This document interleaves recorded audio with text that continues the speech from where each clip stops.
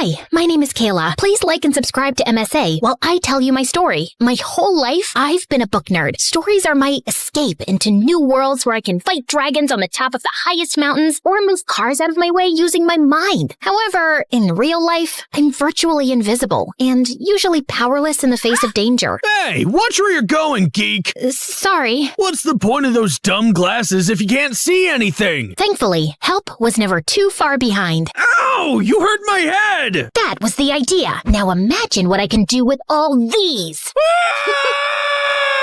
Are you okay? I am now. Hey, is that Harry Potter? I love that book. You know, I think we're gonna be best friends. That was the first day I met Faye, and she was right. We instantly bonded over our love of reading, and I was forever in awe of her confidence. Everyone, make way. Your queen is coming through. She proved to me that being into books did not mean you had to be timid. And that ends my presentation on why every Friday should be pizza day at the cafeteria. But while Faye's life was forever blasting out loud, I felt like something was missing from mine. I'd read so many romantic tales of a prince riding into town, conquering the angry monsters just to be with the one he loves. And then I wonder, is my prince ever gonna come and save me? Snap out of it, Kayla. Huh? Look around you. These boys are no match for your intellect. They're all stinky and stupid. Speak for yourself, nerds. That's why you weren't invited to the big house party this weekend. Your fly is undone. Huh? Oh, oops.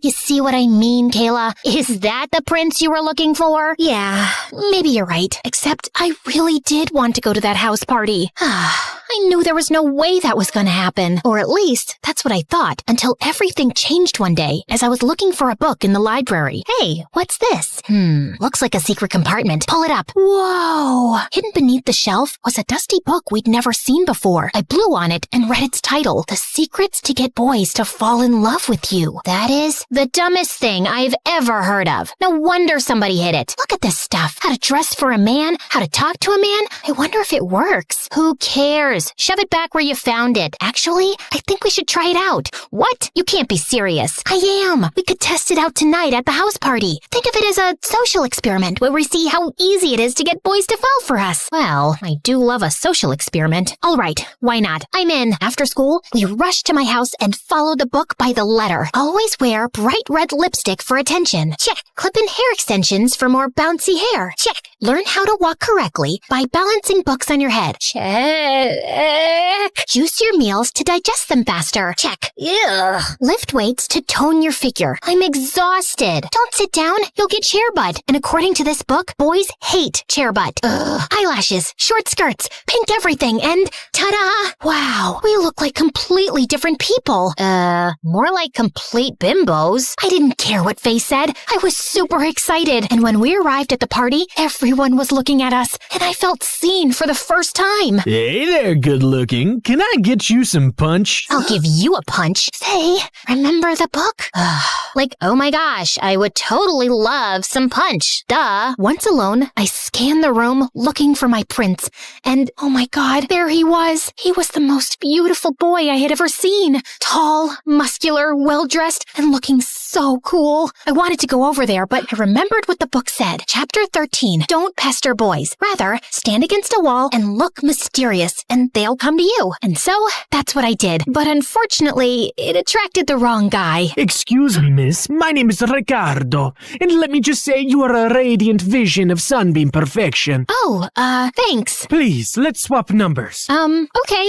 Now, watch my superb dance moves. This weird dude distracted me with the most bizarre dance in the world. And when I looked over, my prince was gone. And then Faye came up to me. We have to go. Wait, I need to find someone first. Hey, that's the girl that dumped the guacamole bowl on my head. Like I said, we have to go. Now. We ran away as fast as we could, but I turned just in time to see Ricardo blowing kisses after me. Ugh. But hey, at least we knew the book worked. The next day, I woke up to 100 messages from Ricardo. Some of them were sweet, but others were a little creepy. Like when he sent selfies of himself with roses in his teeth, or pictures of sketches he'd made of me, and there were a lot of them. Of course, I was just gonna ignore him. I was still hung up on finding the dream boat from the party, and I decided something else that weekend. I liked my new look, and how other people looked at me. But on Monday at school, Faye didn't see it the same way. Excuse me, Miss Barbie. Why are you still bimbo-fied? I think I want to try this out for a while. It makes me feel different. Except, it makes you look just like every other bimbo here. Can you stop calling me that, please? You know, I think we didn't fully commit to our social experiment. So let's read a few more chapters and then go to the arcade tonight. Why would we do that? Just then, as I opened my locker, an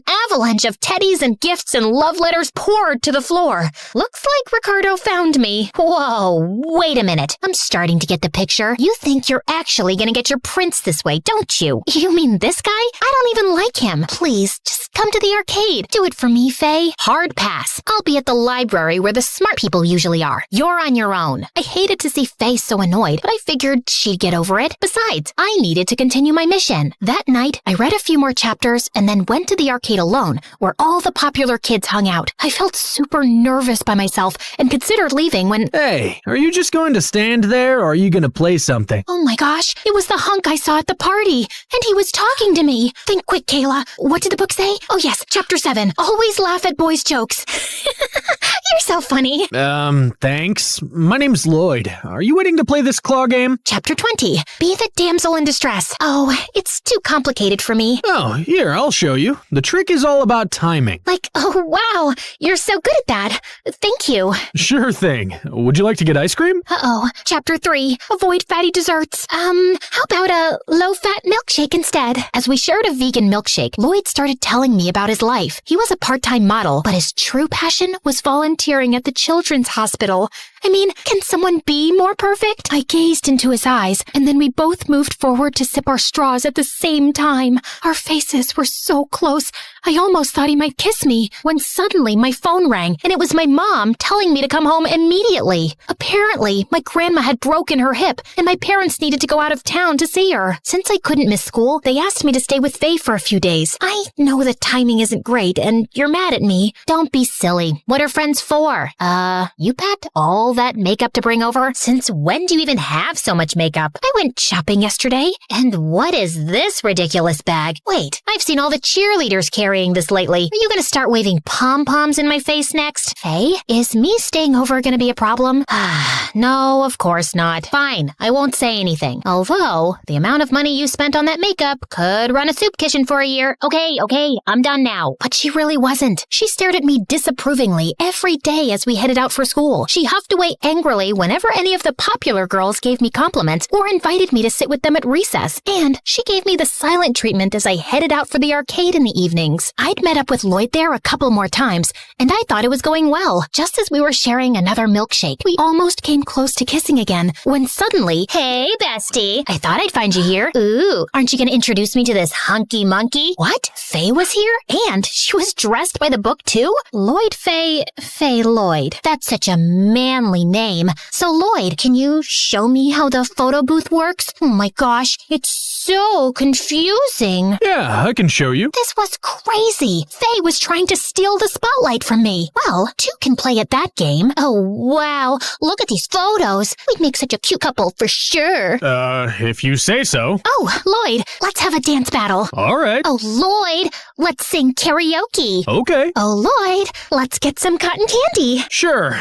Oh, Lloyd, let's shoot some zombies. Can do. Oh, Lloyd, let's break the basketball high score. No, Lloyd, let's trade some prizes for our tickets. Well... Oh, please, Lloyd. Ow! Lloyd, this way. Ouch!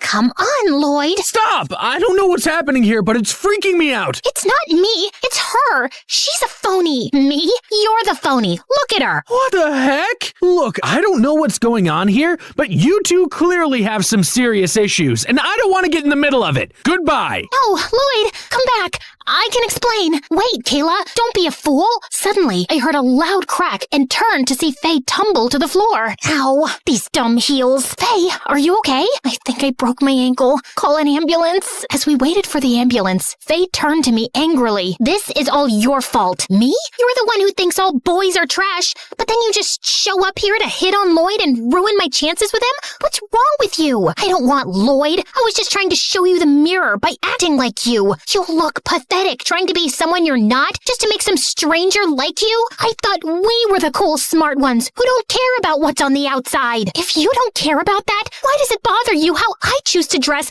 or what I put on my face? You know what? You're just so used to bossing me around, you're pissed off I'm doing something on my own that you don't agree with. Fine, be a wannabe bimbo. We can't be friends then. Thanks for letting me know that our friendship is conditional on me always listening to you. The ambulance arrived and took Faye away. I didn't want to go to her place right away, so I went to my own house to cry it out. But to my shock, I found my room was overflowing with gifts from Ricardo. Heart-shaped balloons, bouquets, and dozens of teddy bears. This was all too much. And when I looked in the mirror, I didn't even recognize myself. I had lost my chances with Lloyd, and things with A were all messed up. Plus, these new clothes were so uncomfortable. And that's when I realized all these troubles started with the book. I opened it up to the final chapter and read in horror. Chapter 31, Charm Boys by cleaning up after their mess. Chapter 32, make boys sandwiches when they are sad. This was not a magic guide to romance. This was the most sexist book in the world. And I had been such an idiot. I needed to make it right. The next day, I returned to the arcade, only this time as boring old Kayla. Excuse me, Lloyd? Hey, Kayla? Yeah, this is how I really look, and I'm just here to apologize. I've been acting like somebody I'm not, which isn't cool or fair to you. Seems like you have some self-work to do. Most definitely. Okay, well, sorry again. Goodbye. Hold on. Do you want to get a milkshake? As long as it's full fat. The rest of the evening, we played arcade games and then went for a romantic walk by the river. And Lloyd seemed to like me for me. I went home on cloud 9 that night, and when I woke up the next morning, I was determined to fix everything else. Starting with, Faye, I just wanted to apologize. You're right, I shouldn't have to change anything about myself to get noticed or be liked by anyone. Kayla, I owe you an apology too. To be honest, I just got jealous and insecure. I mean, you're out there trying to find your Prince Charming, while I'm perfectly happy just the two of us in the library. I just didn't want anything to change. We can have both, Faye. You'll always be my bestie, no matter who else comes into my life. I can handle that, as long as whoever he is appreciates the Kayla that I know. Deal? Deal. Yoo-hoo! Huh? It's me, Ricardo. I've been searching for you for days. Why are you ignoring my gifts? There was something crazy in his eye. Ricardo, you're coming on too strong. You've broke into my house to leave me gifts, and now you're following me around? We don't even know each other. But we can spend our whole lives getting to know each other. We're meant to be. I love you. Ew, catch a hint, dude. She doesn't like you. No, I will not rest until you're mine. Ricardo grabbed me by the wrist, and I was about to panic when suddenly, Let go of her! two boys battling over me sounded like a fairy tale in a romance novel. But now that it was actually happening, I didn't like it one bit. And that's when I remembered the book, The Whack. Ow! You break my heart, and now you break my head. I don't want to be here anymore. At least this book came to some good use. Girl, I am so proud of you.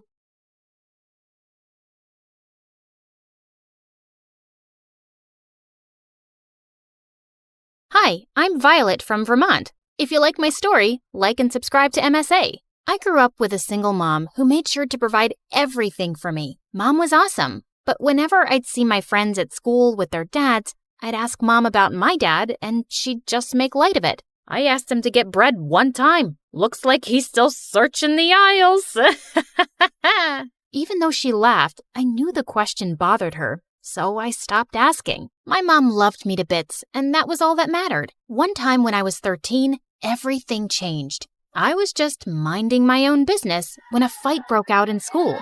I tried to get out of the way, but a kid shoved me. When I got up, I saw a huge puffy rash appear on my skin, and I screamed. What was that? I was taken to the doctor, who told me I had dermatographia, a major skin allergy to anything I touched. My skin was sensitive to everything, even just scratching an itch. The doctor told me it was normal for it to start at my age. She reassured me the rashes passed quickly, but the condition would not. Mom, these look so ugly. Oh no, darling, you're just overthinking it. You'll be fine. We'll get you new clothes. If you're uncomfortable telling it to others, you don't have to. Of course I didn't want to. After that day, I started wearing long sleeves and jeans and even wore gloves. But soon, kids started to have a problem with me being covered from head to toe. I would always tell them that I had a condition, but they'd ask me to show it to them, and I didn't want to. My illness wasn't some freak show. Are you some kind of werewolf? Do you have tons of body hair that you have to keep yourself covered? Or maybe she has scales. Who knows? It's so weird. Who knew people could be so annoying? One time, as I was putting my books in the locker, a girl came over to me. It was Charlotte. We were both in the same class. How come you always wear long sleeves? Another one. I was so done with these questions now. It's never too late to shut up and mind your own business. Wow, so rude. I was just asking, 'cause kids say so many things about you, but I know the reality. I think. Well, I know you have a tattoo. That's why you keep yourself so covered, right? Bingo! Whoa, really? How did you get it? My dad would never let me. I guess if my mom was still living with us, then she would have allowed it. Oh, she didn't have her mom with her. That made me feel sad, and I decided to cut her some slack. I asked her to sit with me in class, and it turned out she was a pretty nice girl. I liked her. Soon we started watching MSA videos and hanging out after school. My mom welcomed her into our home with open arms, and her dad was really nice to me. Nice to meet you, Violet. Dad, you're embarrassing. Thank goodness Violet understands how it is. What really solidified our friendship was when we went ice skating. I was so afraid of falling because my rash would appear, and when it did, I was so embarrassed. But Charlotte, she was so understanding. It's nothing. Come on, let's skate more. Over time, we became best friends, and we were super close. One time when I was in 9th grade, I saw Mom talking to someone in a hushed voice on the phone just as she saw me enter the house. Well, that was weird. I tried to leave it alone, but it became a routine. She'd be on the phone, and the moment I'd appear, she'd act on edge. One night, I heard her go out, and when I looked out the window, I saw Mom with Charlotte's dad. What the heck? I even told Charlotte about it, but she wasn't too concerned about it. But I was, 'cause it started to happen almost every other night. When I confronted Mom, she straight out lied. No, honey, I just went out to get some milk. Nothing else. But when one night I heard Mom leaving the house, I decided to follow her. Suddenly, a car pulled up in front of me. Just then, I heard a familiar voice. You look like you need a ride. It was Ben. He was the new guy in school and a couple of years older than me. And since he was so active in the Students' Council, everyone knew him. He was someone I could trust. So I got into his car and followed Mom. So, who's in that car? My mom. I want to catch her red-handed today. She's been sneaking out a lot lately. That's a first. All of a sudden, Ben hit the brake seeing a cat, and before I could jolt, he grabbed my wrist. Are you all right?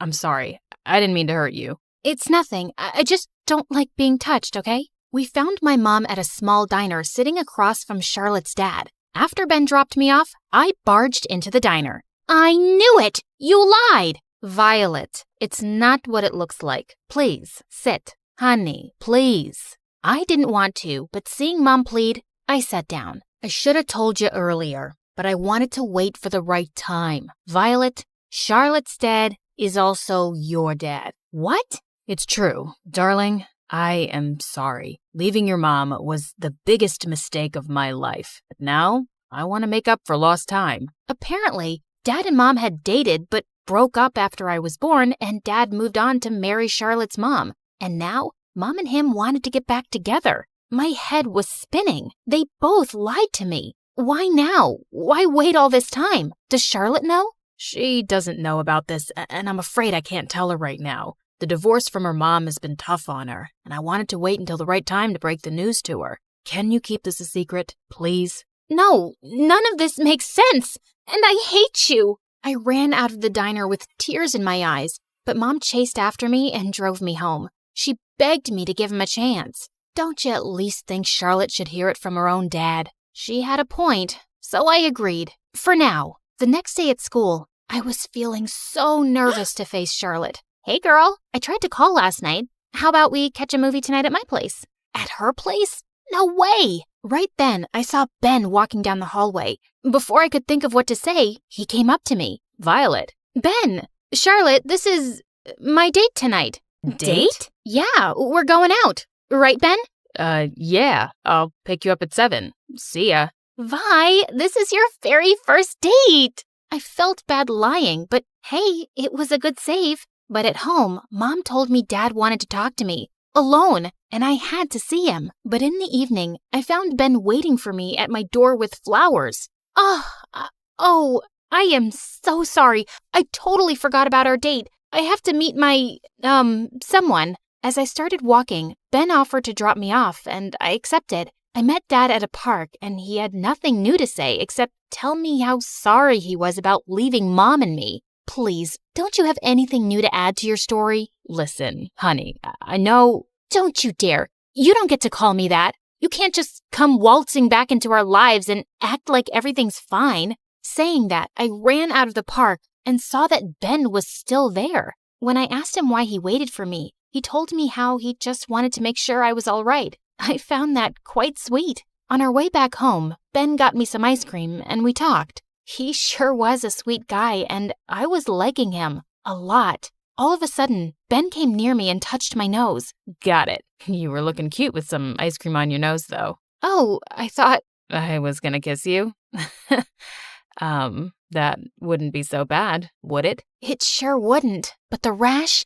Gosh, I couldn't tell him about it. What if he was grossed out by it? I told him I wanted to take things slow, and he nodded. After that day, Ben and I started to go out often, and I guess that's why avoiding Charlotte became much easier. Whenever she'd ask me to come over to her place, I just told her I was with Ben. So, does he know? I almost jumped, thinking she meant about Dad, but she was just talking about my skin. No, and you can't tell him. I just can't deal with that right now. Okay.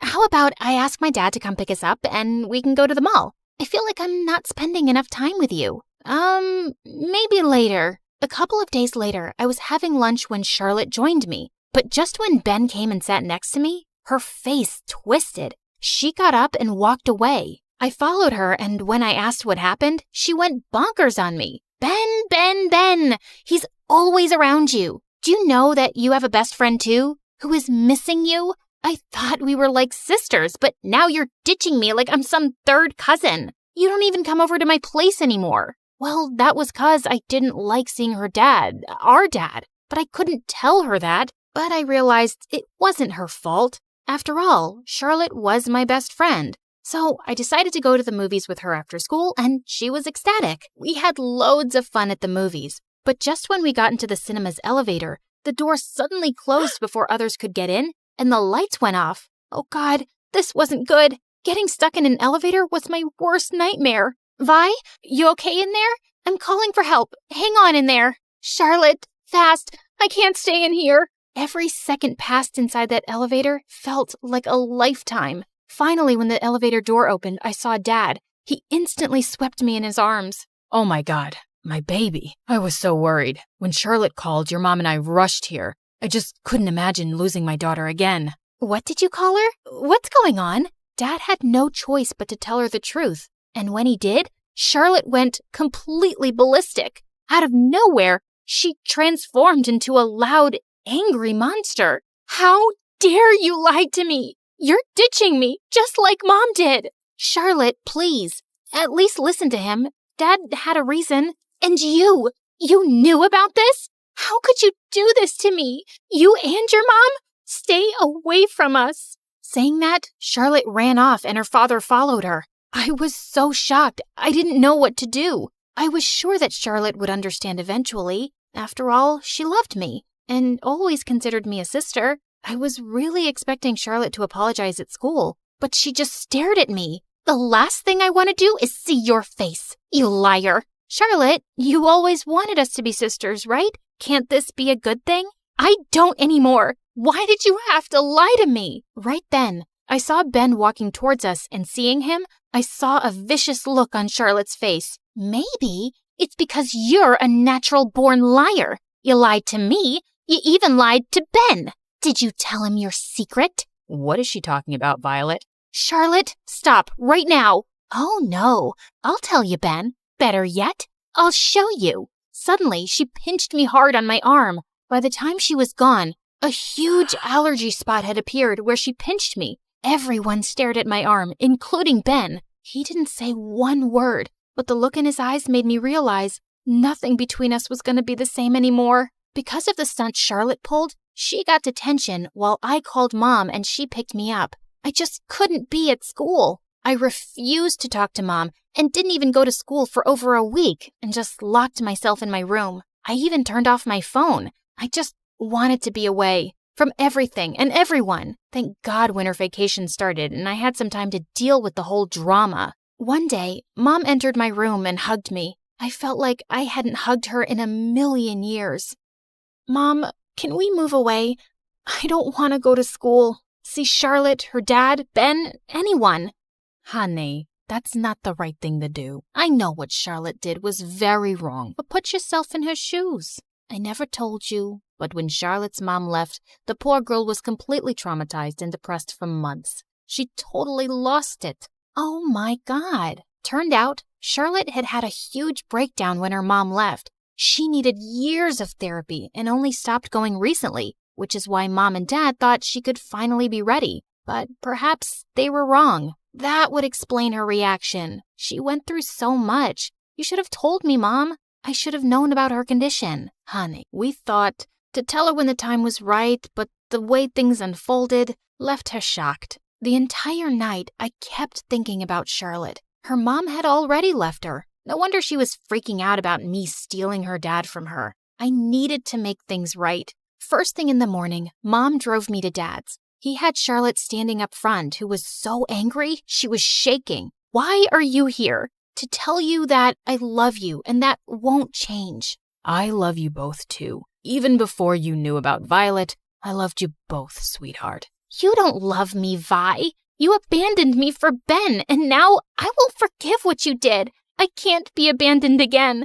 I can't. No one is leaving, Char. I understand you were hurt. I just wish you would have told me. I stepped closer to her and grabbed her hands. But you hate being touched. I don't care. You are more to me than any skin rash. And it's about time you knew it. We're family. I should have never tried to hurt you or keep you away from our father. I was selfish. I'm so sorry. We all went into the house together for our first family breakfast. Charlotte and I got closer than ever, and our dad was pretty cool too. But no one was better than Mom. A week later, Charlotte made a plan for us to visit a ski resort in our town, considering what a disaster our last outing was. It was so much fun. We both went for the ski lift, and just as I sat, I saw Ben next to me instead of Charlotte. Talk, you two! Well, it was awkward, considering how hard I was avoiding Ben lately. I'm sorry. I then showed Ben my skin condition, and he just smiled, saying how it only made me cool. Charlotte, your arms are beautiful. I can't believe you'd hide something so cool from me. You know, I think so too. May I? Ben drew, I love you, Violet, with his finger, and it appeared quickly in big, puffy letters. But it was the most beautiful thing I had ever seen. He kissed me on my lips, and I didn't have an allergic reaction. After that, I learned to listen, trust, and be proud of who I was.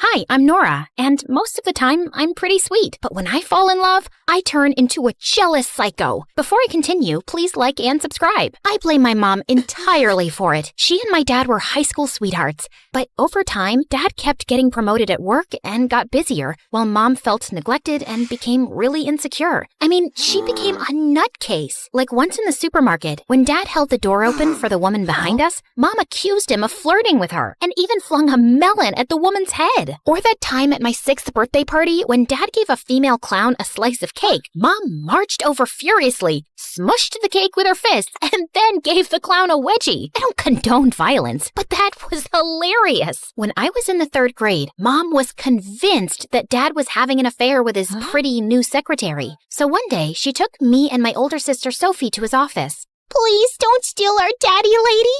Don't take him away from us. Who will feed us and buy us clothes? Do you want us to be orphans? It's a very bad thing to be wait, I forgot. I wrote it on my arm.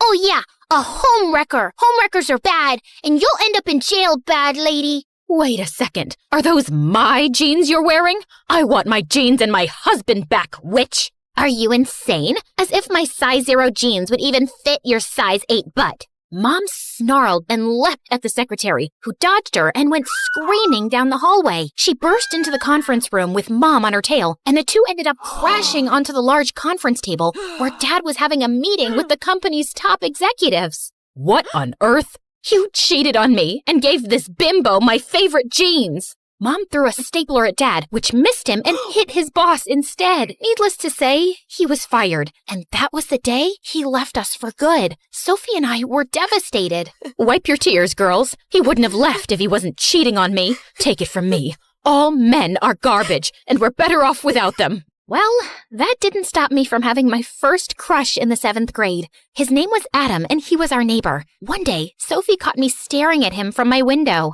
Adam and Nora sitting in a tree. Kissing. Shut up, Sophie. I don't even like that boy. Yes, you do. You want to brush his hair and hold his hand and have his babies. I read it in your diary, see?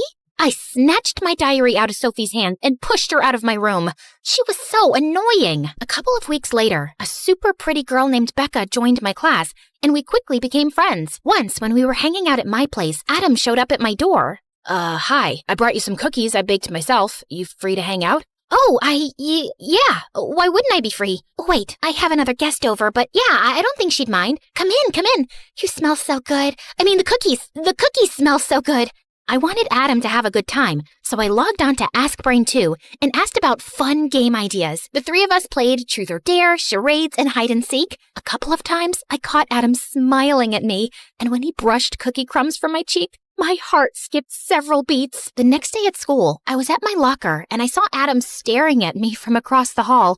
Suddenly, he winked at me and blew me a kiss. The butterflies in my stomach went into a frenzy. I raced down the hall, ready to jump into Adam's arms, but I slipped on a banana peel and fell face first right at Adam's feet. I thought he'd sweep me up, but instead, he stepped over me, hugged Becca, and gave her the most romantic kiss I'd ever seen. I wanted the ground to swallow me whole. That night, Mom and Sophie caught me crying in my room. Boys are like that, sweetie. They'll lead you on, make you think they love you, then tear your heart out, just like your father. Not only was my heart broken, now I was totally paranoid when a boy even came close to me. Hey, Nora, you want to go to the movies? I'd rather eat a bag of worms. Would you be my Valentine? Stay away from me, or I'll dunk your head in a toilet. Nora, you're the most beautiful girl I've ever seen. Liar! After a while, I got a reputation for being a little cuckoo, and most of the kids in school started avoiding me, but I didn't care. Sophie was totally different, though. She'd flirt with every boy that passed her in the hall and date a new jerk every 2 weeks. Of course, they all broke her heart, and I felt so sorry for Sophie that I decided to help her. You gotta remember my rule, Soph. Don't let their good looks fool you. Don't trust anything they say. Don't let them melt you with their kisses, and don't ever fall in love. Sophie listened attentively and took notes, but a week later, I caught her kissing a boy named Clive in her room. You're breaking all the rules. Your rules are dumb. All boys aren't bad. That's right, girl. Boys are cool, and that's why they rule. Ha ha! Shut your stupid mouth. No one's talking to you. Where'd you pick him up from? The dumpster? That's your problem. You're so judgmental and won't give any boy a chance. I thought you were smarter than this, Sophie. Maybe hanging out with stupid boys has made you stupid too. Sophie kicked me out of her room, and we didn't speak much after that. Soon, I was off to university, and there were boys everywhere. I just kept my head in my books and rejected any boy who even tried to make a move. But you know, a girl starts to get lonely. So, when a girl in my class asked me out one day, I impulsively said yes. Just because I'd renounced all men didn't mean I couldn't find love. And how bad could it be, right? At first, not so bad. In fact, pretty great. She loved to cook, she braided my hair, she gave me the best pedicures, and we were the same shoe size. But then, she started acting like I'd adopted her. She would never leave my dorm, and I hated it when she used my towel and my hairbrush. She was clingy and needy, and constantly needed validation that she was the most important person in my life. So, if your mother and I were hanging off a cliff, holding on for dear life, and you could only save one person, who would it be? My mother, obviously. Seriously, I've known you for a month. Mom carried me in her womb for 8 more months than that. I thought it was a reasonable answer, but she totally lost it. She broke half the things in my room and threw the other half out the window before she stormed off. Then she started stalking me everywhere I went. I tried talking to my other friends about how unsafe I felt, but they all laughed it off. Yeah, if you're dating a guy and complain about him, everyone shows you sympathy, but no one comforts you if it's a girl. Oh, come on, she's barely 5 feet and she looks totally harmless. What could she possibly do to you? Only after she tried kidnapping me did anyone take things seriously. She was expelled from the university and I got a restraining order. And after that, I swore off girls too. Then in my junior year, Sophie showed up at my dorm one day with the worst news. Clive proposed to me. You're kidding. Man, that loser is so out of your league. Don't worry, sis. I know how to handle this. Just send Clive a breakup text. Tell him he stinks, he makes you want to puke, and you never want to see him again. No, I love Clive. I said yes, and our wedding is in 4 weeks. I just came to ask you if you'd be my maid of honor. I couldn't believe this. I thought Clive was just a phase. I wanted to yell at the top of my lungs, "Don't do this! You'll ruin your life!" But instead, I caved in and said yes. I mean, was I allowed to say no? When I got back home for Sophie's wedding, I tried to keep an open mind about Clive. But Clive was horrible. He had no sense of humor, he was boring, and he totally ignored Sophie to spend all his time with his friends or fixing his dumb car. So when it was time to make my maid of honor speech, well, things got out of hand. Here's to Sophie and Clive. Clive is dumber than an ant, he smells like a rotten egg, and his face reminds me of a horse's butt. What are you doing? Sophie, I don't know how you can stand him. Are you marrying him for his money? Oops, I forgot he's broke. Look, we both know this marriage isn't gonna last, so why don't we cut to the chase now, and I can get you out of that tacky wedding dress Clive bought you from the dollar store. Sophie got so mad that she threw the wedding cake at me, Clive's mom cried, and the rest of the bridal party chased me out of the building. The next day, I was packing my bags to leave when Sophie came to my room. I thought she'd punch my face, but instead, she took my hand. Listen, Nora, I'm not like you, okay? I'm not bitter, I'm not angry, and I don't hate men. I chose Clive, and if you want me in your life, you'll have to respect that. Okay, but you're making a huge mistake. You're the one making the mistake. Love is real, and one day, I hope you'll understand. I was only trying to do the right thing, but clearly Sophie was too blind to appreciate it. But when I got back to my university, my life turned upside down. My friends and I went to a restaurant to celebrate my birthday, but when we got there, the waiter told us our table was booked. 3 dumb guys were sitting there laughing and joking. But I booked this table a week ago. My apologies, ma'am. It was our mistake. Maybe you could come back tomorrow? Just as I was about to snap at the waiter, one of the guys from the table walked up to us. His name was Chris. He had movie star hair, a $1 million smile, and a perfect body. Why don't you girls join us? There's plenty of room, and we won't bother you. That's a horrible idea. Don't mind Nora. She's just kidding. The next thing I knew, we were sitting at their table, and Chris talked to me all night. To my surprise, he wasn't the absolute worst. He worked in a private security firm as a bodyguard, and all his crazy stories made me laugh. At the end of the evening, he even asked me for my number. Don't get any ideas. I'm not interested in a relationship. Neither am I. I was thinking we could be friends. After that, Chris and I talked and texted every night, and soon we started hanging out almost every day. No, we weren't dating. We were just, okay, fine, it's true. Every time he was close, his cologne made me dizzy, and when he looked at me, my stomach did that weird thing that it does after I eat too much cheese. And if his hand brushed against mine, I started having acid reflux. Yeah, I let my guard down and fell in love, okay? And I wasn't the only one. I know we're supposed to be friends, but I love you, Nora, and I think we're meant to be together. Like the moon and the night sky, like the bees and the flowers, like water in a well. Just shut up and kiss me. Soon after I'd graduated and moved in with Chris, he got a job as a bodyguard to protect this beautiful pop star Sasha. Yeah, I know y'all have heard about her. Sasha, the gorgeous singing sensation who ended up dating her ex-bodyguard Damon? Yeah, that one. Sasha was going on tour, and for months, Chris was off traveling from city to city, and it got kinda lonely. Then one day, Mom and Sophie came to visit. Oh, Nora, my poor baby. You must be so sad. What are you talking about? Stop it, Mom. It's none of your business. Your sister needs to know. Mom showed me a bunch of pictures online of Sasha leaning on Chris's arm and laughing. Then she turned on the TV, and some stupid reporter said how cute Chris and Sasha looked together. When I heard that, I suddenly picked up a bat and smashed the TV to pieces. Nora, don't listen to Mom. She's paranoid. All that stuff is stupid gossip. Sasha is with Damon, and Chris adores you. Nora, don't be naive like your sister. Everybody lies and cheats. After Sophie and Mom left, I called Chris, but he didn't answer. I kept thinking about what Mom said and how I'd broken all of my rules and now my heart was in danger. So the very next morning, I put on a disguise, took a bus to Sasha's next concert venue, and signed up as an extra on set. And I watched the two of them like a hawk. Every time Chris whispered something in Sasha's ear, my heart burned. She even asked him to zip up her dress once. Had everybody else died? One evening during Sasha's performance, I was backstage when I saw Chris and a dancer going into a dressing room and closing the door behind them. What the heck? I quickly ran after them and burst in. Aha! Caught you! Just then, I saw the girl's arm was bleeding and Chris was bandaging it. Caught you? Wait, who are you exactly? Oh God, I couldn't let him recognize me. I turned around and ran for it, with Chris sprinting right behind me. In my frenzy, I found myself heading straight for the stage. Red alert! Red alert! A snake is headed towards the eagle. I found myself crashing into the dancers on stage, and just as I was about to run into a horrified Sasha, 4 men pinned me to the ground while the audience gasped. I was immediately carried away and found myself facing Chris backstage. Nora? I realized my wig had come off. Sasha's performance was ruined, and her manager insisted that Chris be fired. What were you thinking? You compromised my client's security, and you cost me my job and my reputation. Oh, I don't know, Chris.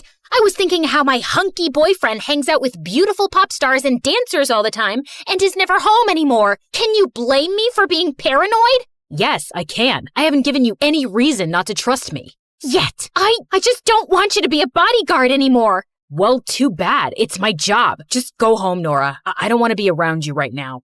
Feeling miserable, I ended up going to a dance club instead to get my mind off of everything. I saw this cute boy on stage playing with the band, and he kept winking at me. I recognized him from TV. He was a movie star. On an impulse, I took a deep breath and then walked up to the boy and gave him a passionate kiss. The next morning, I was back home, and I woke up to tons of pictures on the internet of me and that movie star kissing. Chris showed up at my door soon after. Why would you do that to me? I thought we were in love. Everybody cheats, babe. Welcome to the real world. I know you'll cheat on me one day if you aren't already. I am done with this stupid relationship. I walked out of there with my bags and went to Sophie, but soon after, I started feeling sick to my stomach. It hit me like a ton of bricks. I was a cheater, something I hated and felt horrible about. I made a big mistake. I don't know what to do. Yeah, you messed up big time. I wasn't talking to you, Clive. There's no need to be rude. You're right. I'm the worst, and I'm sorry for all the mean things I've said and done to you too. I don't know who I am anymore. I never wanted to hurt Chris, but something came over me. You let Mom get into your head, Nora. She says she's better off alone, but all I see is a bitter, paranoid woman who can't be happy and can't stand anyone else's happiness either. You deserve to love and be loved in return. And yeah, sometimes love can hurt, but sometimes it can also be amazing, like what Clive and I have. I really don't understand how that's possible with Clive. Okay, sorry. You're right. I decided to see a therapist and learned to deal with my insecurities and trust my heart. I even wrote Chris a letter apologizing for hurting him. I didn't get a response, but that was okay. One day, I went to eat at the cafe where Chris and I had our first kiss. Then someone walked up behind me. You're sitting at my table. I looked up to see Chris looking down at me. He smelled like an ocean breeze. My heart melted, but I tried to play it cool. I don't see your name on this table. You're right. Do you mind if I sit with you? I thought you hated me. I did at first, but I couldn't hate you for too long. You really broke my heart, though. I hope one day you can forgive me. You were the love of my life and my best friend. I want you back, but I understand if you can't trust me. Maybe we can start over? We could take it one day at a time. I can't promise anything, but I do want to give us a second chance. And this time, I was throwing away all my stupid rules and following my heart.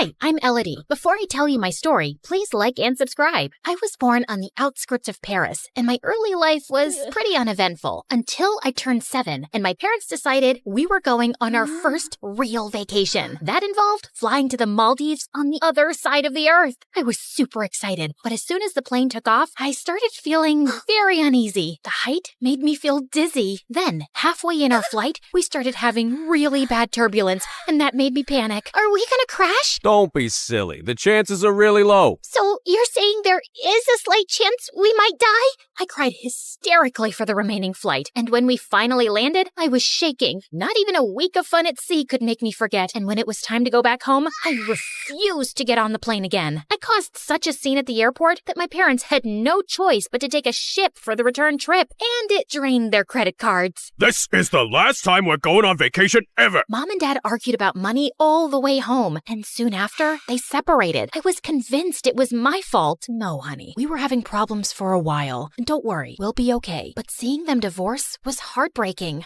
Dad remarried, had new children, and completely forgot about me. Mom tried many things to cheer me up, but it seems like nothing was working. Until one day, she took me ice skating at the local rink, and that changed everything. When I was on the ice, it felt like I was flying, and all my problems disappeared. Mom saw the potential I had and signed me up for private lessons. By the time I was 10, I was already winning junior local competitions. My training was expensive, but Mom worked double shifts to cover for it. If this is your dream, I will do anything in my power to help you. You're the best, Mom.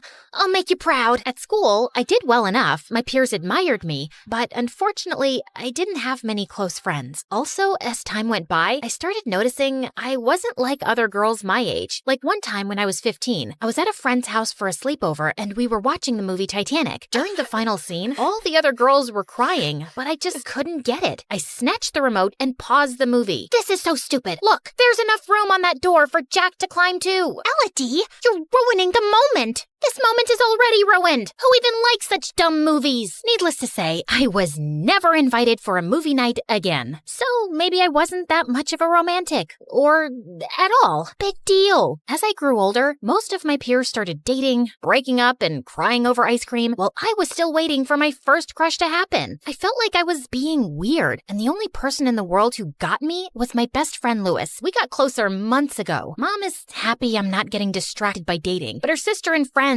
always ask why I don't have a boyfriend, as if there's something wrong with me. It's not something you can force, the same way I can't like girls. And even if you never fall in love with someone, who cares? You're amazing just the way you are. I know, but sometimes I wish I wasn't so different, and that guys would stop asking me out. I wish that was my problem. It would be if you came out. No thank you, I'd rather swim with alligators. Louis was terrified of his father finding out he was gay. In a way, we were both fishes out of water, and maybe that's why we got along so well. I knew I could talk to him about everything without being judged. When I turned 18, I was added to the national competition that would send the winner to the Olympics. That would give me the opportunity to have a real sponsor, relieving Mom of the huge financial burden. By that point, I was training daily, and my coach had given me a very complex program. You have a real chance of winning, Elodie, but you really need to land that triple axel. That jump would keep me up at night. It was so difficult. Less than 20 women landed it in competition ever. And as if that wasn't enough, one day, the restaurant where Mom worked caught fire, and she ended up in the hospital with a broken ankle and some burns. Her condition wasn't too serious, but she needed time to recover. I won't be able to work for a while. I'm sorry, Elodie, but I can't pay your coach anymore. I was devastated. It felt like my only chance at a career had just been taken away. But I didn't want to show that to Mom. She was already feeling bad, and I didn't want to make her feel worse. I picked up a job in a small cafe to earn some extra cash, but between studying and working, I was exhausted. I was crying on the phone with Louis one night when he came up with a crazy solution. You won't like it, but hear me out. My dad is having this big party in a couple of days with all his business partners, and he insisted that I invite my girlfriend. What girlfriend? I may have lied about that. Dad kept asking me why I was still single at my age, so I panicked and told him I was dating someone. I know, it's wrong, but I never expected him to meet her. Anyway, you could pretend to be my girlfriend, and I'll ask him to sponsor you. He likes donating to all sorts of causes, and for a potential daughter-in-law, I'm sure he'll accept. I don't know. Lies like that always end badly. Can't you just tell him the truth? You don't know him. Ever since I was little, he wouldn't stop talking about my future wife and how he hopes I'll I'll have like 25 grandkids. Trust me, this is the only way. I was uncomfortable with the fake dating plan, but Louis was right. It would benefit both of us, at least until I managed to win the championship and get another sponsor. So when the day of the party rolled out, I put on my prettiest dress and ended up charming all of the guests. Louis was cold sweating when it was time to introduce me to his father, and I could see why. His dad was a very stern-looking man with a permanent frown on his face. But when we started talking, he seemed kind in his way. Louis took the opportunity to tell him about Mom's incident and how I needed help with my career. I understand, but unfortunately, this isn't a good time for my company. Maybe next year. I felt like the earth stopped spinning. Louis looked as shocked as me and promised to talk to his dad again, but it was of no use. Some days later, I was at the cafe working, but I really couldn't focus and started crying again. Just then, someone tapped on my shoulder. Why is a pretty girl like you crying? You're ruining your makeup. I looked up and saw Henry, a famous skater who had won the championship the previous season, staring at me. He sat me down, and I ended up telling him all my worries. So now, my career is basically over. It doesn't have to be. I could pay for your training. Really? You can? But why? You hardly know me. I know that everyone needs to see real talent. My family is one of the wealthiest in the country. My car insurance is more expensive than your lessons. It's nothing. I couldn't believe my luck. From that day on, I started practicing with Henry, and he seemed quite impressed with my skills. Some days we would go have coffee after training. He was a lot more experienced than I was, and I loved hearing about his travels and all the talented people he met during competitions. One afternoon after practice, Henry was dropping me at home when he leaned in and tried to kiss me. I quickly pushed him away, and he seemed very confused. I'm sorry, is there a problem? I think I might have given you the wrong idea, Henry. I like you, but only as a friend. I'm just not interested in dating anyone. I see. What can I say? It's breaking my heart that you're doing this to me, and I get it, but I don't think any other guy would. You have to be careful about giving a guy wrong signals, especially when you get so close in such a short period. Guys always expect something in return. Anyway, I guess I'll leave now. Henry gave me a quick hug and left. I decided to keep my distance from Henry after that. I didn't want to hurt him anymore. Soon it was time for the competition, but the day before the competition,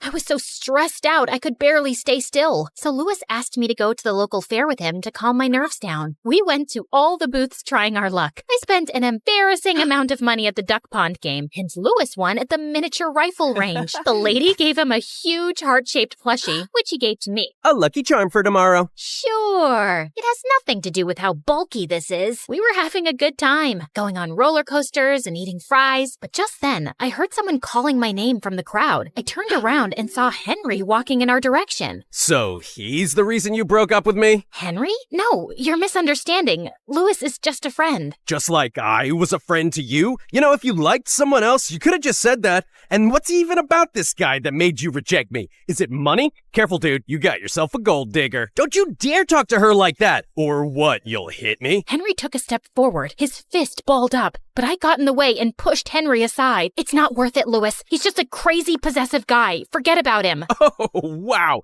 Crazy and possessive? This is how you say thank you for being a good friend and helping you? Something this idiot would never do? I wanted to argue more, but I decided against it and left with Louis. I couldn't believe Henry would turn on me like that. I thought he was my friend, but I couldn't waste too much sleep because of him. I had a competition to win. I set the alarm on my phone and went to sleep early so I got some rest. But the next morning, I woke up to Louis screaming in my face. Get up, Elodie, you're late. What? Oh my God, how did I not wake up? I checked my phone and the screen was glitching. It looks like my phone's broken. We don't have time for that. Hurry up or you'll miss the competition. I quickly got dressed and left with Louis, but the road was jam-packed with traffic. It was the weekend and the main carnival day. As if that wasn't enough, the main bridge was closed because of a small accident. This is the only way to cross the river.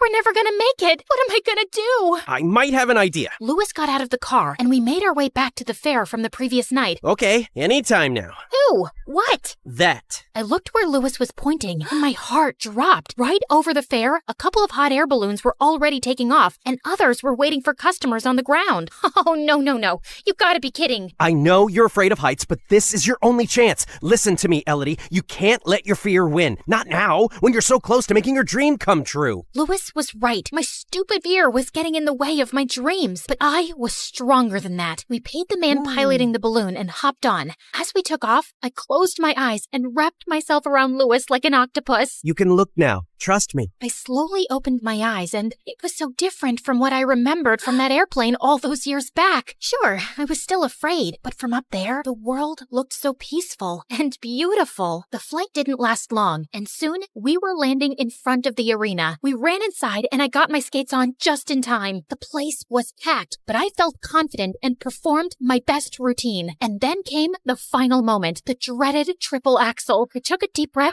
and spun 3 times, landing beautifully. The crowd went crazy. The results were announced soon after, and I was over the moon to bag the first prize. Right after I got my trophy, I was getting back to Louis when Henry got in my way. What now? I just came to tell you that I'm sorry. I was wrong and totally out of line. Also, I really thought that hackers would hack your phone and keep you away from the competition, but I guess talent always finds a way. You hacked my phone? That's why the alarm didn't go off and nobody could reach me? That's horrible, Henry. Why would you do that? Because I wanted to show you your place. But like I said, I was wrong, and I'd like to start a new friendship with you from scratch. Yeah, I don't think so. I can't trust you, and friendship is based on trust. Now, if you'll excuse me, my friend is waiting for me. I went backstage to Louis and was kind of surprised to see his dad waiting for me. Congratulations, young lady. I'm proud my son has such a talented girlfriend. Actually, Dad, Louis gathered himself for a moment and then told his dad the truth. I'm sorry for all the lies, but all this time I was afraid of disappointing you. You're right. I am disappointed, but with myself. I kept projecting my ideal life without even considering you'd want something different.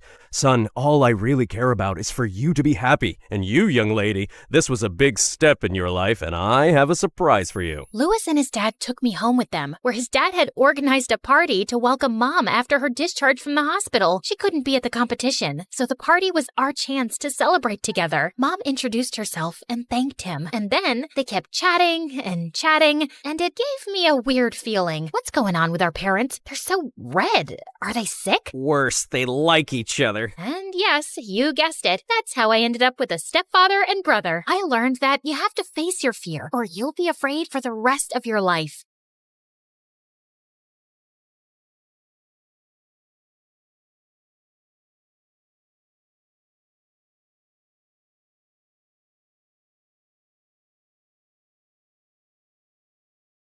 Hi, I'm Gwen from Louisiana. Please like and subscribe. I was born to one of the wealthiest families in New Orleans. My dad was a successful businessman, and my mother was a pastry chef. But she stopped working when I was born to raise me. My parents threw fancy parties every weekend, and Mom wore the most beautiful dresses. Whenever they went out, people would stop to tell them what a gorgeous couple they were. I, on the other hand, was nothing like my parents. My hair was a mess, and I always had mud and grass stains on my clothes from chasing squirrels and playing in the dirt. On more than a few occasions, people mistook me for a boy, and the kids in school thought I was strange. You want to meet my friend? His name is Charlie. Ew, yuck. You're such a creep. Once in 8th grade, I was watching Mom get dressed for a party, and I couldn't help asking, Mom, how come I'm not pretty like you? What? Of course you're pretty. No one has ever called me pretty except you and Dad. And you're my parent, so it doesn't even count.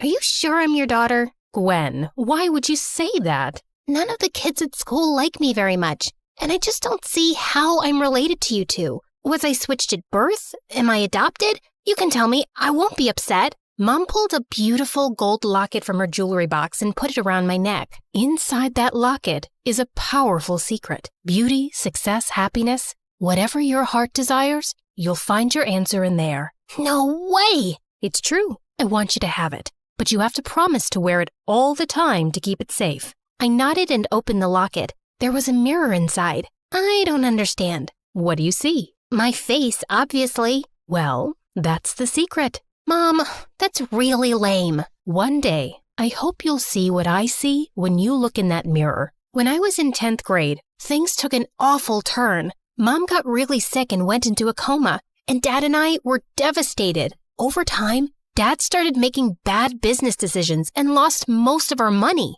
We moved into a tiny apartment, but Dad was still struggling to make ends meet. Most days, he was too sad to even get out of bed. One day, Dad forgot to make dinner, and as I looked around for some snacks, I found Mom's old recipe book in a drawer. I picked a recipe and made the most delicious meal ever. What's that smell? It's wonderful. Dad and I ate together, and he smiled for the first time in months. After that, I started cooking dinner regularly, and it made me feel closer to Mom. A few weeks later, someone pounded on our door one evening. It was our landlord demanding rent. Please, I just need more time. This is the last extension. If you fail to pay next month, I'll throw you out. I really wished I could do something to help. Suddenly, I remembered Mom's words and opened my locket. Beauty, success, happiness, whatever your heart desires, you'll find the answer in there. I thought of all the recipes I'd been making recently from Mom's book and had an idea. I printed out a menu and went door to door in our apartment building with copies and tasting samples. And to my surprise, orders started pouring in the next day. Soon, I had to make so many lunch and dinner boxes to deliver that Dad started helping me. We were able to make our rent, and over a few months, we were supplying food to other apartment buildings too. We needed more space for our operation, so we soon moved into a small house. At the start of summer vacation, I was busy packing meals one day when I saw a moving truck pull up to the house next door, and a pretty girl my age stepped out of it. I thought I'd welcome her, so the next day I went over with a pie. But just as I was about to ring the doorbell, I heard people yelling inside and then a loud smash. I quickly turned to leave, and a few steps later, I tripped over someone's leg and fell over with my face in the pie. That was hilarious, and I really thought I wouldn't be able to laugh today. Why did you trip me up? Why were you snooping around my house? I just came to say hi, like a nice neighbor. I even baked you a pecan pie. Pecan? That's my favorite. Is there some part of the pie that didn't touch your face? Maybe this corner?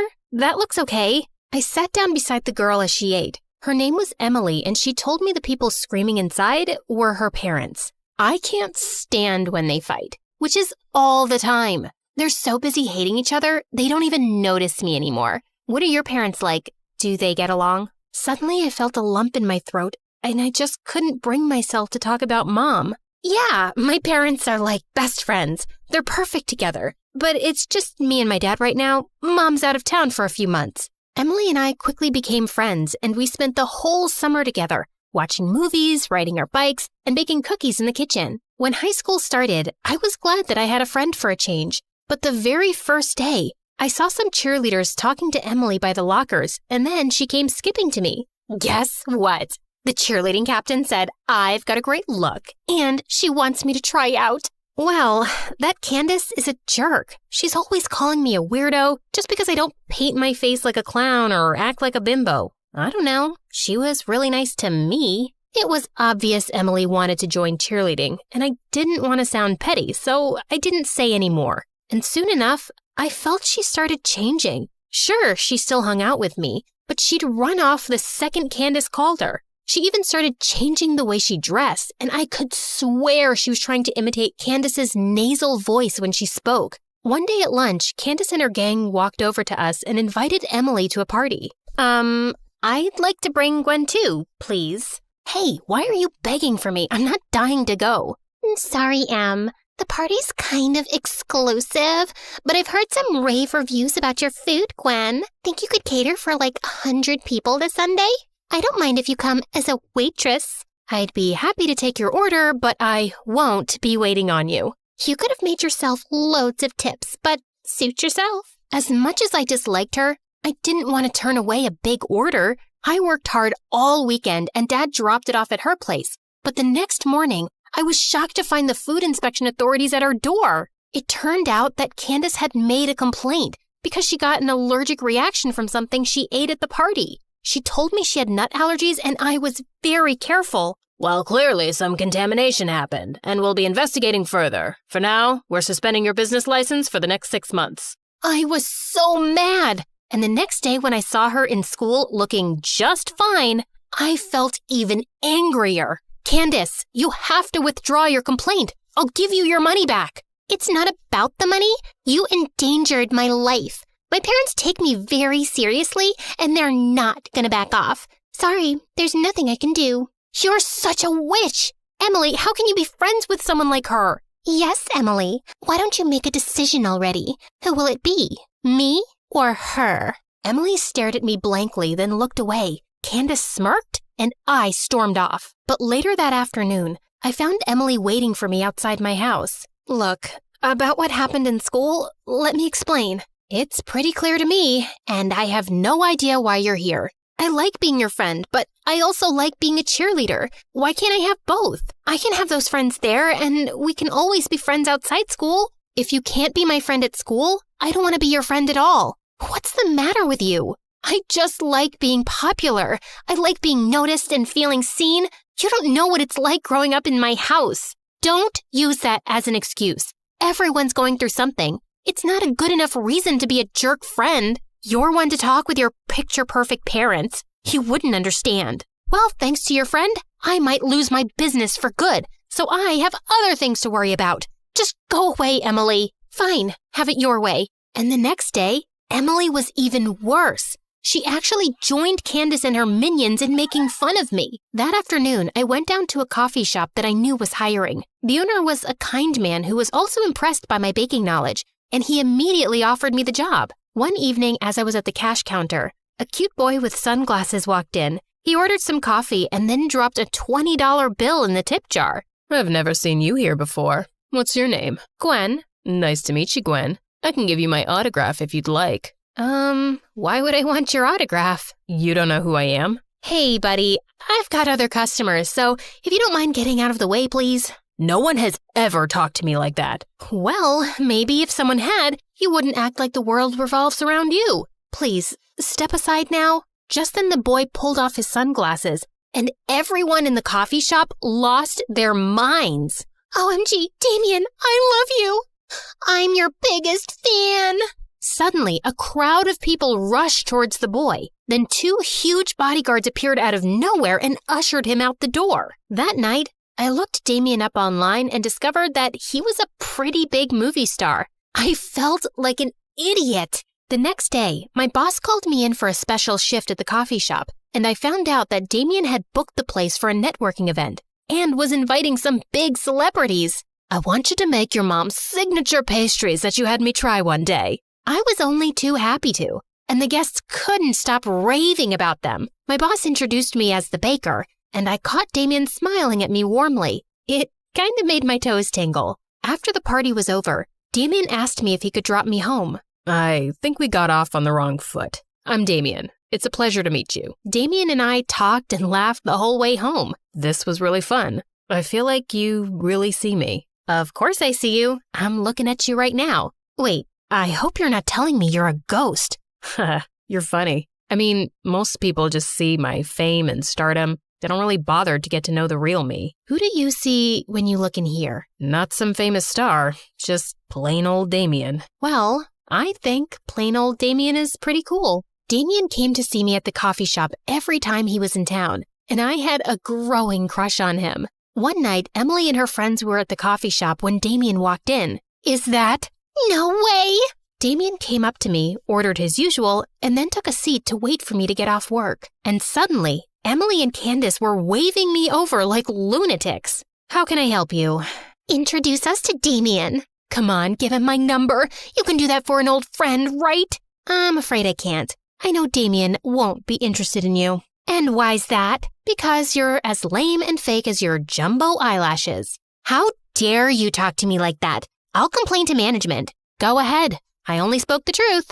Now, if you'll excuse me. I turned away, but just then Emily flung her chocolate shake at me. I missed it by an inch, and the shake made a huge mess on the floor. Then Emily charged towards me and slipped on it. She landed smack on her butt, and it was all over her clothes and hair. Everyone laughed as Emily struggled to get to her feet, and the loudest was Candace. One of her minions was even filming the whole thing. And by the next morning, the video was making its rounds at school, and Emily was a joke. She stopped talking to Candace and her gang, and after that, I'd always see her alone. I tried to reach out to her, but she was so mad that she refused to talk to me. And I found out one morning that she and her family had moved. She never even said goodbye. Damien and I started dating shortly after, and he even got help from his lawyer to have our license returned. The coffee shop owner wanted to invest in my business, and before I'd even graduated high school, we'd opened more branches and were supplying meals all over the city. Dad was managing it full-time and we were doing well. But the best day of my life was when I got a phone call from Dad saying Mom was awake after 3 long years. We hugged and cried for hours, and I was beyond happy to have her back. Her recovery was so miraculous that it was even all over the local news. Late one night, I was locking up one of our kitchen locations when I turned around to see Emily. Gwen, why didn't you ever tell me about your mom? I wanted to, Emily, and I thought I would eventually, but then we stopped being friends, and it was just painful to talk about. Like saying it out loud made it too real. I'm so sorry. I never knew what you were going through, and I'm sorry for how I treated you. I just wanted to be popular so bad, but I was never good enough, and you were my only real friend. I hope you can forgive me. Emily, you were always good enough. I'm sorry you didn't see that. What's your secret, Gwen? You seem to have an amazing life now. Beauty, success, happiness, whatever your heart desires. Inside this locket, you'll find the secret on how to achieve it. You want to know what it is? Yeah, absolutely. The secret is you. You just need to believe in yourself.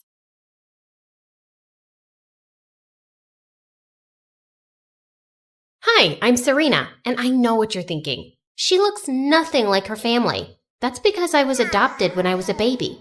I was born in Romania, and I might have taken that small piece of trivia a little too seriously. Oh, I can't water the plants. Romanians are allergic to the sun. Does this broccoli have garlic on it? Romanians don't eat garlic, Mommy. But I have to sleep inside this cardboard box. It's a Romanian thing. You won't get it. That's a vampire thing, doofus. Now sleep in a bed like a proper human child. God, you're so dumb. I wasn't dumb. I was quirky and cute. But Fred was right. I just never seemed to make the smartest choices. Fred wasn't only my brother. He was also my best bud growing up. He was super smart and solved math equations in his sleep, but he was really awkward and hated outdoor activities. Come out, Fred. Look at all these butterflies coming out of their raccoons. It's cocoons and no thank you. You know they start off as icky caterpillars, right?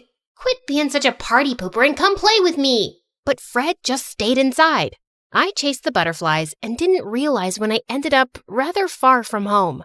I was about to find my way back when suddenly this weird woman came out of nowhere and started showering me with kisses. Ew, get your germy lips off of me. I'm warning you, I know Kung Fu.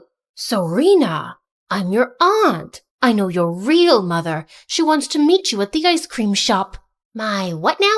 I didn't really care about finding my real family. I was happy with the one I had. But since ice cream was involved, I was suddenly curious. I was about to get into her van when suddenly a couple of police cars came screeching to a stop before us, and the officers arrested my aunt. They took me to the station with them, and moments later, Mom and Dad came running in and hugged me super tight. Oh, Serena, thank God you're safe. You can't go so far from home. That woman is a kidnapper the police have been trying to catch. She works at the adoption agency and picks up adopted kids for ransom money. Luckily, they caught her in time. Whoa. The psycho woman was jailed for 25 years. But from that day on, my parents were attached to me like my shadow and treated me like a porcelain doll. They wrapped me up in bubble wrap when I wanted to jump on the trampoline. They put me on a baby leash when we went out in public. They even missed Fred's science fairs and chess matches because they couldn't trust anyone to babysit me. You only have yourself to blame. Who's dumb enough to just walk off with a random stranger? Me, of course. I was nothing special. I had no brains and no passion. Most of the time, I felt a little lost. But one day, I saw this 16-year-old Russian swimmer, Mariana, win a gold medal on TV, and my whole life changed. I had posters of her all over my room and even bought all of her merchandise. I was obsessed. I want to be just like Mariana. She's a year older than me and she's achieved so much. But swimming is dangerous, sweetie. You could slip and hit your head. I could do that in the kitchen too. We should baby-proof the kitchen. What? No, I'm not a baby. Please, will you just let me try something for once? I'm sick of staying at home. I begged and whined and threw a couple of tantrums, and finally they agreed to take me to a kiddie pool. Whatever. I was determined to make the best of it, and when I entered the water, it felt like I was finally in my element. I aced all the lessons and turned out to be a natural. Within a year, I joined the high school swim team and even won a local competition. And Mom and Dad finally stopped freaking out like headless chickens. Then I started 10th grade and things just went bonkers. On the very first day, I was rushing to the shower when I slipped and went crashing into a girl. I'm so sorry. Oh my God. What? You're Mariana. Am I dreaming? Ouch. This is definitely real. I am such a huge fan. Oh, really? Is that why you tried to injure me? What? It was an accident. Ha, I doubt it. I eat jealous little wannabes like you for breakfast. Now, stay out of my way or I'll crush you. What a diva! I found out from the head coach that Mariana was recovering from an injury at the local state-of-the-art medical center and would be attending our high school while she was here. Just my luck. The universe sent my idol to my school, and she already hates me. I tried to do damage control and got her some welcome flowers and cheesecake, but she started sneezing and gagging and threw everything in the trash. Are you trying to sabotage me? I'm lactose intolerant and allergic to roses. How was I supposed to know that? You said you were my fan and you don't know this? Some fan you are. I was just trying to be nice. Nice gets you nowhere. Work on your swimming instead, loser. Okay, that's enough. I know you're an international champion, but you can't treat me like this. I really admired you, but now I can see you're just a brat with a swollen head. Get over yourself. You wish you could be me. I have more talent in my injured little toe than you have in your whole entire body. You can put your entire foot in your mouth because at the next swim meet, I'm gonna beat you. I accept the challenge, although it's hardly a challenge. I was pumped. I trained extra hard and spent so much time in the pool, I started looking like a wrinkly old grandma. But on the day of the swim meet, Mariana spilled an entire bottle of conditioner on me right before the start. Oops, I'm so sorry. Your skin looked like it needed it. I was fuming. I took another quick shower, but I was super late. And when the whistle blew, I was so out of it that I flopped into the water like a dying fish. I lost badly. And Mariana sailed through the water gracefully like a swan. But what she did next shocked the bubbly farts right out of me. Mariana stepped off the stage after taking her prize and kissed Fred. Hey, what the heck are you doing to my brother? Stand behind me, Fred. I'll protect you from this soul-sucking mermaid. Sorina, Fred has told me so much about you. We met in the library the other day, and I said I was craving some Russian pastries. He got me some the very next day. Fred is a real gentleman. And you're a real lady. What was happening? Fred looked genuinely happy, but Mariana was bad news. The way she'd swam earlier, it didn't look like she was injured at all. But before I could confront her, they left. What a bunch of love-struck jerks! I was so depressed, I spent a couple of hours at my favorite ice cream shop eating my feelings. But once the banana splits were gone, I headed home and, to my surprise, I saw Mariana across the street. She was dressed like some weird spy and went inside a dirty-looking alley. I followed her and saw that she was buying a weird packet from some homeless dude. Hey, what you got there, bestie? Did you hit your head on that dive? I am not your bestie. Is it Russian candy? Is it a wig? Or is it a whole new personality you use only when Fred's around? It's your brother's heart, and it's all mine. She was a piece of work and super suspicious. I wanted to follow her, but I was already late. Mom and Dad would probably send a SWAT team after me. So that night, I borrowed Fred's laptop and did some research. I found a few articles about Mariana's injury, but then I found a creepy Reddit thread about athletes using performance-enhancing pills. I was shocked. Is that how Mariana had swum so well in the competition with an injury? I had to find out. But the next day, I walked into school and everyone was talking about Mariana and Fred like they were a celebrity couple. Fred, of all people, was popular. He suddenly had this confidence I'd never seen before. It was kinda awesome. But Mariana was ruining swimming for me. We've decided. I'll take your place on the swim team for regionals. What? You can't do that. You're not even a permanent student. Aren't you supposed to be injured and resting? Coach! I'm sorry, Serena. We have a chance to compete with an international gold medalist on our team, and she seems strong enough now. I was so mad I tore up all of her posters from my room and trashed all the merchandise. All I'd wanted to be was noticed by my idol, but she just turned out to be a massive jerk. I was gonna bring her down if it was the last thing I did. Hey, Mariana told me what happened. It was really sweet of you to give her your place. She really needed this. I didn't give up anything. Your evil girlfriend pushed me out. Swimming is the only thing I'm good at, but she couldn't even let me have it. Look, I know you're hurt, but she's a good person. It's all an act. She's only pretending to be your girlfriend to get under my skin. Yes, Serena. I'm sure my relationship is all about you. Everything is always about you. The only reason a girl could want to be with me is to get back at you. Not because I have anything worth liking, right? Wow, I didn't know you were so desperate to be liked, you'll defend the devil herself. Some brother you turned out to be. I hated the look of hurt in Fred's eyes, but I was just so mad. The next day, I sneaked into the gym and went through Mariana's locker, and I found the package she'd taken from the man in the alley, and it had pills inside. I ran to the head coach and showed him everything. Mariana went ballistic. They aren't what you think. I'm not a cheat. Then explain how your injury healed so quickly. You're lying, Mariana, and I have proof. Stop this, Serena. You don't know what you're talking about. No. For once, I'm the smart one, and you're being dumb.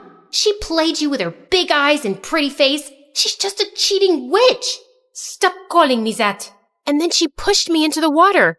The head coach insisted on getting her tested, and she went bananas.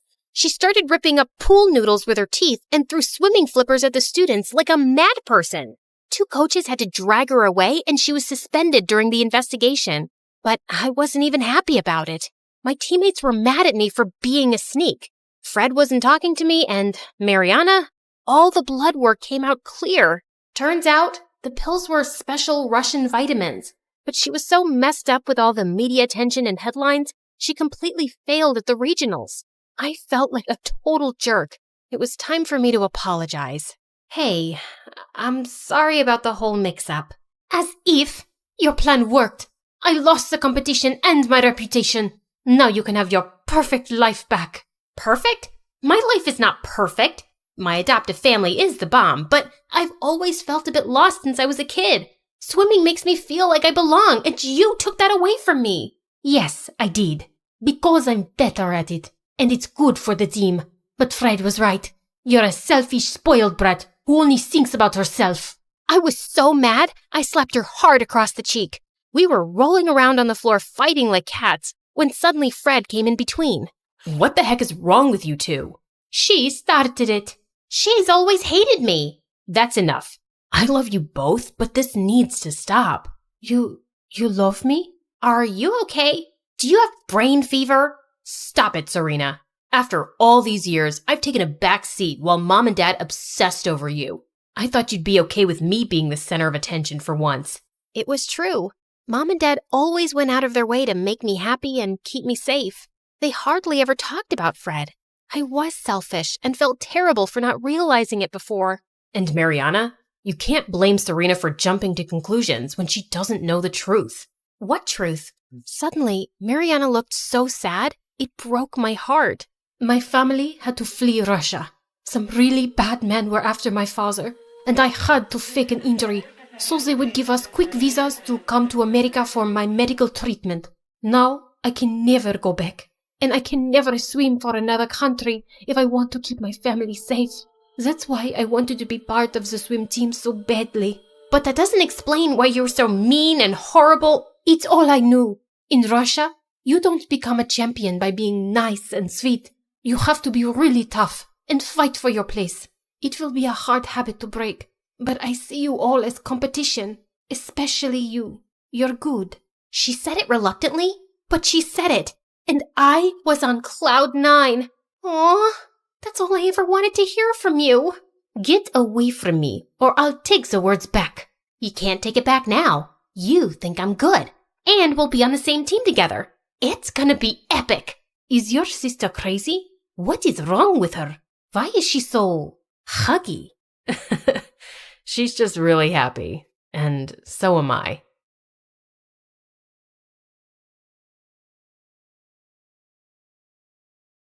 I didn't have the grades to graduate, was accused of vandalism, saved someone from drowning, and got arrested, all in the same week. Oh, but before I get ahead of myself, hi, I'm Maya from California. Please like and subscribe. Ever since I can remember, swimming was my happy place. When I was 3, my love of all things aquatic got a little awkward from my parents, who had to keep pulling me out of mall fountains, bird baths, and koi ponds. Excuse me, adults, if you put those signs up and I'm too young to read them, do you see where I'm going with this? Well, by the age of 13, the only job I ever dreamed about was becoming a lifeguard. Being around water, saving people, and hot guys in swimsuits, what's not to love? But on dry land, that's a whole different story. You see, I was not the greatest student, and my mortal enemy was math. Then my dad got a promotion, and we moved into an apartment in the city, and I had to start my senior year at a brand new school. Seriously, Dad, I had just spent the last year sucking up to all my teachers so they would grade me on a generous curve. Where's the respect for all my hard work? Life wasn't any different there. But like divine intervention, I looked up and saw my favorite 4-letter word. Okay, seriously, you guys, I know at least half of you just thought of a word that would get you grounded if you said it out loud. I only planned to swim for a few minutes, but I was startled by a gorgeous boy. I said, "What are you doing in my pool?" Oh, I'm sorry. I thought this was the school pool. A school pool. That's funny, get it? Because it rhymes. I get it. It's just not funny. And it's my pool because my family paid for it. He pointed to the plaque on the wall with his family name and under it a sign. I'm Sebastian Monroe III, and if I catch you in here again, I'll have you arrested. Arrested? Oh, that's a bit dramatic. Did you think I was going to pee in the pool or something? I'm Maya, by the way. I realized I was talking to myself because he had already left. He had the manners of a goat, and that's an insult to goats. I don't get it. Even if his family paid for the pool, it's still the school pool. I have to be on the swim team and prove to him that I'm better. I made the team, of course, and beating Sebastian's top score was just the icing on the cake. So I dominated any competition I was in. I figured Sebastian must have told one of his goon buddies to try to scare me for tearing it up on the swim team because I noticed this nerdy-looking guy lurking outside the school. I tried to approach him, but he was a tricky little thing and got away. Was Sebastian trying to have me stalked or disappeared? Okay, now I'm being dramatic. You guys ever feel like your mind plays tricks on you because you've watched too many crime movies? I walked back into school and saw something I did not expect. Sebastian was leaning against my locker, looking so handsome, but I kept my cool. Your team wins again. If I had known you were part mermaid, I might not have given you such a hard time. Oh, thank goodness. I was wondering how I would go on living without your approval. Now, excuse me, I need to get to my locker. I'll only move if you agree to go out with me. It figures. The only way you could get a date is with blackmail. Okay, I deserved that. But I am trying to make up for being such a jerk to you. I really like you. And I was listening when you introduced yourself, Maya. He leaned in close to me, put his head on my shoulder, and looked up at me. Look, I'm trying to be cute and vulnerable. You guys ever fall for that guy who makes you think, sure, he's a bad boy, but he'll change for me? I guess even you deserve a second chance. Awesome. Where do you want to go? I have this sudden craving for ice cream. He took me to an upscale dessert place and ordered one of everything. He was charming, and I was falling for him like an apple off an Isaac Newton's tree. Oh, hey, I guess I did learn something in class. I thought things are starting to look up. But what do they say about looking up? That's when you trip and faceplant. Yep, I failed my second test. One more and I would get kicked off the swim team. I went to sweet talk the coach, but unfortunately he was allergic to my charm. Thankfully, my parents hired an amazing tutor, Lucy, who knew how to keep me awake, unlike others who snored or were more interested in snacking. And before I knew it, I was doing better on my tests and even got a B+.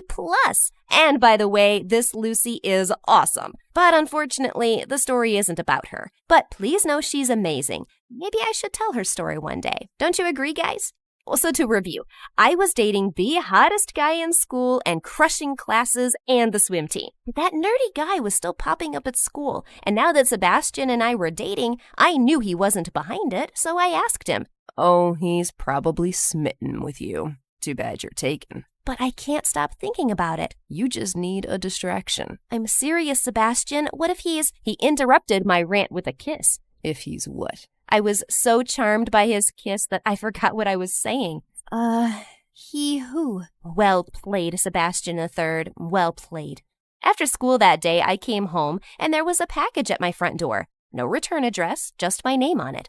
I was so excited. It must have been Sebastian surprising me with something wonderful. But when I opened it, the worst smell filled the room. It was a bag of poop. My parents called the police, but they said nothing could be done because there was no one to trace it back to. I made a list of people I thought it could be, like Amy, whom I told her boyfriend she had kissed someone else, and Tony, who I totally exposed his crush on our teacher. But that creepy, nerdy guy was the number one suspect. I showed it to Sebastian the next day at school. Babe, I'm telling you, it's some girl at school that's jealous of you because you're dating me. Wow. Did the school give you an extra locker for that ego? It's not an ego if it's the truth. Don't worry, I'll protect you. Besides, I have a romantic date planned for us that will take your mind off of all this. I'll pick you up at your house at 7. I decided to focus on our date and get creepy nerd guy off my brain. I jumped in my closet for some great chimichurris to go with my dress and started to wonder where Sebastian would take me. But he never showed. I called and texted. Nothing. I was really worried and rushed over to his house. When I showed up, there were police cars everywhere, and my heart sank like the Titanic, thinking something had happened to Sebastian, until I saw him standing next to his car. Sebastian! Oh, thank God you're okay. Then I noticed his car. Someone had spray painted, "Sebastian is a loser, he can't swim." My parents think you did this. All that misspelling? Well, that's just insulting. I'm bad at math, not English. If you're gonna try to frame someone, do your homework. Just as I was about to defend myself, his mom rushed toward me. "Is this the monster who did this to my baby? Well, you're lucky there isn't enough evidence to arrest you, or you would spend the rest of your life in jail. Oh, Sebastian, why do you insist on living that low lifestyle? I mean, does it even know about personal hygiene?" She walked off in a huff, and I was stunned and hurt. I went to Sebastian for comfort, but instead he yelled loud enough for his parents to hear. "I don't care how cute you think it was. We're over." You know I would never do this. It must be that creepy guy. But he just walked away. What just happened? How could he not believe me? I ran away with tears in my eyes and spent the whole night eating half of the world's junk food. The next day at school, Sebastian met me with a big hug and a romantic kiss, like everything was normal. How many personalities am I dating? Sorry about the show last night, babe. It was just to get my parents off my back. You know how parents are. We'll just have to keep our love a secret for a while, and then I will fix everything. Trust me. But you were so mean to me, and you let everyone believe I would do that. Well, yeah, of course. And I did it all for you. I didn't want my mom to get you kicked off the swim team. I was relieved. He really did care about me. I wasn't thrilled about the way he did it, but, you know, boys aren't that bright, and he probably did the best he could. Besides, what do you care about what my parents think? You have me, and that's all that matters. Let's just focus on the senior beach bash tonight and forget them. Well, I have been looking forward to this all year, so I'll meet you there. Once I arrived, I could hear music blasting and see a huge campfire. Sebastian was waiting at the gate for me, but I noticed there was a padlock at the entrance. Come this way. We have to go through the tear in the fence. I'm a little nervous about this. Are you sure we're not breaking the law? What's the big deal? Everyone else is already there. Besides, do you see any signs telling us to stay out? Well, against my better judgment, I agreed. We had fun, and he danced around like a reject from America's Got Talent, but he was cute. Halfway through the night, Sebastian disappeared. I asked if anyone had seen him, and someone said he went to get some pizzas. I was thinking how weird it was that he didn't tell me, like my boyfriend had ghosted me. I just wanted to go home. Suddenly, a guy screamed that some girl had fallen into the water and was sinking. I knew I could swim faster than I could run. Acting quickly, I tore off the bottom of my dress so it wouldn't weigh me down and dove in. It was cold, but all I kept thinking was that I had to save her. I reached her in minutes and swam her to shore. Her boyfriend thanked me 1,000 times, and I could feel their love for each other as her boyfriend embraced her in turn. I was so tired that I laid down on the sand. My teeth were chattering when someone wrapped the jacket around my shoulders from behind. Are you okay? That was some pretty heroic stuff. It was the creepy nerdy guy. You! Why are you following me? Did you send me that poop? What are you even doing here? My interrogation was rudely interrupted by the police showing up and arresting everyone for trespassing. I knew sneaking through a hole in a fence was shady. When we were at the police station waiting for our parents, I saw that guy again. I ran up to confront him. I don't know what your weird fascination is with me, but I'm only going to warn you once. Stay away. I understand you might think that, but I wasn't following you. I've been following your boyfriend, Sebastian. Sebastian? You have a crush on Sebastian? No, but I was, in a way, stalking him. Did you notice that your boyfriend managed to disappear before the police came? I really wanted to argue with him, but he was right. Where the heck was Sebastian? I was released, but my parents were so disappointed. And worst of all, Sebastian was nowhere to be found. I even went to his house when I knew his parents were out, but he wasn't there either. But I saw that creepy guy again. Where is he? And what's the drama? Start explaining. Actually, I found out he's in hiding because he was the one who called the police. Then he showed me pictures on his phone of Sebastian making a call at the beach. Well, that doesn't prove anything, and you still haven't said why you were stalking him. I do freelance work for a tabloid magazine, and they pay big bucks for any dirt on millionaire playboys. Well, listen here, stalkerazzi. Albert. Fine, Albert. When Sebastian shows up, he will have an explanation for all of this. And what will his explanation be for taking down the no trespassing signs at the beach, sending you a box of poop, or vandalizing his own car just to get a new car by making you feel bad? And did you know he also switched your test so you would fail? What are you talking about? He showed me everything. I was crushed. How could I have fallen for such an evil mastermind? I have all the photos saved to this USB to give to my editor tonight. Then, out of nowhere, Sebastian ripped the USB out of Albert's hand and swallowed it. And now it's my word against yours. I thought the next time I saw him, I would run to his arms, but instead I slapped him. I pinned him against the wall, but Albert held me back before I could slap him again. You might be rich, but you could be outsmarted by a box of hair. You do know they are still on the cloud, right? I think I'm gonna be sick. Well, that's not how I wanted to get my USB back. You know, you've got some pretty strong arms under that nerdy exterior. Albert showed the pictures to the police, and Sebastian went to jail. It turns out Sebastian was just a spoiled brat who wanted to get even with me for bruising his ego. Apparently his friends laughed at him when I kicked his butt on the swim team. Get a life, dude. I'm sorry if I creeped you out with all the sneaking around. It was kind of weird, but I'm sorry I was quick to judge you. Thank you for coming to my rescue. He may not have been as good looking as Sebastian, but as I stared into his eyes, I could see he was so thoughtful and kind, and that was way more attractive. Yep, I think I'm gonna date this guy, but I have to end the story for now. Sorry, guys. Be careful who you call your boyfriends. That's my advice. See ya!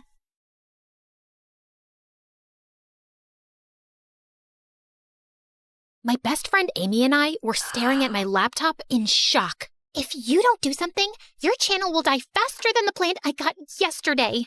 I've already tried everything. Last week, I reviewed those awful diet cookies that tasted like feet, and the week before, you made me endorse that dumb purple lipstick that everyone hated. Don't blame the lipstick. It's not my fault that your followers have no fashion sense. That's not the point. I'm gonna be kicked out of the squad house if I don't think of something soon.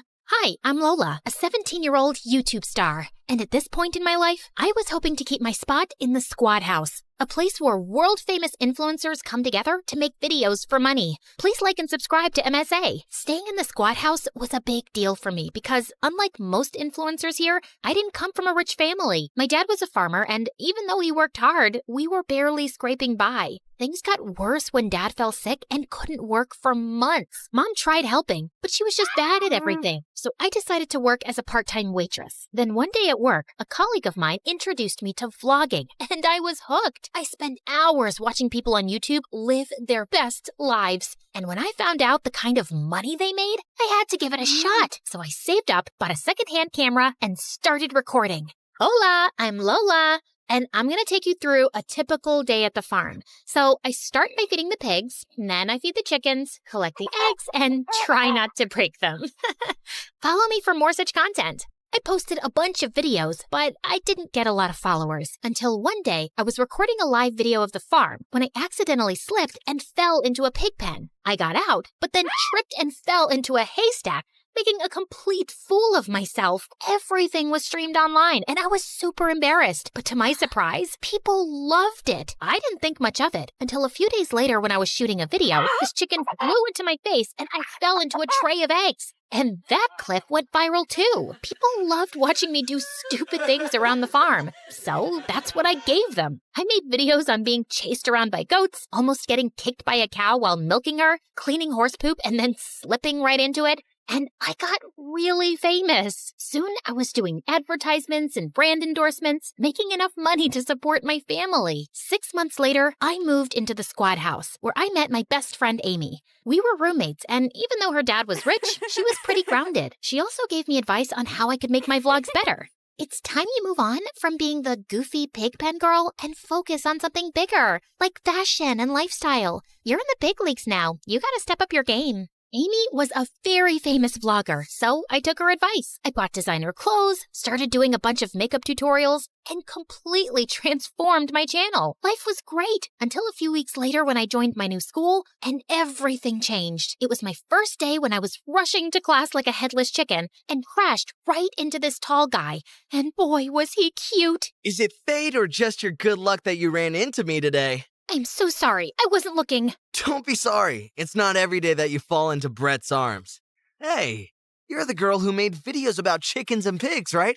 I love your stuff. Huh? But I think it's missing something. Like what? Me, of course. You and I should hang out. I'm sure your followers would love to see a handsome new stranger on your channel. Think about it. Brett gave me his number, winked, and left. And I couldn't stop smiling. Later, I found out that he was a year senior and one of the most popular guys in school. That evening, when I got home, I called him and he invited me to a party. I was just getting ready when Amy walked in. Where are you off to, looking like that? To a party with Brett. Brett? Like Brett from school? Why him? Because he asked me and because he's cute. Is he cute, or was he just flexing his muscles? Is he cute, or did he tell you that you have really pretty eyes? Is he cute, or is he just the guy whose arms you happen to fall into? All of the above? What's your point? Brett's a total jerk. Just last week, he was dating the head cheerleader, and the week before that, he was dating a chick from my drama class. He's a player, Lola. Relax, it's just a party. It's not like anything will happen. Obviously, things didn't go as planned, and a week later, Brett and I were dating. His dad was really rich, so he was always getting invited to award shows and exclusive events, and I was his +1. For the next few weeks, my life was a dream. My followers loved watching my life with Brett, and when we did our first commercial together, people were calling us couple goals. But soon after, Brett started showing his true colors. Are you seriously gonna eat that burger? Shouldn't you order a salad or something? But I'm hungry. I've been shooting all day. I'm saying it for your own good, babe. No one would want to see you if you get chubbier. And trust me, you're well on your way. He even started taking over my vlogs. No one was interested in my life anymore. All everyone wanted to know was what Brett ate, how he did his hair, how he clipped his nails. So, my mom used to make this mud mask for me back home. I'm going to take 1 scoop of this and apply it in an anti-clockwise direction. Yeah. Everyone knows how to apply face cream. Why don't we just show them something they actually want? More Brett. Here's a shot of my perfect abs. And look at my forearms. You like it, don't you? Let's try another angle. What about this? And he just kept getting more obnoxious. He started a fitness channel of his own, got really popular, and moved to the squad house too. At first, I thought it was great because now Brett and I could shoot more videos. But then he stopped showing up for shoots. I confronted him, and he had the most bizarre thing to say. I need a bigger cut or I can't film with you. But I'm the one getting us the deals. We should get paid equally. In that case, count me out. I've already taken an advance, Brett. You can't leave me hanging like that. Then just pay me more. I'm the bigger celebrity now. I will get views. While all you do is paint your face with makeup. Ugh! I'm the one who made you famous, Brett. Without me, no one would even know you exist. You know what? You and your channel can both eat bugs. We're done. What do you mean? I mean, I don't want to see your stupid face anymore. You can't leave. I'm Brett. No one leaves Brett. Watch me. And with that, I turned around and left. Brett kept calling me all night, but I simply blocked him and went to bed. And the next morning, I woke up to Amy screaming in my face. Apparently, Brett had announced our breakup publicly, making him sound like some heartbroken martyr. And my followers were going down. And even worse, I was getting calls from my sponsors saying they were pulling out their campaigns if Brett was no longer filming with me. I tried calling Brett, but he had left for a month for some fitness boot camp, and I couldn't reach him. I always knew that boy's trouble, but you were so happy with him, I didn't say anything. You literally called him buttface and threw bread at his head at dinner yesterday. I didn't throw it at him. His big head got in the way. I don't care, Amy. Those deals were my content for the next 2 months. What am I supposed to do now? Maybe I should apologize to Brett. You don't need Brett. Remember how much your followers loved you when you first started dating Brett? All you need to do is find a new guy. Are you serious? Yes, and the timing is perfect. Colin Angel, the top YouTuber in the world, is coming to the Squad House next week. Just work your Lola charm, and I'm sure he'll melt like ice cream on a hot day. You think it'll work? We have to try. Trust me, Brett will be old news soon once you're dating a hot new guy. Maybe Amy was right, and it was worth a shot, but Colin was a celebrity, and I had to make a good first impression. So I stalked his social media, learned everything about him, and when he came to the Squad House, I felt prepared. Colin, hey! What's up, yo? Do I know you? You tell me. Do I know me? I mean, you do know you. I have a weird sense of humor. Sorry. I'm Lola, by the way, short for Lorraine. But don't call me Lorraine. It makes me sound like a 90-year-old granny. It's such a stupid name. What I'm trying to say is... I'll call you Lola. Cool? That's perfection. I mean, yeah, whatever. Do you want some fruit punch? Sorry, I'm allergic to all fruits. And with that, he left. Okay, that hadn't worked. So next, I went through his post to find his favorite bakery and ordered the most expensive cupcakes for him. He was sitting alone at breakfast when I pulled a chair up next to him. Is the seat taken? Do you see anyone sitting there? Oh my God, you're so funny. Anyway, I got these cupcakes from your favorite bakery as my way of welcoming you to Squad House. Colin stared at the cupcakes and turned green. Take those away from me. I hate this bakery, Lola. It gave me the most horrible food poisoning of my life. But the internet says... Don't you know not to believe everything the internet says? Oh God, I'm having flashbacks. And Colin covered his mouth and ran. For the next few days, I tried everything to get Colin's attention. I left cute notes for him in his room, sent him flowers, chocolates, but nothing worked. I'd almost given up when one evening I was walking past the common room and I heard someone singing. It was Colin. He spotted me in the doorway and stopped. Sorry, did I break your flow? It's cool, I was leaving anyway. Wait, I was thinking maybe we could... Look, Lola, I'm not dumb. I know you've been flirting with me and you're very cute, so I'm flattered. But I've been avoiding it because I know you've just broken up with your boyfriend, and I can't be someone's rebound. But you're not a rebound. I really want to get to know you. And honestly, Brett was a big mistake. I was losing myself in that relationship, and I'm so much happier now. I know how that feels. And I'm glad you're out of it then. Now will you sing for me? Pretty please. Colin smiled and sang some of his favorite songs for me. We laughed and chatted till it was past midnight, and he asked me out for a dinner date the next day. I thought Colin would take me to a fancy place, but instead, he took me to this broken taco truck that belonged to his dad. This food truck was all we had, until I shot to fame and changed my family's lives. Wow, I support my family too. It's tough for kids like us out there. It is. Now sit back. You're about to see something very special. Colin pulled out a chef's hat and cooked me the most amazing meal. As I sat there eating my heart out, I could feel Colin watching me. Suddenly, he leaned in to wipe sauce off my face, and I felt butterflies. And after that day, we only got closer. Colin was talented, grounded, and very easy to talk to. When I asked him if he'd film a few vlogs with me, he happily agreed. Finally, my channel started picking up again, and with each video, my numbers only got better. But I couldn't stop feeling guilty. Colin had been so nice to me, and even though I liked him now, my intentions hadn't been exactly transparent with him. I wanted to tell him the truth, but Amy advised against it.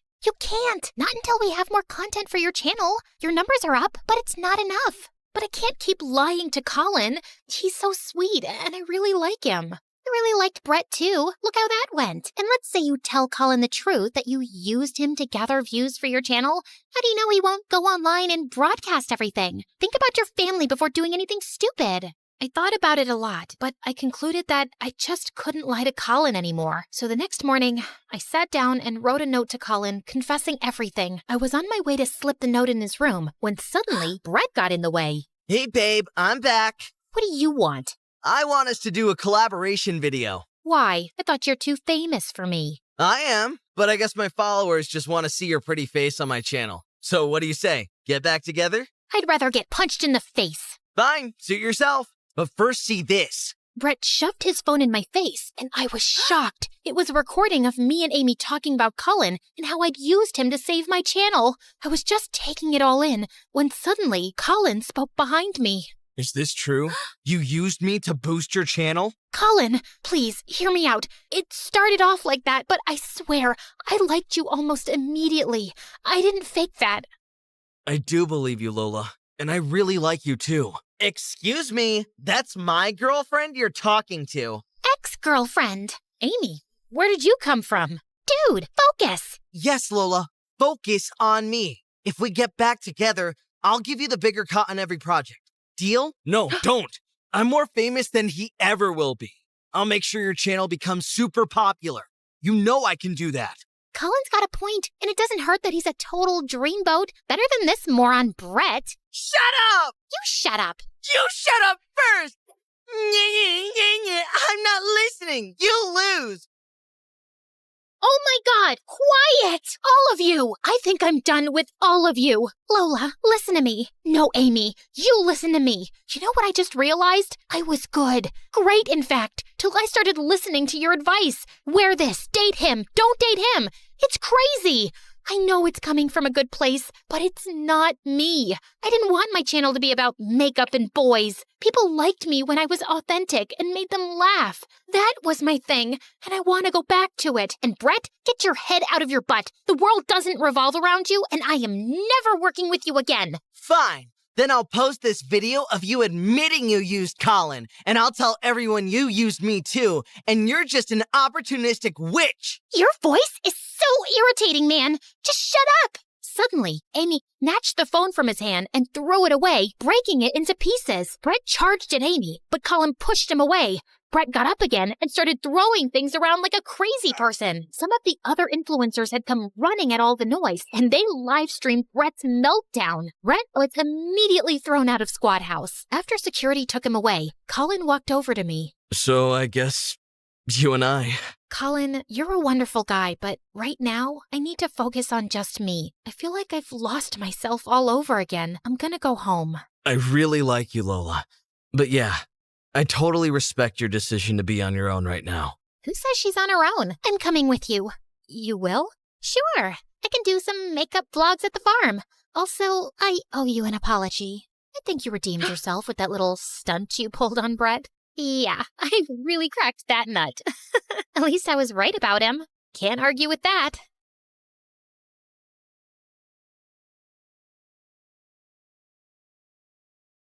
Musical sensation Cameron Cassie has gone bananas. She's turned the stage into a scene from Jumanji. And if you don't stop talking, I'll turn you into a scene from The Walking Dead. Yep. That's me, crazy old Cameron. But I wasn't always like this. There was a time when I was the most patient, quietest person around. Want to know what happened? Then stick around. And yeah, like and subscribe to MSA. I grew up in a big family. And by big, I mean I was the oldest one among 10 siblings. You don't believe me? Okay, team, let's go. This is Lana, this is Rose. These are my twin brothers, Brad and Pitt. My twin sister, Hala and Lala. Another sister, Ava, and that's Thanos. Don't ask me why. My parents are huge Avengers fans, and they thought this might be a good idea. Of course it's not. You forgot about me. Again. Just like you forgot me in that park last year. I didn't forget you, Liam. You pooped your pants, so I asked you to stay where you were while I looked for an extra pair of diapers. You were the one who ran behind the squirrel. She was cute. And why didn't you just carry an extra pair of diapers? You were 7. You were supposed to be potty trained by then. My parents worked as hospital nurses, so they didn't have a lot of time, and I had to step up and look after the house and my siblings. They also didn't make much money, so whatever little we had dad was shared between everyone, and because I was the oldest, I was made to sacrifice the most. I didn't mind that, though. My parents were already working hard enough, so I did what I could to help them out. But sometimes, I wish I could just get a little space of my own, where I could play my guitar in peace. It was a rusty old thing, but I loved it. In this world so big, give me a place oh so tiny, with nobody screaming or acting whiny. Ah! What the heck was that, guys? Sorry, Pitt started it. No, I didn't. Brad threw his lunch in my face. I didn't throw it at you. I was just throwing it away. Why? Because it's tasteless. I want pizza. I want pizza too. Did someone say pizza? No one's getting pizza. Go inside and finish your veggies or no TV for a whole week. So,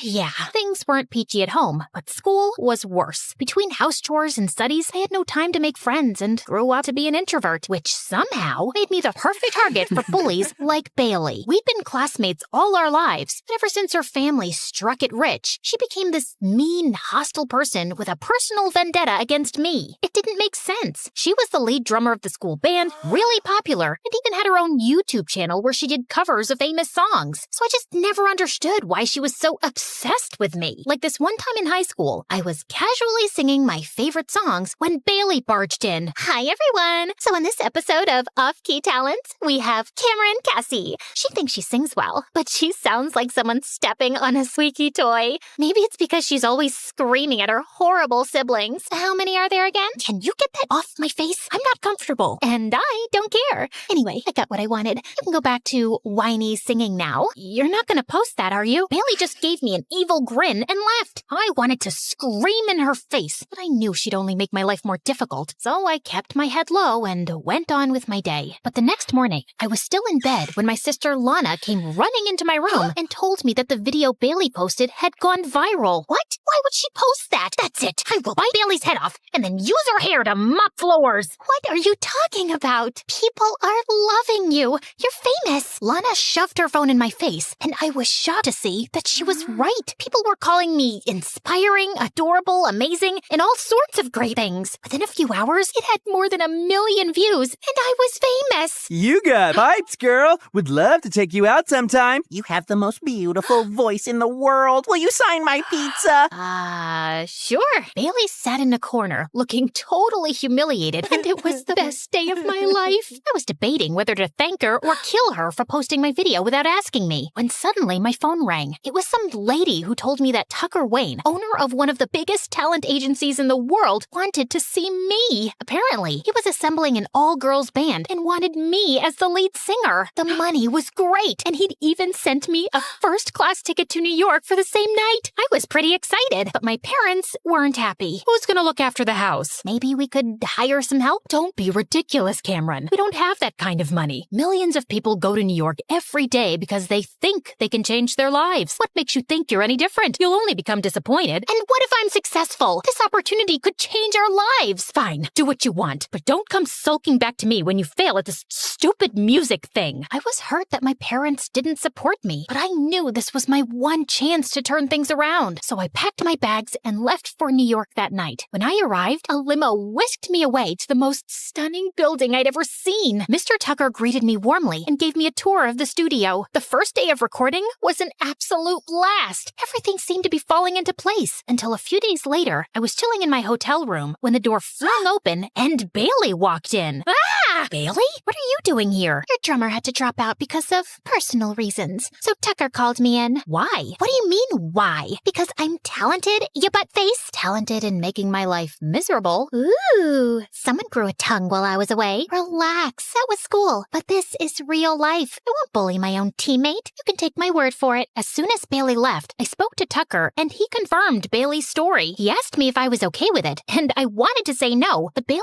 was insanely talented, so I let it slide. But the next day, I regretted every bit of my decision. Not only was Bailey somehow more annoying, she was also really controlling. She gave me notes on my singing and would stop the recording every 2 seconds because she wasn't feeling the music. Then one time, in the middle of a performance, she changed the notes to my solo on the spot. What are you doing? Improvising? No, you're messing up my solo. And what are you gonna do about it? Bailey just laughed, and at that moment, something snapped inside me. I closed closed my eyes, focused on the notes, and sang. When I opened my eyes, the crowd stood still, and then they burst into a massive applause. Everyone was chanting my name, and Bailey looked like someone had pulled her kidneys out. From that moment forward, my life was an absolute whirlwind. We were getting more live shows, doing interviews, talk shows, and I was truly famous. I even got the first ever call from my mom, but it wasn't what I expected. Hey, Mom, I'm so glad you called. Your sister plays the oboe, you know. Lana? Yeah, I know. So let her in your band. But I thought you hated the idea of getting into music. I do. But Lana will be going to college soon, and playing oboe professionally will look good on her application. Now, will you help her or not? I wanted to say no, but Mom was talking to me after weeks, and I didn't want to disappoint her. So I agreed, and a week later, Lana joined me. But I had no idea how to fit an oboe in the band, and Lana didn't seem too interested either. All she did was sleep or order room service all the time, and I barely had any cash left for myself. To make things worse, we were a month away from the album launch, and I still had a bunch of songs to write. In this world so big. Stop! This is not working out. We need something edgier. Could we try a different note? No! I want more emotion. Was there ever a time when you were angry? Not that I can recall, but maybe when Bailey posted that video of mine without asking me, or the time she dipped my books into spaghetti sauce,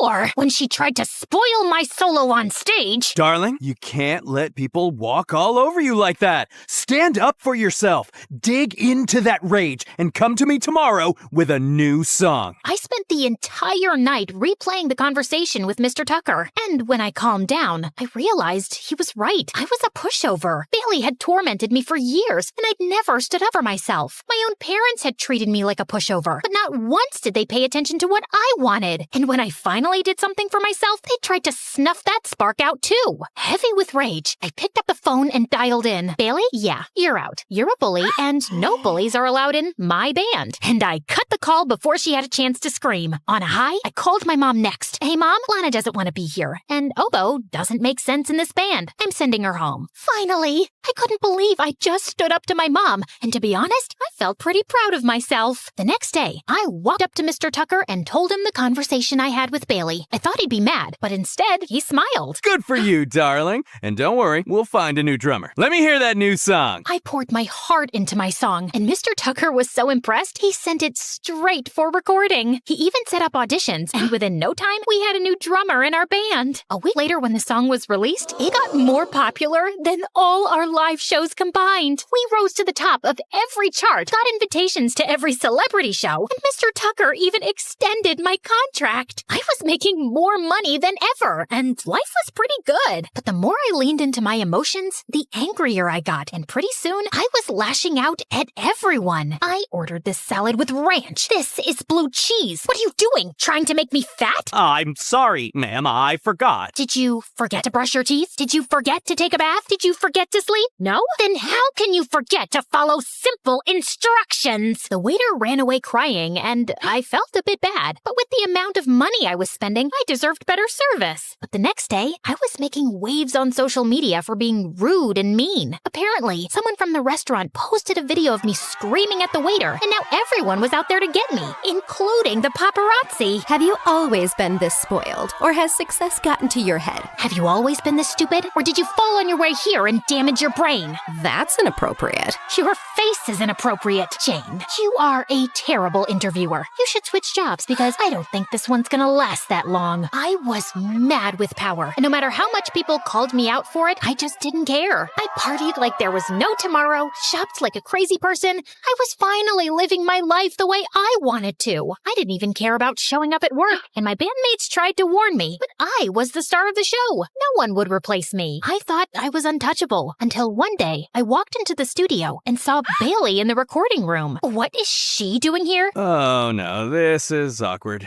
I was gonna tell you, but you're off the band, Cameron. Since when? And why? Because you're a loose cannon, and I can't let you tarnish my reputation anymore. But I did what you asked me to do, and now you're kicking me out? I'm the star of the band. You can't replace me. Honey, everyone is replaceable in showbiz. Now, bye-bye. Have a nice life. I was stunned. Just like Bailey and my mom, Tucker had manipulated and used me. I felt betrayed, but I had no time to sulk. I wanted to show these suckers what I was made of. So I tapped into my network to find a new label, but no one was ready to take me on, thanks to my negative image. And while I struggled to find work, Bailey rose to fame. She was having her first ever solo concert, and it was completely sold out. I couldn't let her win this time, so I crashed her concert, sneaked my way to the stage, and right before Bailey was about to sit down for her performance, I pushed her away. What are you doing? Stealing your thunder, just like you stole mine for years. Cameron's back, baby! I kicked over her drums, and in a moment of pure rage, I grabbed the guitar and smashed it to pieces. Some of the things went flying into the crowd, and everyone started panicking. Show was canceled, security was called in, and I was thrown out of the venue. Tucker even threw me out of the hotel, and thanks to my crazy party expenses, I couldn't afford another place. Eventually, I had to move back home, but I was so messed up in the head, I hardly ever came out of my room. All day, I would watch TV and see Bailey's rise to fame, and it only made me realize the things I'd lost. Then one day, I was sitting in my room when Mom walked in. You know you can't stay cooped up in here all day, right? I don't know what else to do. It's not like anyone needs me anymore. That's not true, Cameron. I was angry at you for moving out and then sending Lana back home. Then I realized that we'd been really tough on you. You were just a teenager, and you deserved to have a life of your own. So you're not angry at me now? Of course not, sweetie. We love you. We always will. My mom hugged me tight, and I felt better than I had in days. With my family by my side, I slowly started picking up my life again. I got back to music and even joined my old high school again. I had to repeat a year, but that was okay. At least I had something to look forward to. One day, while playing in the backyard, one of my sisters recorded a video of me and posted it on YouTube. It went viral again. People were amazed by my transformation and started requesting my old songs. So I played them. Soon, I started getting calls from agencies. One of them asked me if I could perform my singles at their show. The pay was good, the venue was close to home, so I agreed. As I got ready backstage, someone tapped on my shoulder. Mr. Tucker. Great to see you, kid. You've been doing well. Ever thought about coming back? Aren't you working with Bailey now? Yes, but she's boring. You're so much better. I will double your pay if you want. Think about it. As tempting as it was, there was one thing I'd learned in my time in New York. Never let anyone walk over you. So I immediately called Bailey and gave her a rundown of what had happened. Why should I believe you? Because Tucker is a manipulative worm, and I don't want him to ruin your career like you ruined mine. You don't have to believe me, but just watch your back. Wait, thanks for letting me know. It's no excuse, but I'm an only child, you know? And my parents put this insane amount of pressure on me, and your family just seems so big and fun, and I was just jealous. Life's not always as it seems, but we can be a bit kinder to each other. Anyway, glad we had this talk. Same. You know, I really did like your new album. Bailey and I never stayed in touch after that, but I heard she quit and started her own band. As for me, I'm still singing in the backyard and making my own music. That's the best kind.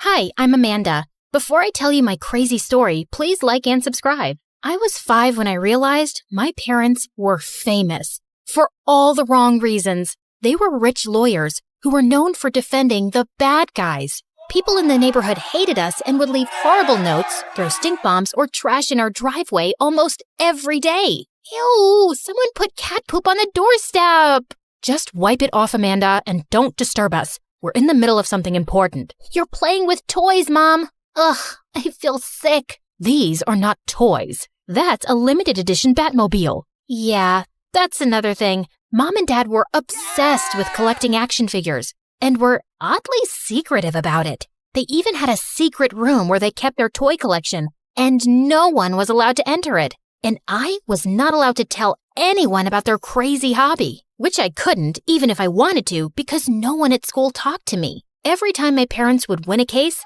kids would drive me crazy with sly comments. Who knew people could stoop so low for money? My dad always said they were creepy. Oh yeah? Did he also tell you that your breath smells like poop? No?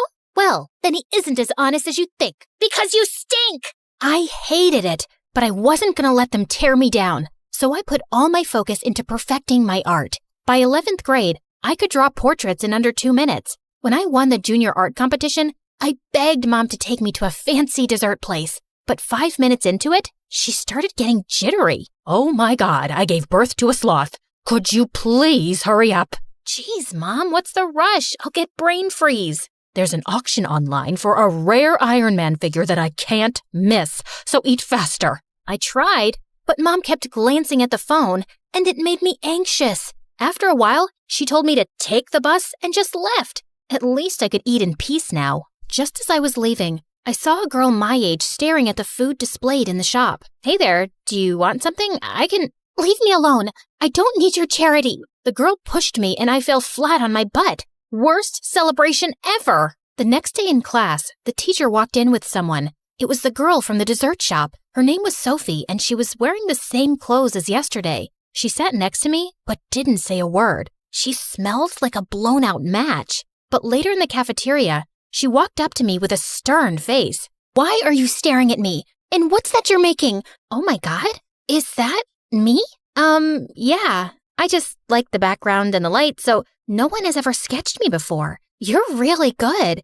Can I keep it? Of course. Sophie and I got talking, and it turns out she was actually really sweet. She told me her dad worked abroad, and she lived with her aunt here. I miss him, but it's not all bad. Well, I live with my parents, and trust me, you're not missing out on anything. We started hanging out, and I was glad to have finally made a friend. One time in class, I'd just gone out to grab something when I saw Sophie going through my art journal. Hey, no one's allowed to see that. You have a whole comic book planned out? You'll get this published, right? No, it's just random scribbling. Well, your call. But I think the world needs to know how talented you are. Sophie's words encouraged me, and I took a week to make some edits before finally submitting it to a big comic publisher. I waited a month, but I got no response. It was a long shot anyway. But then one day, when I got to school, everyone crowded around me like I was a celebrity. Amanda, you did it! Your comic became a hit overnight! They published it! You've got to be kidding me! Apparently, the publishers loved my comic and they wanted to sign a contract with me for $2 million. When I told my parents, they thought I was joking, till they actually saw the contract. I didn't know you could draw like that, Amanda. You would notice if you weren't so busy playing with your toys. After that, my parents started giving me a lot more attention. They got me a new sketching set and would spend hours discussing ideas, which were mostly useless. You should make your own superhero who can make frogs rain from the sky. Imagine having an action figure like that. How cool would that be? Yeah, no thanks. I'll figure out something. But in reality, I was struggling to come up with ideas. With the publishers on my back asking for a new manuscript, the pressure was building. One day, I invited Sophie over to help me out. We brainstormed for hours, but my mind was just blank. I'm tired and starving. Stay here. I'll bring some snacks. I rushed downstairs, but when I came back, Sophie wasn't around. I kept searching for her till I saw her in Mom and Dad's secret room. Whoa, I didn't know you liked superheroes this much. Yeah, it's for inspiration. Come on, let's watch some MSA. Maybe that'll help with ideas. But just as we turned, Sophie's arm hit one of the figures and it crashed loudly. Within seconds, I could hear Mom screaming as she came running. What did you do? Do you know what that's worth? I'm sorry, ma'am. I didn't do it You're sorry? Who's going to pay for this? Your dad? Sophie turned red before bursting into tears, and then she left. You can't scream like that at my friend, Mom. Your friend just ruined something precious. That's it. No more bringing friends over. She's literally the only person who talks to me. God, all this over a dumb toy? You guys are the worst. I stormed off to my room and called Sophie to apologize, but she didn't answer. And when she didn't turn up for school the next day, I pulled a few strings and got her home address. And I was stunned to see that she lived in a mansion. Why did she act poor then? Amanda, what are you doing here? I just wanted to check up on you. I didn't know you were so rich. I'm not. My aunt is. Listen, I am so sorry about Mom. My parents get crazy about those action figures. Seriously, they love them more than they love me. Don't ask me why. Wait, those aren't yours? Your parents collect those toys like kids? Are they crazy? Sophie suddenly burst out laughing, and I felt a bit angry. I know it's weird, but they're not crazy. I just came here to apologize. I'll leave. I'm sorry. I didn't mean it like that. But look at the bright side. This is the perfect comic book material. I'm sure it wasn't easy growing up with them, so why don't you write about that? I have to agree. My life is kind of like a roller coaster. So use it. Also, do you think we can move past this whole thing? In a heartbeat. I started working on the new comic based on my childhood. I changed the names and made a few things different just so no one would know it was a true story. And when I gave it to the publishers after a month, they loved it and wanted to release it immediately. I was super happy. But then a week later, I came home to find my parents with my manuscript. How did you get that? We have connections. What were you thinking? Dragging your parents through the dirt like this? You can't write anything without running it by us. Surely we told you that. 1, no you didn't. And 2, that's ridiculous. Please give that back to me. Nuh-uh. You're talking all about your childhood with your weird parents obsessed with their toys? You can't publish this. Do you understand? No, I don't. And also, I don't understand why you'd neglect your own child for dumb toys. And why you won't stop fighting for criminals. Because they pay the big bucks, okay? And we can feed you, afford your expensive school, and art supplies. I don't care about your money. I can make my own. Now please, give me back my drawings. But they simply turned around and left with the manuscript. I spent days searching for it everywhere, except the secret room. After Sophie broke one of their pieces, they'd changed the locks. I was still thinking about how to get in there when the next day at school, Sophie came running, panicked. OMG, Amanda, you've got to see this. She showed me the news about a gang the police were after who smuggled illegal substances worth millions in action figures. I was speechless. Do you think your parents could be involved? I don't know. I know they're weird, but I don't think they're criminals. But they're always so jumpy and secretive about the action figures. Of course they're hiding something. We have to tell the police. Just slow down, will you? I need to think about this. I couldn't just call the cops on my parents. I decided to talk to them about it. But later, when I walked into their room, I saw Mom shredding a bunch of papers that looked like my drawings. Oh my God, what have you done? It took me months to make that. Amanda, listen. No, Mom, you listen to me. I'm done, okay? You will pay for this. I was so mad that I decided to do exactly what Sophie said. Punish my parents. I went to the police station to tell them about the action figures, but chickened out the last minute. But an hour later, the police showed up at our doorstep with Sophie. Sophie, what are you doing? Your parents are liars and crooks, and people need to know that. Isn't that what you wanted too? Amanda, how could you think we're criminals? Let us be the judge of that. Let's start with this one. Please, don't destroy our babies. These are not illegal. You can see the receipts. Mom and Dad kept pleading, but the officers cracked open all the action figures, and they didn't find anything. Are you happy now? All our figures are destroyed because our own daughter doesn't trust us. How can I? You're always so weird about a bunch of toys. So much that you forgot you had a real daughter who needed you. That's not true. And for the last time, these are not just toys. They were the rarest, limited edition collectibles worth a fortune. We didn't want someone to rob us or even ruin them out of spite. There are plenty of people who hate us. That's why we always told you to keep it a secret. Shut up! How is this possible? You're guilty! I just know it! I won't let you guys get away with it this time! What do you mean this time? Your evil parents put my innocent dad in jail and got the real culprit off. And I have to live with my awful aunt who makes me do house chores all day long so I can study in a good school. Wait, is that why you became my friend? Because you wanted to get back at my parents somehow? Well, yes. But then I saw how different you were from your family, and that doesn't matter. You still lied to me. And Mom, Dad, is it true? Did you really put her dad in jail? We don't know who her dad is. We fight so many cases, and putting people in jail is what we do. You guys are heartless. Maybe you're not criminals, but you have committed some pretty big blunders. You've ignored me all my life and never cared about how your jobs or hobbies affected me. You've even destroyed my comic that I worked so hard on. Your comic is in my office. What you saw that day was some useless drawings I found in my drawer. I tried to tell you, but you were so melodramatic, like always. I'll give you that dumb thing back. That doesn't make anything right. And you know what?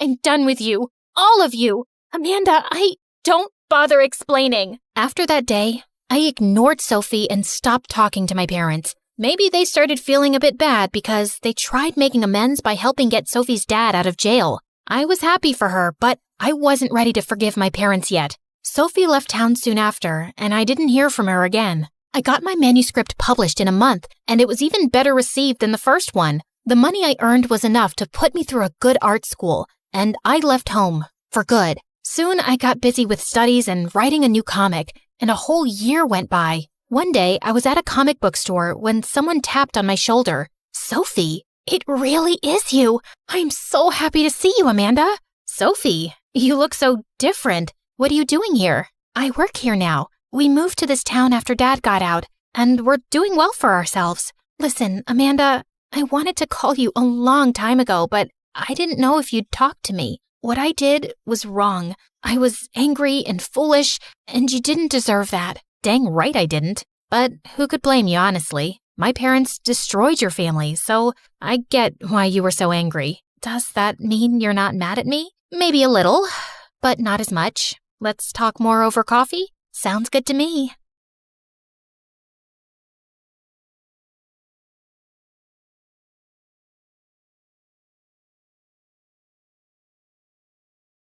Hey everyone, I'm Sophie from France. If you think you've had some misfortune in love, well, I promise my story will make you think your romantic life isn't so bad. But first, please like and subscribe. I was born in a super rich family, and our mansion by the beach looked like a fairy tale castle. I used to play hide and seek in the garden maze with our maids, and my dad bought me a stunning white pony, which I rode all over the huge grounds. Princess, your smile lights up my world, and I will never let you down. He lied big time. When I was in 4th grade, his company was accused of financial fraud. Dad managed to avoid being jailed, but we lost everything. My pony was sold, and we moved to an ordinary house in an average neighborhood. After that, my parents argued every single day, and soon they got divorced. Dad left us and never looked back. He never even sent a card on my birthday. Mom started a new life and started dating another man. I had no choice but to move on too, and I quickly made friends with kids in my new neighborhood. Although I enjoyed playing with them, I struggled to come up with ideas for games, so I preferred to follow the rest. One of the kids, Tom, was a natural leader. He often told us what to do, playing an admiral, a king, or even my future husband. Sophie, when we grow up, you will marry me. Okay. We all played outside till it was dark, and Tom often walked me back home, which was sweet. But over time, his behavior started to get strange. Like once when he had to go visit his grandma for a week, he told me not to play with anyone else while he was gone. We were also in the same class at school, and I loved making friends and joking around with everyone, but it seemed to bother Tom a lot. Sophie, stop being so friendly with everyone. It's annoying. Nobody seems annoyed except you, Tom. In middle school, a cute boy sent me a card on Valentine's Day saying, "You brighten my day," and it made me so happy. But the next day, when I tried giving him a chocolate, he ran away terrified, like he'd seen a ghost. Of course, Tom was behind this. I was getting sick of him, and even tried creating distance between us, but he didn't take the hint. If I didn't walk with him to school, he just followed me. He'd turn up at my house whenever he pleased, and if I didn't talk to him, he'd just sit in my room for hours watching me. I told Mom not to let him in anymore, but she always said he was the sweetest friend I had. Once in high school, I decided to sneak out to a party late at night, but I was more worried about keeping it a secret from Tom than my own mother. Thankfully, I didn't encounter him on the way, and I was ready to have fun, but every single boy I asked to dance with me turned me down.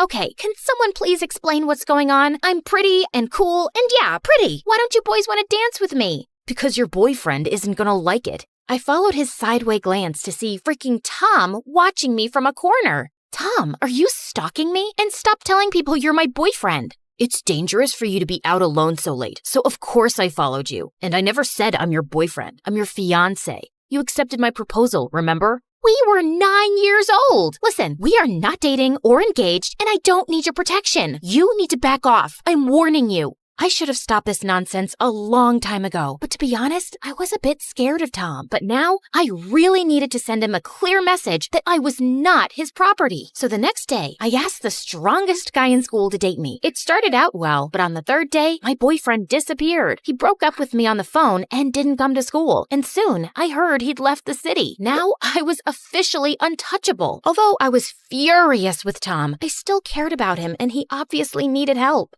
Listen, Tom, you're my friend, and I think you really need therapy. You seem to be obsessed with me. No, I'm not crazy. Does being in love seem like madness to you? It's not love, it's an obsession. But he didn't seem to get it, and I didn't know what to do anymore. Fortunately, Mom offered a temporary escape. Sophie, we've been invited to vacation anytime at this beautiful villa owned by the son of an old friend. How about we go away now? It could be a nice break. I was only too happy to accept. The owner of the villa, Pierre, seemed to be only 5 to 6 years older than me. He'd inherited his father's business and was already a millionaire. As soon as he saw us, he smiled brightly and his gaze was fixed on me. I felt myself blush. Pierre was a really charming gentleman. We spent the whole day together enjoying his amazing place. He revealed to me that a year ago, he'd been in a terrible accident that had caused him amnesia. I couldn't even remember my parents' names, and I felt so lost. It was a really dark time, and I zoned out as the wheels in my brain started turning. Amnesia.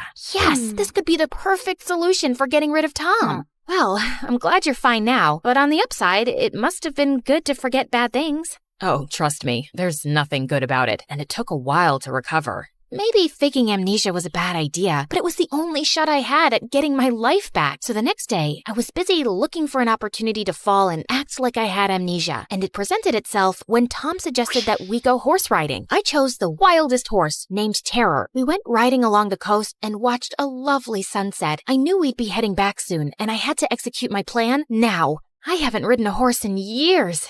I remember I visited once, and you had the loveliest ivory pony. My moo-moo. Yeah, my parents had to sell it. That's a shame. You loved it so much. I was trying to force Terror to rear up, but this horse was just not listening to me. Sometimes that life just feels like it was all a dream. But you can return to this dream, Sophie, if you want. What? Just then, the horse reared up, and I let go of the reins and fell to the ground. The world spun around me. The last thing I saw was Pierre's worried face before I blacked out. When I opened my eyes again, I found myself lying in a hospital bed. How do you feel? I don't know. What happened? Where am I? Where's Moo? Yeah, so I pretended that I didn't remember life after I was 6. I didn't remember getting poor, or Dad leaving us, or any of my childhood friends, including Tom. My fall was an accident, but Pierre blamed himself for letting me ride that unruly horse. He begged us to stay at his villa so I could recover in peace, and Mom and I were pretty thrilled at the idea. Pretending to have amnesia, I acted like a child the first few days, which was quite funny. I did all sorts of silly things, like hiding in the garden and asking Pierre to find me, then jumping out and scaring him. I even drew a mustache on his face while he was sleeping. Pierre was dedicated to helping me recover my memory and did all sorts of mental exercises with me, and he pampered me a lot. He had his cooks make my favorite meals, took me to his private cinema often, and bought me anything I wanted at the mall. And I really got to know him better. His eyes lit up when he talked about how his company was helping build schools for kids in Africa, where he went often. Pierre was the complete opposite of Tom. He was kind and gentle, and being around him, I felt safe, and I knew I was really falling for him, but the guilt of lying about my amnesia was eating away at me. I'd have to tell him the truth eventually, but would he forgive me? A few weeks later, the doctor said I seemed well, but my memory would take time to return. I'd already missed a lot of school, so Mom and I decided to go back. Pierre had to deal with some business abroad, but he promised to visit us soon, and when we got home, Tom appeared at our door in 5 minutes. Where have you been? Why did you leave without saying a word? How could you not reply to me?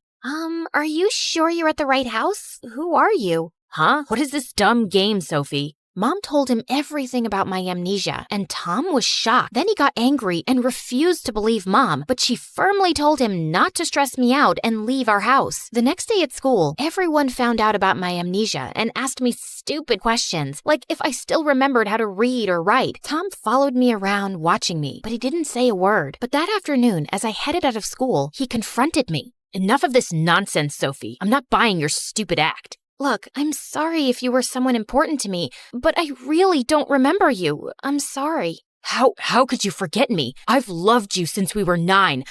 I've been by your side every day since. How could all that just disappear? No, I refuse to accept that. I'll remind you of every memory till it comes back to you. He grabbed me by the arms and I started to panic. Leave me alone. Just let me be. Help! Someone please help me. Some people watching the whole scene called the police, and the police ordered a restraining order against Tom. My plan had worked. I felt both relieved and guilty. I knew I'd gone too far, but it was the only way. After that, Tom kept his distance, but I could still feel his eyes on me from the shadows. My only hope was to graduate and leave this place and Tom behind soon. For good. A few weeks passed, and I was already missing Pierre a lot. I texted him several times, but he didn't answer. Maybe he was just really busy. Or maybe I'd misread some signs, and he didn't feel the same way about me. I was looking for something to occupy myself, and decided to sign up as a volunteer with some friends at the Nice Carnival, a major music event raising funds for charity. As soon as we were done setting up the sound system on the stage, the announcer stepped up to the mic. Before we start the performances, I'd like everyone to welcome up our generous sponsor who's made this event possible and donated $10 million to our purpose. Give him a great round of applause. Mr. Pierre with his lovely fiancée, Beth. My heart sank to my toes when I saw Pierre step on stage with a beautiful brunette on his arm. As he spoke a few words, I couldn't stop staring at them. Not even a girlfriend, a fiancé. Just then our eyes met, and it hurt to realize how deeply I was in love with Pierre. I quickly turned away and started to run. When I was far enough, I sat on some porch and just cried. I had no right to be mad at Pierre since I was a liar, and he never said he loved me, but I still felt betrayed. Sophie, can I sit near you?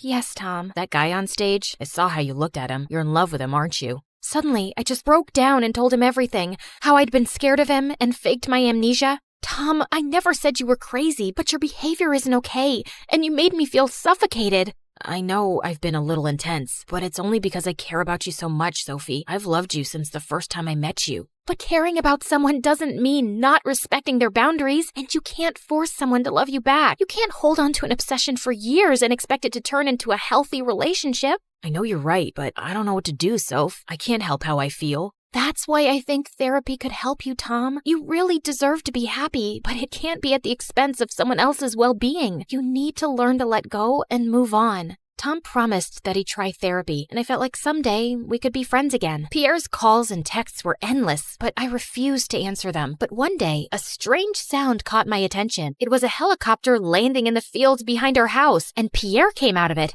What are you doing here, Pierre? Fighting for the love of my life. That's you, in case it wasn't clear. Those are strange words for a man with a fiancée. Please, I just need a few minutes to explain. Pierre then told me that his dad had laid a condition on him to find a girl to marry before he could take over the family business. So Pierre had proposed to a girl he wasn't in love with just to please his father. But the pressure to settle on a date for marriage had been too much for him, and he'd escaped to his family villa for a break. That's when I met you, Sophie, and everything changed. I realized that I'd made a huge mistake. When you left, I went back and ended things with my ex-fiancé. We had committed to the Nice Carnival as a couple, so we decided to go through with it together. I know I should have answered your texts or told you earlier, but I was scared of losing you. I wanted to explain everything after it was over. Pierre, I don't know what to say. Say you'll forgive me, Sophie, and give me a chance to make it up to you. Before that, I need to tell you something too, and you may not want to talk to me after this. I told him the plain truth about Tom and my fake amnesia. The worst part is that I knew you really suffered because of amnesia, and faking it was completely out of line. I'm so sorry, Pierre. Is that stalker still bothering you? No, I've dealt with it. He's going to get therapy, and wait, why are you laughing? I can't believe you put on an act for weeks. You should look into a career as an actress. We both burst out laughing like crazy. When we finally caught our breath, he took my hand and kissed me.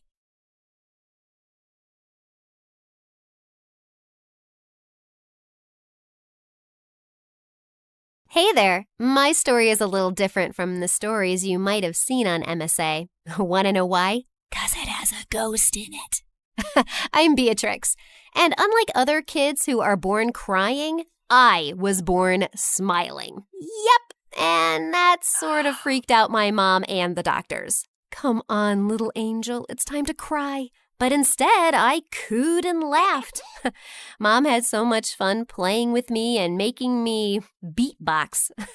That's the reason she named me Beatrix. Needless to say, growing up, I had a great life, and my parents absolutely adored me. They made me feel like I was the center of their universe, especially Dad. We were like two birds of a feather. He was an amazing singer and owned a studio. He often took me there, and I was always in awe of the place. Daddy, can I be a singer too when I grow up? You already are, kiddo. In fact, you're so good, you even make crying sound like a melody.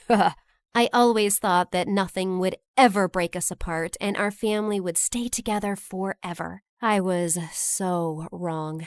One day, Dad told Mom he had taken on some debt and was unable to pay it back. From that day on, they started fighting over the smallest of things and soon ended up getting divorced. Dad left the city and never looked back. I was heartbroken and hoped he'd come back for me, but he didn't come, even on my birthday. I felt shattered. Mommy, why didn't Daddy come? He promised he'd come for my birthday. Please call him. I did, sweetheart. He must be busy. You have me. Come on, let's cut the cake. No, I want Daddy, or else I don't want this cake at all. After that day, I was asking Mom for Dad all the time, but he changed his number. And then to make things even worse, she married again. I was nervous at first when I met my stepdad, but it turned out he was an absolute gem. Not only did he paint my room in the exact color I wanted, but he also treated me to ice cream every day and spoiled me with all the things I asked for. Every night when Mom used to tuck me in bed and sing me a lullaby, he'd come too. Life was finally good again. And then my half-sister Jennifer was born. Mom and my stepdad only had eyes for her, and it seemed like it was all Jennifer all the time. I started to get jealous of her, but one time when she was crying and Mom and my stepdad weren't around, she gave me the most beautiful smile ever, and I melted. Aw, aren't you the cutest thing in the world? I tried to lift her, but Jennifer ended up crying again, and right then my stepdad stomped into the room. He looked really pissed. I just put her to sleep. Did you wake her up? Did you make her cry? What? No, I was just... Don't yell at her. She's just a kid. Then they started fighting over me all the time. When my stepdad said I was always causing trouble and should be sent away to live with my real dad, I felt like someone punched me in the gut. That's when I felt like I wasn't a part of my own family. But I kept quiet and didn't complain. And since no one even knew where my real dad was, I wasn't sent away. But then I noticed something strange was happening. I couldn't go outside anymore. Mom even had to homeschool me for a month. Thankfully, I grew out of it eventually with Mom's help. And as Jennifer grew up, she loved being around me. We were pretty close, even though she was competitive and wanted Mom's attention all the time. Like, when I'd come home from school and run to hug Mom, she'd jump in and hug her first, then talk to her and keep her busy until I gave up and would go to my room. I didn't mind, because she was still very small. But one day, she broke Dad's phone by accident when we were playing with it. Beatrix, please don't let them know it was me. It was an accident. Please, please, please. I don't want them to be mad at me. I couldn't see my baby sister that way, so when Mom entered the room and saw Jennifer crying, she assumed I had done something. Mom, we were playing, and I accidentally broke Dad's phone. Why can't you be more careful, Beatrix? Why are you two in his office anyway? Don't you know how angry? At that exact moment, Dad rushed in and turned as red as a fire truck. He began yelling at me and Mom. Look at what your daughter did. I told you she's only trouble. Your daughter? Oh, wow, that hurt. After that fight, I began distancing and avoiding my stepdad every time I saw him. Since at home I had so many problems, school was a relief. There I was part of the music club, and singing always felt like a joy. One time when I was in 12th grade, I was performing in a school play, and the lead had to sing a lullaby but forgot the words. I didn't know them either, but I jumped up and sang the same lullaby Mom used to sing me when I was little. When I was done, there was silence. Oh, shoot, I must have sounded bad. But then, all of a sudden, there was a thunder of applause, and I was stunned. Oh my God, Beatrix, you sounded so amazing! Oh, stop, you're just being nice. Wait, who are you? I'm an ad producer, and I'd like to work with you. But... Before I could even finish my sentence, the man handed me his card. I called him a couple of days later, and then I found out he wanted me to sing a jingle for a Christmas ad. It was so much fun. When I got paid, I went to Mom and told her I wanted to take her out for dinner, but she seemed so occupied. That's very nice, honey, but I have to go out with your sister tonight. She got 15th position in her class in the exams. Oh, wonderful. Okay, I'll come too. Well, you know how she is. She said it's a mom-daughter thing only. We'll go out some other time. I hope that's all right. Sure. It was pretty clear that Jennifer was more important to her than me. Mom never made the time to go out with me, even as I finished high school and moved out to my own apartment. After a few years, I started to get lots of attention for my singing, and people were totally loving it. I worked hard, and eventually I got a huge show in New York. I was so psyched about it and invited Mom and Jennifer, but minutes before I was supposed to start, Mom said they couldn't come. When I got on stage and saw the crowd and the 2 empty seats in the front row, I suddenly got really nervous and forgot the lyrics. My brain went blank, and since I was on the stage for so long and still hadn't performed, the audience started booing me. I felt my heart sinking, and then everything went dark. When I woke up, I found myself in the hospital. That was supposed to be my big break. Everything is ruined now. It's not, Beatrix. You just need to take it slow. Trust me, you'll be on the stage again soon. Everything will be okay. I wanted to believe her, but right when I was about to step out of my hospital room, I froze at the door and couldn't move. Honey, what's the matter? I don't know. I'm too scared to leave. I hurried back to the bed and refused to move. After talking to the doctor, I was diagnosed with a condition called agoraphobia. It was just like when my dad left. The stage incident triggered the condition I already had but forgot about. It meant I had trouble being in crowds and open spaces. It had been months since I left my home, and Mom was worried sick for me. She suggested I move into the house next to hers. It had been empty for years because the owners had left town. I was fine with it, as long as it was kept locked and I could stay inside. Mom and Jennifer were the only ones allowed in. My stepdad never visited. Jennifer was incredibly understanding, and we grew even closer. Mom came over every day, always spending time and taking care of me. One day, after she left and I was alone, I heard the sound of a door creaking open. I got up to check all the doors in the house and found the back door completely open. That was weird. I remember locking it. Soon after that, weird things started happening. Like, once I noticed the stove was on, even after I was sure I had turned it off. And then my shoes went missing. What was happening? Was I going crazy on top of everything else? I told Jennifer, and she thought the unthinkable. Maybe my house was haunted. I didn't want to believe it, but I couldn't explain it. One day, Jennifer brought over a Ouija board. Why did you bring this? Well, if there is some ghost here, we need to communicate with it and ask what it wants so we can go away. I wasn't too sold on the idea, but I thought I might as well try. Yeah, just like those stupid kids in horror movies. In just a few minutes, it turned out to be a very bad idea. I thought Jennifer was moving the pointer, but she swore it wasn't her. And it definitely wasn't me. It spelled out, "Get out." Huh. Awesome! I was even more scared now, and I couldn't move or even leave the house. I was stuck. Things died down for a little while, but one day while I was watching TV, the volume got super loud and the channel changed by itself. I was terrified and ran out of the house without thinking and immediately ran into the most beautiful delivery guy I ever saw. "Are you okay, miss? I thought maybe someone was in your house. I can check if you want." I just nodded and followed him into the house, and after 10 minutes, he assured me that no one was around and nothing was wrong. "I work around here a lot. If you have any problem, let me know and I'll help you, okay? I'm Easton." From then on, Easton came to visit me every once in a while. We would sit near my door and talk. I told him about my agoraphobia, and he would bring me things that I couldn't get for myself. He was so thoughtful and sweet. One day, when Easton and I were talking, Jennifer came to visit me. The three of us had a good time. Once he left, I could not stop talking about him. He's so kind and sweet.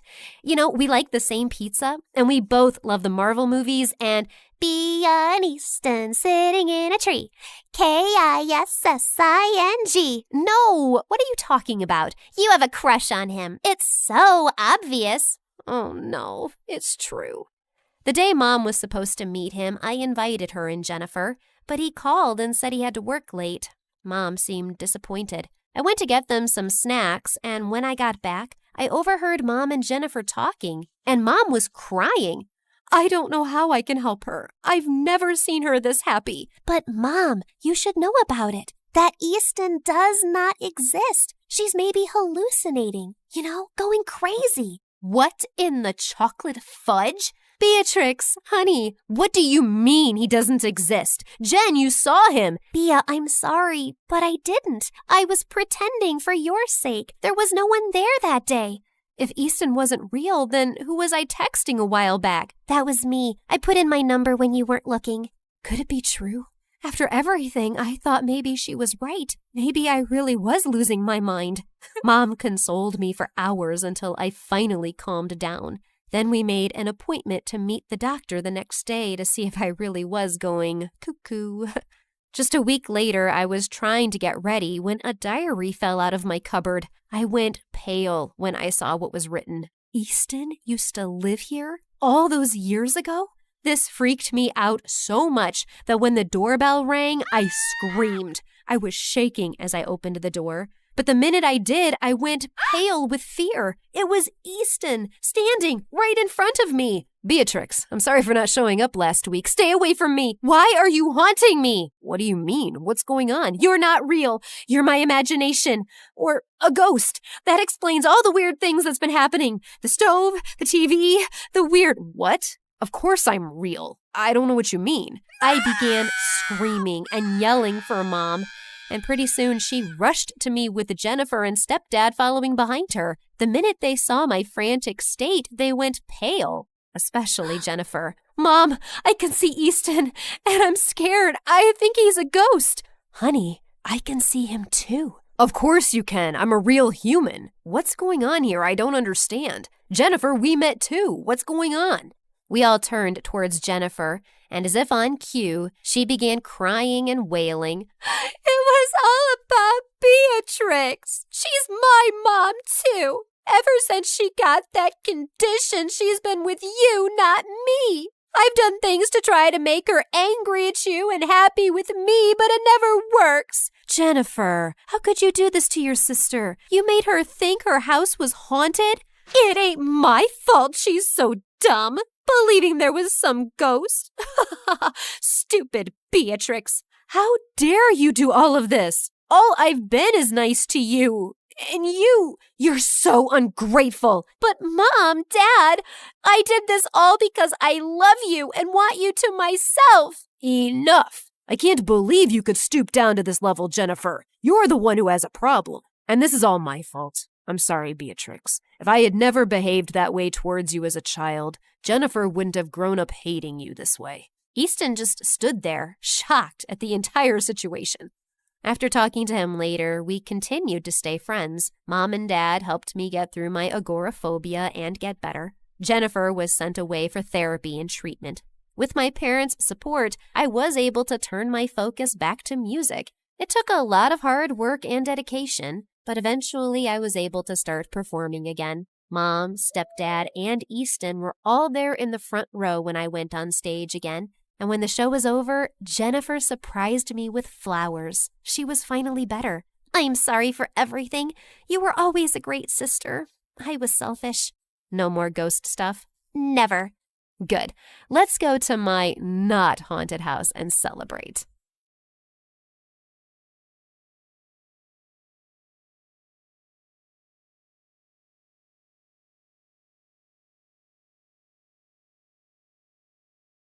Hi, everyone. I'm Alba from Hollywood. I knew some girls who had fame, kind and supportive parents, or cute boyfriends, but I was the only girl I knew who had all three. My boyfriend was the best. We met on the set of my first big role. I was an actress, and I was nervous to act in front of these amazing people who were also talented and experienced. The first person I met that day wasn't nice at all. This super pretty girl walked up to me and immediately started yelling at me. I recognized her from TV and magazine covers. She was an actress named Jamie Hart. Where are the rest of the vegan options? I've told you guys I don't know how many times I'm not eating this stuff. Sorry, I'm not the caterer. I'm an actress, like you. Oh, sweetie, there's no one like me. I'm one of a kind.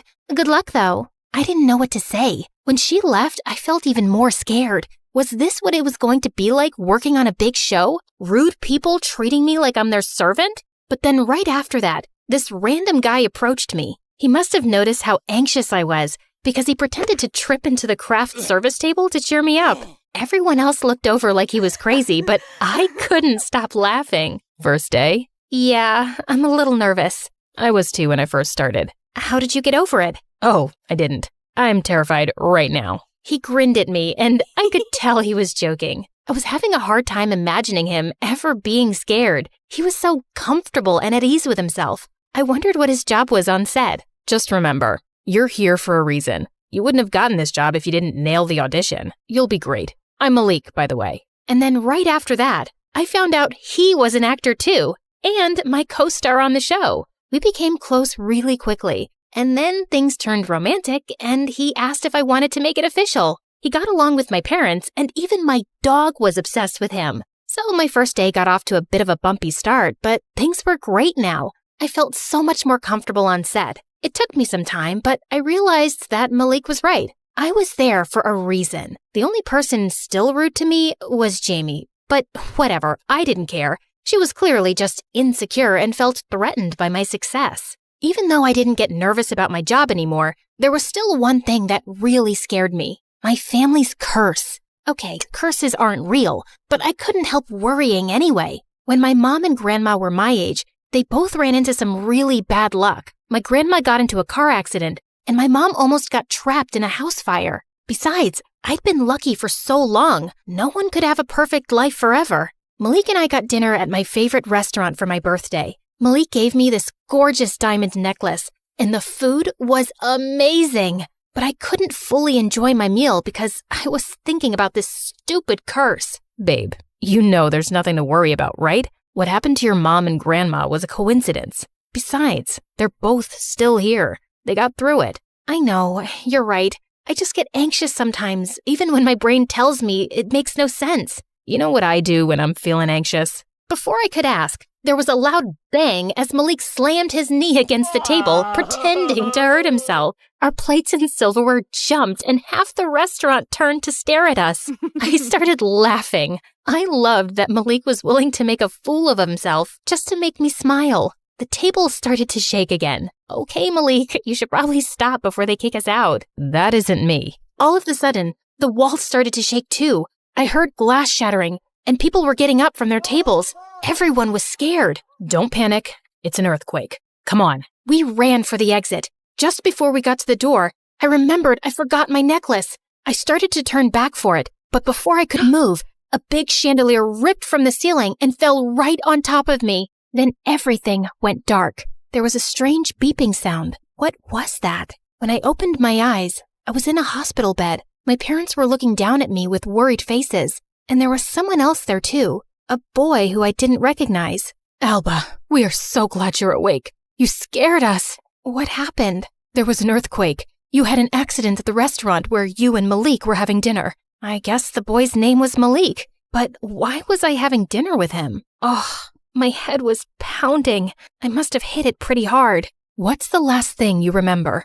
I just got the call back letting me know I got the role, and I was on my way to the studio to start my first day. Oh no, I hoped I hadn't missed my first day. I'd worked so hard to get this role. Honey, you really don't remember anything after that? About the show? About me? Do we know each other? Malik looked so sad in that moment, but I didn't know what to do. Everything was so foggy, and my head was killing me. After I got home from the hospital, my mom sat me down and explained everything. I had amnesia, and I was missing almost a full year of memories because of my concussion. She said my show was really successful and I was a popular actress, and that boy from the hospital was my boyfriend. After you fell, He ran back into the restaurant to carry you out while the whole building was shaking. We're very fortunate that he was there to help. Wow, sounds like that boy Malik might have saved my life. On set the next day, everyone was so sweet and understanding. Even though I didn't remember all the acting I had been doing, the super famous actress named Jamie Hart went through the scripts with me and helped me catch up. I saw Malik too. He smiled and waved. I think he could tell I still didn't remember him though, because he turned sad and didn't come over to talk. The strangest thing happened. When the director called action, I didn't feel nervous at all. I had been so scared to start my first day, and I barely slept at all the night before, but here I was, nailing it. Then I remembered, this wasn't my first day. It just felt like it was because of my injury. It was all so strange. After a while, though, I got back into my routine. Things were going really well with the show. Jamie and I became great friends. We'd go on shopping sprees and have spa days and everything. I was surprised one day at the studio when Malik approached me. I felt like he had been avoiding me. He was always sweet when we spoke, but it was usually just small talk, and that sad look never left his eyes. Hey, I wanted to ask you something. I know everything's messed up and weird since the accident, but you're someone really special to me. And I know you don't remember, but I was someone special to you too. Maybe we could start over. What did you have in mind? Something casual, no pressure. There was a smoothie place you really liked. Maybe we could hang out there. That I hadn't forgotten. Strawberry banana was my favorite. That would be nice. Malik and I got smoothies later and strolled around the park. The way the sun shimmered on the pond was so pretty. And Malik was so nice and funny. I could see why I must have liked him. I felt bad though because he seemed to know so much about me, but everything he told me about himself was brand new information. I tried really hard to remember, but I just couldn't. Ugh, stupid earthquake. On set the next day, Jamie came up to me after she saw Malik and I talking. Look, I don't know if I should say this because I don't want it to seem like gossip. What is it? You can tell me. Jamie glanced around and lowered her voice. It's about Malik. I'd be careful around him. He's one of those people who only talks to successful people because he's trying to boost his own career. It's pretty gross. I was shocked. That wasn't the vibe I got from Malik at all. But Jamie knew him much better than I did, and she'd been such a good friend to me since my accident. We were best friends before that too. At least that's what she told me. Malik and I were supposed to hang out again that day after we finished filming, but I told him I wasn't feeling very well. I could tell he was disappointed. It made me doubt myself for a second. Was this really the right decision? We had fun getting smoothies, and my mom said he saved my life. But then I remembered what Jamie told me. Hollywood was full of fake people. You had to be on guard to protect yourself. What if he had lied to my mom about saving me? Jamie came over one night so we could practice lines. I had a huge monologue the next day, and I wanted it to be perfect. Jamie was so generous with all the time she put into helping me. Suddenly, my dog Rocco started to growl at her. Rocco! I couldn't believe it. Rocco was such a sweet and lazy dog. He loved everyone. What's his problem? Sorry, he must have smelled one of your pets. He's not usually like this. I don't have any pets. The next day, Malik approached me while we were getting ready to film. Hey, is everything okay? I tried calling and texting, but you never answered. Yeah, I've just been really busy. Okay, Alba. Have fun with your new best friend, I guess. What's that supposed to mean? You blew me off last week, and now you're giving me the cold shoulder. And you spend all your time with Jamie, who you don't even like. Of course I like her. And Jamie has really been there for me since my accident. You barely even talked to me until a few days ago. I was trying to give you space. I'm sorry, I didn't know how to handle you forgetting me. It was like we were strangers again, except I still had all these great memories of us together. I didn't ask to get a concussion. You're acting like I did it on purpose. That's not what I meant. I'm sorry. I'll leave you alone from now on. I thought my day couldn't get any worse, but just then, the director came up to me and told me that my monologue had been given to Jamie. I was devastated. I found Jamie getting her hair and makeup done for the big scene. Hey, what happened? They just told me that you're doing my monologue instead. Oh, I told them that you were still feeling really tired from your accident and weren't up for such a big dramatic scene. I thought you'd be happy. Thought I'd be happy? You knew how important this was to me. Why would you do that? I thought you were my friend. That's how things work here, sweetie. It's really not a big deal. And if you don't mind, I need to get ready for my monologue. I spent the rest of the day trying not to cry. I felt like Jamie had taken a mask off and I'd finally seen the real her. A selfish monster who'd been using me this whole time. At the end of the day, I snuck onto an empty set and finally cried and let it all out. Everything was so messed up. My accident had ruined my life. It was that stupid curse. I knew it. My mom might not believe in it, but how could she say it wasn't real now? I stared at the set. It was this huge, dark sky filled with galaxies and stars and comets. The door opened. Malik saw me and started to head over, a little bit hesitant. Suddenly, he tripped over an electrical cord and almost fell. I burst out laughing. He was such a goofball. He smiled and sat down beside me. Hey, so I know I said I'd leave you alone, and I still will if that's what you want, but I wanted to give you this first. I went back for it after the accident. Then he took out this beautiful necklace. It looked oddly familiar. When he handed it to me, our fingers touched, and suddenly, everything came rushing back to me like a flood. Malik and I were playing with my dog Rocco, the two of us cuddling while we watched a movie, on the red carpet together getting our photos taken. I remembered it all. Malik. I took his hands. He looked at me with a puzzled expression, and then he saw it in my eyes. That I remembered him. That I remembered us.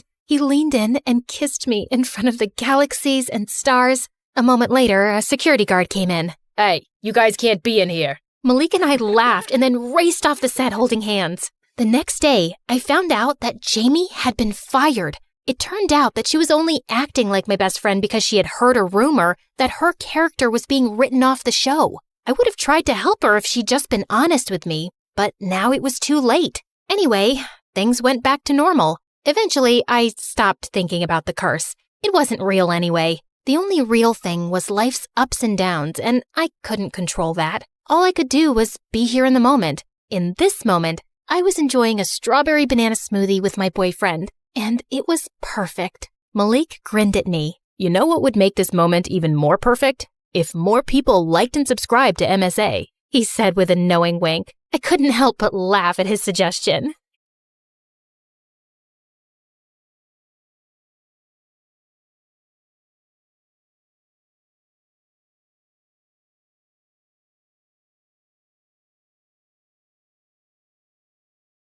They'll tell you I'm a thief, an outlaw, a rebel.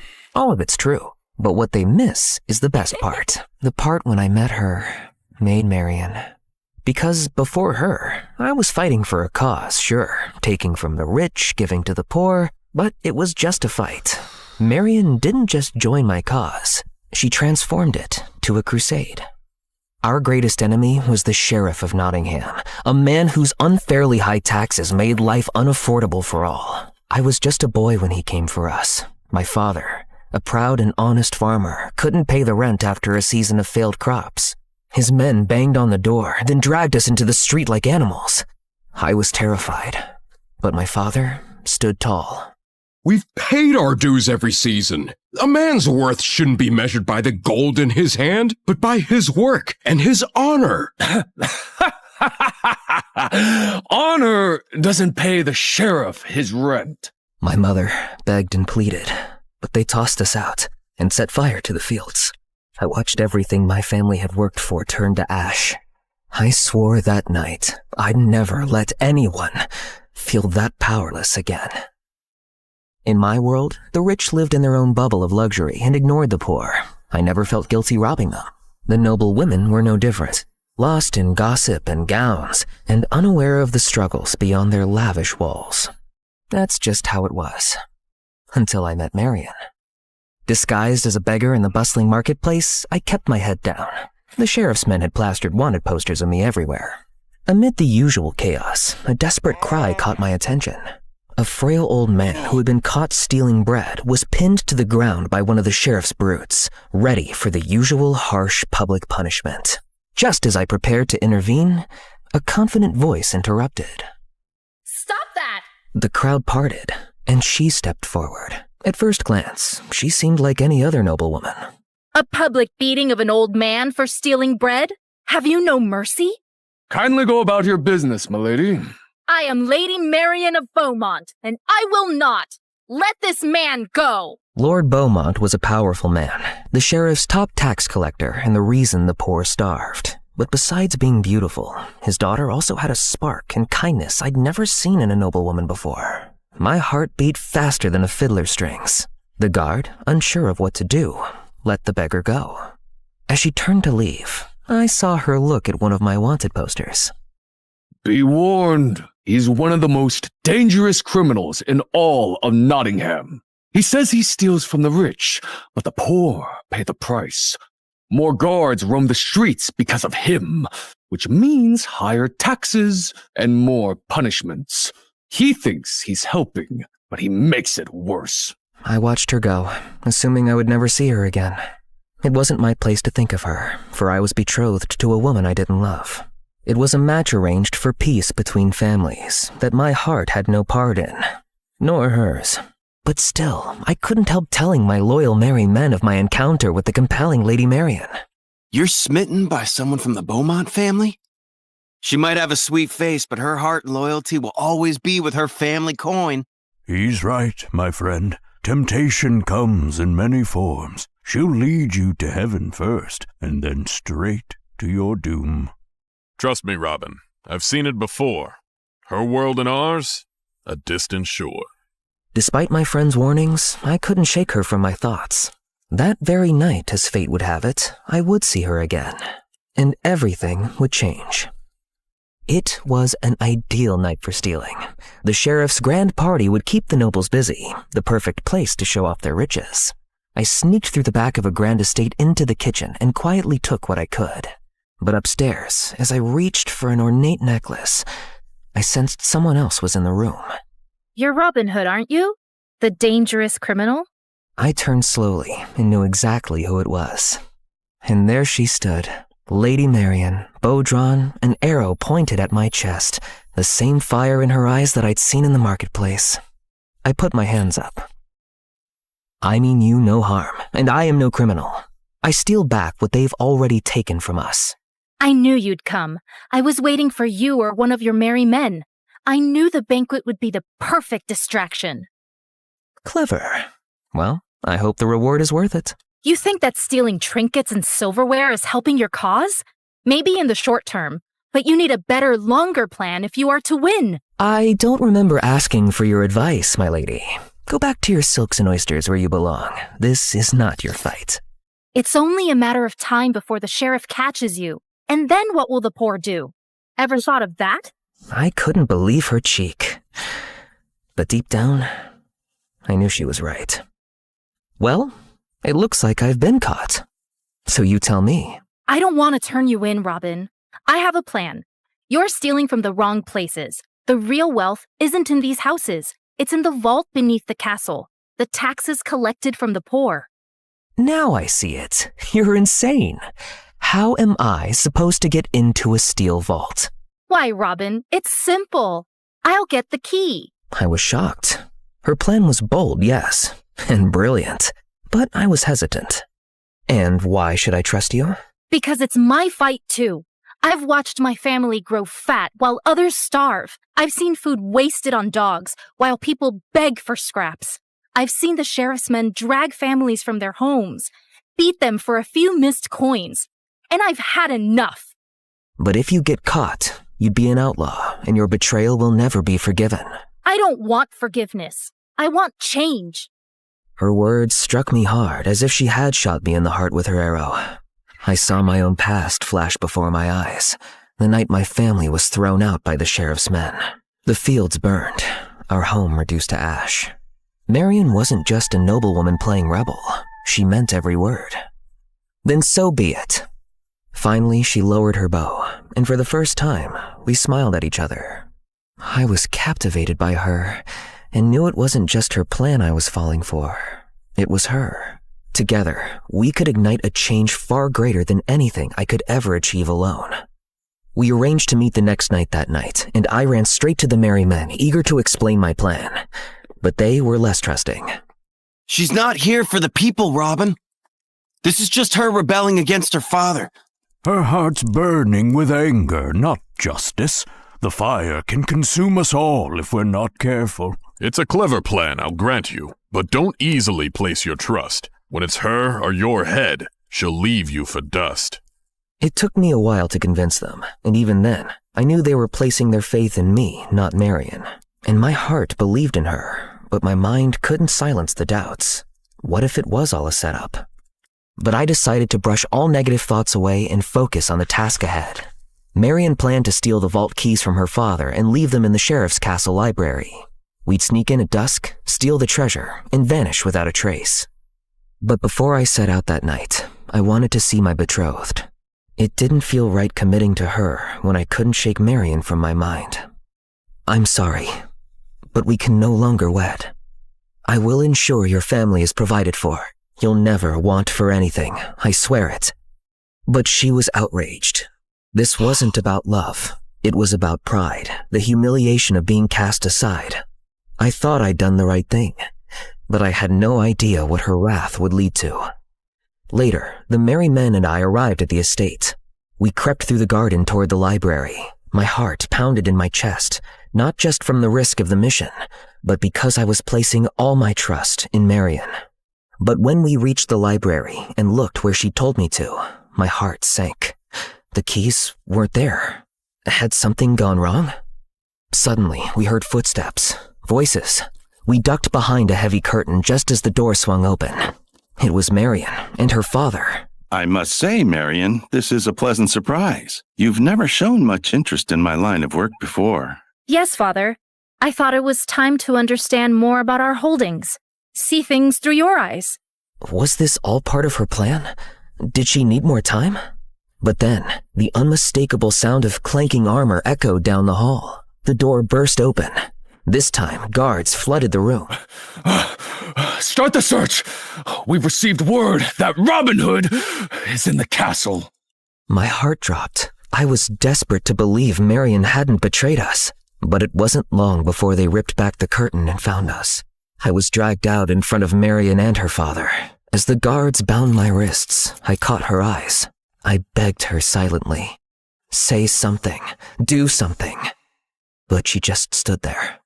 Marion, you're witnessing history. The most notorious outlaw in all of Nottingham, finally caught. You'll never have to worry about this scum again once you take over from me. Isn't it magnificent? I held my breath, waiting for Marion to intervene. But she just looked away. Yes, Father. Justice must be served to criminals. And may I have your coat, please? I'm cold. Her words hit me like a dagger to the chest, and as they dragged me away, I felt the sting of betrayal burn deeper than any wound I had ever known. They soon threw me and the merry men into a cell. Well, I warned you. Nobles only look out for themselves. We're gonna be hanged for this. But we'll be together till the end, brother. We are all tested with betrayal, but it is through forgiveness that we find salvation. Pray for strength and for Marion. Our mission will live on, no matter our fate. The people will rise one day. They will not hesitate. I felt like a crushed man in that cold, damp cell. When I heard the sound of footsteps getting closer, I braced myself for the next cruel twist. But there before us stood Marion. Before I could speak, she threw a set of guard uniforms at us and started to let us out. Put these on, now! We all dressed, and the merry men soon fled, disappearing free into the night. My heart was pounding as I followed her down a corridor to follow them out the castle. I thought you handed us over. No, you were followed to the castle. I saw it happening but couldn't warn you. Then I realized you getting caught was the only way to distract them. They'd celebrate your capture and leave the vault unguarded. It's the perfect opportunity. No, Marion. We need to leave now. You'll be free from all this. We came here to take back what belongs to the people, and I have the keys. She lifted the keys she'd taken from her father's coat, the very same she'd asked for warmth in the library. This is our chance, Robin. We can't let them win. But if they catch us... The poor have no one else. Her words pierced my doubt, and I followed her, deeper into the belly of the castle. We reached the underground chamber, which was unguarded just as Marion had said, and she unlocked the door.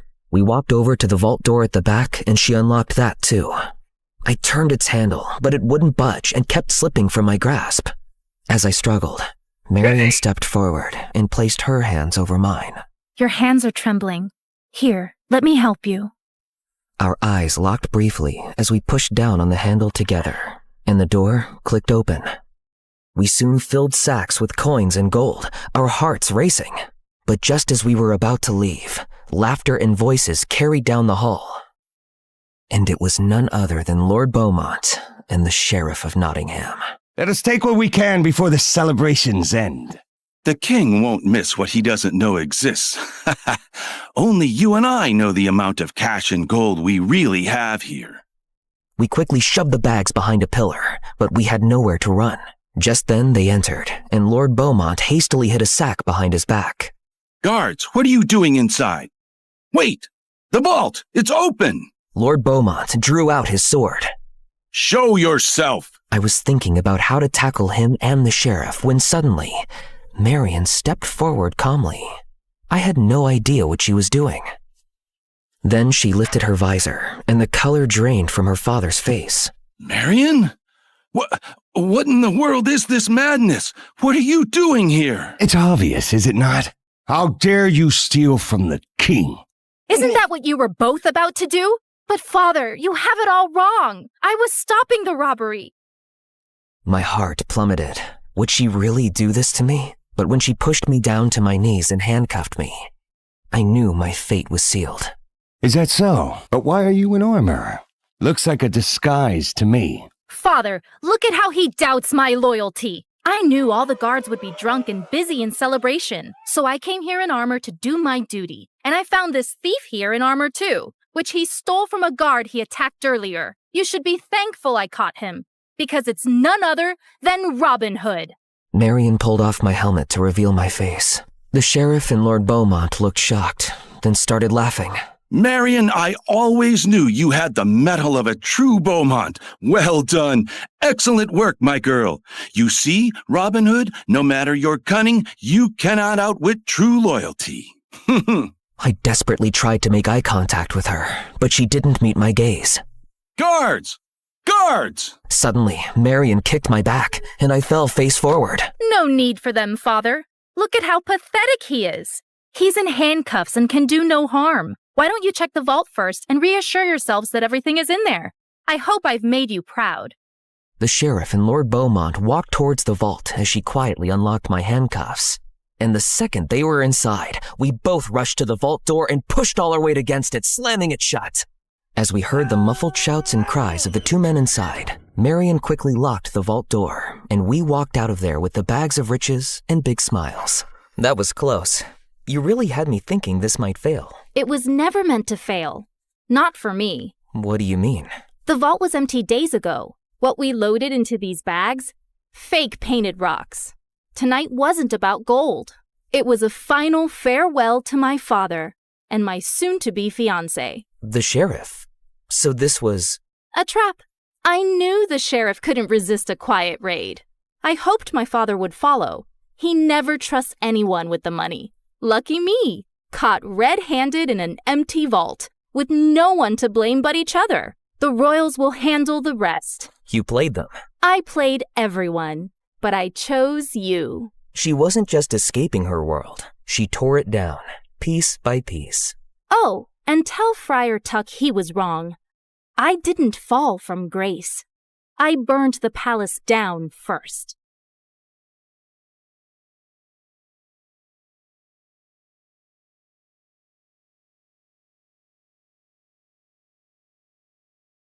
Hi, I'm Sasha from Los Angeles, and my mom is my best friend in the world. But we weren't always so close. In fact, we'd have the most epic fights every day. But before I continue, please like and subscribe. Mom grew up in Louisiana near the bayou, and she was always a little weird. Her best friends were animals, and she had a thick southern accent, and she'd say the strangest things. It's hotter than a goat's butt in a pepper patch. But everyone was nice to her because she came from the wealthiest family in town. She met my dad in high school. They fell in love, got married, and had me. But when I turned 5, Dad begged Mom to move to California. A couple of weeks after we moved into our new house, I started to notice Mom acting strange. Late at night, she'd march up and down the sidewalk, glare up at the windows, and sneak into Dad's study. One day, I asked Mom all about it. Oh, honey, that didn't happen. It was just your imagination. Nuh-uh. You did it every night this week. Then Mom gave me the strangest look. And that night, I heard Mom and Dad arguing, and a couple of days later, Dad moved out. After Dad left, Mom tried to make me happy, but she only made things worse. On my 10th birthday, she threw me a huge party in our backyard with dozens of kids from school and their parents. But when my mom opened her mouth, it was a disaster.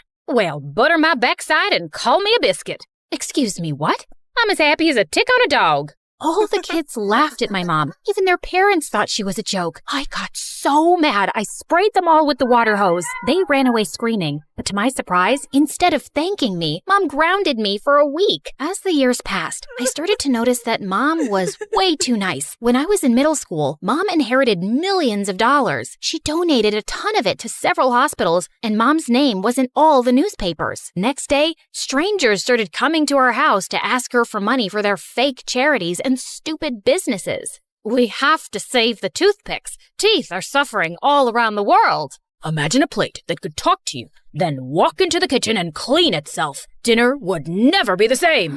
Mom just couldn't tell them no, but the moment they left, they'd call Mom an idiot and spend the money on expensive clothes and fancy cars. Of course, I didn't let them get away with it. I snuck into Mom's office and found all their addresses. Then, I'd toilet paper their house, leave poop on their doorstep, slash their tires, and leave notes demanding that they give Mom her money back or else. It was exhausting protecting Mom all the time, and I swear she never learned. We'd argue for hours about her ridiculous habits, but she refused to change. Dad was worried about Mom too, so he started to come around more. It felt really good having him back in my life. He was the best dad in the world. He took me to the movies, shopping sprees at the mall, and he even let me plan a special vacation to Las Vegas for the two of us when Mom was out of town. I was so excited.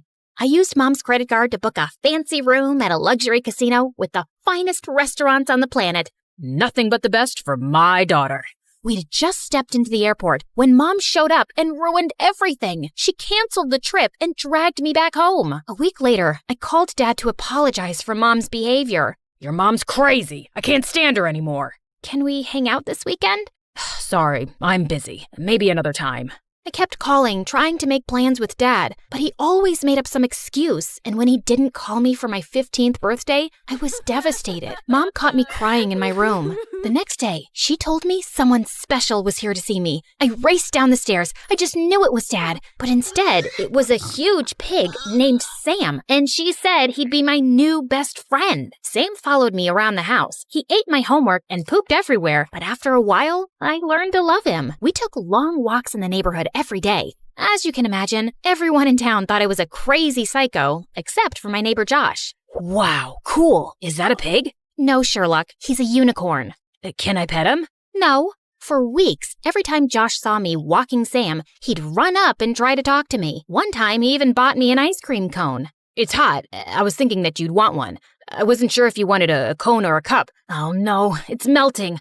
Oh, now your fingers are all sticky. I'm fine. It's no big deal. I'm so sorry. That wasn't smart. I can do better, I promise. Hold on, I'll run and get you a cup. Another time, Josh bought me a hat, a popsicle, a sandwich, a whole pizza, and a t-shirt with our faces on it. Even though he was annoying and talked about the most random things, I started to enjoy his company and developed the tiniest crush. I even let him pet Sam. Can I really? Sure, but be careful. He's kinda shy. Josh rubbed Sam's head. Sam got mad and chased him into the bushes. Josh scraped his knee and started crying like a baby. Mom saw the whole thing and invited Josh inside. And as usual, she embarrassed me. Now aren't you as cute as a button? No wonder Sasha's been happy as a clam at high tide. Josh was totally confused. Mom, I'm just being honest, honey. You two go together like peas and carrots. Stop acting like a bump on a log. Ain't no secret that you got the hots for that boy. I was mortified. I wanted to fold myself into an envelope and mail myself to Siberia. Luckily, Mom finally left the room. Then Josh started smiling like a demented clown. Why are you looking at me like that? I've got a crush on you too. Soon, Josh and I started dating, but when his parents found out, they weren't very happy. It didn't help that my mom caught Josh's mom making fun of her at the grocery store. That woman has no class. Her clothes are a disaster, and that daughter of hers is a menace. Mom marched up to Josh's mom and started screaming like a maniac. Hold your horses, honey. If you keep talking about my daughter like that, I'm gonna slap you silly. Oh, what's that you say?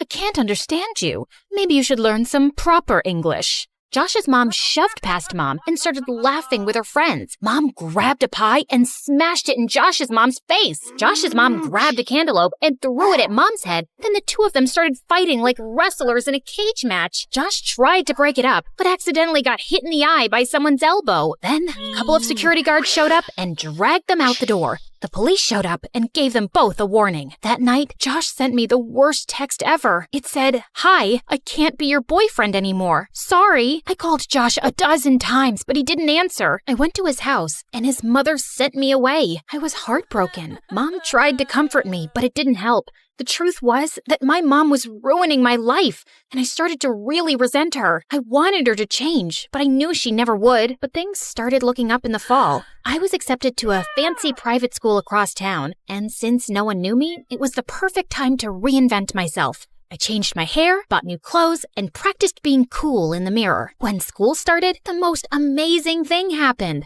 The popular girls loved me. I landed a spot on the cheerleading team, and the cutest boy in school asked me out. To my surprise, I saw Josh in the hallway. He was a new student like me. He tried to say hello, but I totally ignored him. I was way out of his league. Life was perfect until Mom messed up everything. I was hanging out with Lacey and the rest of the cheerleaders when Mom showed up at school to pick me up. Look at that lady. Is that a lizard on her shoulder? Oh, no way. Is she walking a pig? They started laughing at Mom, and I wanted to fit in, so I started laughing too. I know, right? She's so disgusting. I felt bad about it at first, but I couldn't go back to being a freak. I tried to steer my friends away, but Mom saw me and rushed over. Aren't y'all precious? Fine as a frog's hair split 4 ways. It's so nice to finally meet your friend, Sasha.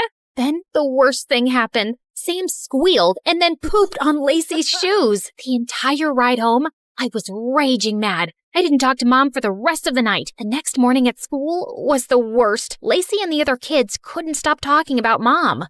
Who was that crazy woman, and how did she know your name? I lied and told her that Mom was my maid, and she was too poor and crazy to live by herself, so she lived at my house. And my real parents owned a successful multinational business, and they traveled to a new country every week on their private jet. Too bad for you. That really stinks. I'd have fired her a long time ago. Yeah, I know. It's hard, but I've learned to live with it. Josh overheard me talking to Lacey and ambushed me at my locker 10 minutes later. What's wrong with you, Sasha? Why would you say those mean things about your mom? Why do you care? You broke up with me because of her. It wasn't like that. It's complicated. Just like your stupid face. My parents gave me an ultimatum. They said that if I kept dating you, then they wouldn't pay my school tuition, or give me an allowance, or buy me a car. Breaking up with you was the worst decision I ever made. I regret it every day, but I didn't think I had a choice. But now I know I was wrong. I think we can make this work, but even if we can't get back together, maybe we could at least be friends? I've got plenty of friends. I'm really worried about you. You shouldn't have to pretend to be someone you're not just to fit in with those jerks. At least those jerks didn't drop me when things got inconvenient. I stormed off. I couldn't believe that Josh had the nerve to judge me. As the days passed, I ignored Mom and spent all my free time with my new friends. Then I got a phone call from my dad. He asked me to meet him after school. Promise me you won't tell your mom. You must realize by now that she's crazy. I've been trying to contact you for years, but she refused to let me see you. I met Dad at a cafe, and we talked for hours. He told me about his fabulous new life as an artist and how he traveled the world and made tons of money, but I never remembered seeing any of his paintings. He even invited me to travel with him for the summer. Then this strange man came in, and Dad got really nervous. I love you, honey. I have to go, but I promise I'll make things up to you. Dad gave me a big hug, and he left with the man. All of a sudden, I felt like I was 5 again, watching Dad leave. A typhoon of tears rolled down my cheeks. I was so angry that I'd missed out on having a dad for so many years because of Mom. By the time I got home, it was really late, and Mom was upset with me. Honey, we need to talk. You don't walk Sam anymore. You hardly spend any time with me. And every time I try to talk to you, you're madder than a wet hen and tougher than a $2 steak. What does that even mean? You've been difficult, and you used to be sweet as cherry pie. What's going on? It's you! You're weird and strange, and everyone thinks you're a freak. You're embarrassing, and you've been ruining my life since I was 5. Even Dad says you're crazy, and I know you've been keeping him away from me. Mom looked at me like she'd seen a ghost. What are you talking about? Dad told me everything. He even invited me to travel with him for the summer. He's an artist now, and he's awesome. Your father is lying like a dog on a rug. I should have told you earlier, but your dad has some problems. He's a thief and a con artist, and he owes a lot of money to some really bad men. I didn't believe her. I couldn't. My dad was a good guy. She was the crazy one. I was so angry, I screamed. I couldn't stand being in the same room with her for another second. I turned and ran out the front door. Then, the craziest thing happened. This van rolled up, and the scary man from the cafe jumped out. He grabbed me and tried to pull me into his car. Mom and Sam appeared out of nowhere. Let my daughter go, you low-down, dirty snake. Mom yanked me out of the man's arms and pushed me to safety. Mom and the man fought in the street. Mom slipped, hit her head on the curb, and fell unconscious. Sam bit the man on his butt, and the man ran away screaming. A couple of neighbors called the ambulance. When we got to the hospital, they rushed Mom into emergency surgery. The police told me that they'd caught the man trying to leave town. He and my dad hatched a plan to kidnap me and hold me for ransom. My dad even had an anonymous note on his computer that he was going to send to Mom demanding $2 million for my return. The police arrested them both and threw them in jail. I felt horrible. I couldn't stop crying. Then I turned to see Josh, and he gave me the biggest hug. This is all my fault. Mom tried to tell me the truth about Dad, but I didn't believe her. You can't blame yourself, Sasha. We all make mistakes. I'm sure your mother knows that you love her. What matters is you're here for her now. Then the most unexpected thing happened. Apparently, news of my mom's accident had spread, and dozens of people showed up in the waiting room. They told me stories about how Mom mentored them and changed their lives. Your mother is the smartest woman I know. She invested in my business when no one else would. She taught us to be ourselves. Now, we've got the most popular album in the country. I was amazed at how much of an impact Mom had on so many people. I told you your mom was special. Then the doctor came out and gave us the best news. The surgery was a success. Mom was released from the hospital a week later. When she came home, I was so happy. I hugged her as tight as I could. Heavens to Betsy, what's gotten into you? I'm just happy you're okay. I'm sorry about everything I said. I love you so much. I'm not ashamed of you, and I'm proud that you're my mother. I know you love me in your own way. Well, that just stills my pickle. I'm as happy as a clam at high tide. What does that mean? He's not the sharpest tool in the shed. The porch light's on, but no one's home. Huh? We're just kidding. You're the smartest kid I know. I pulled Josh close, and just as I was about to kiss him, Sam jumped between us and licked my face.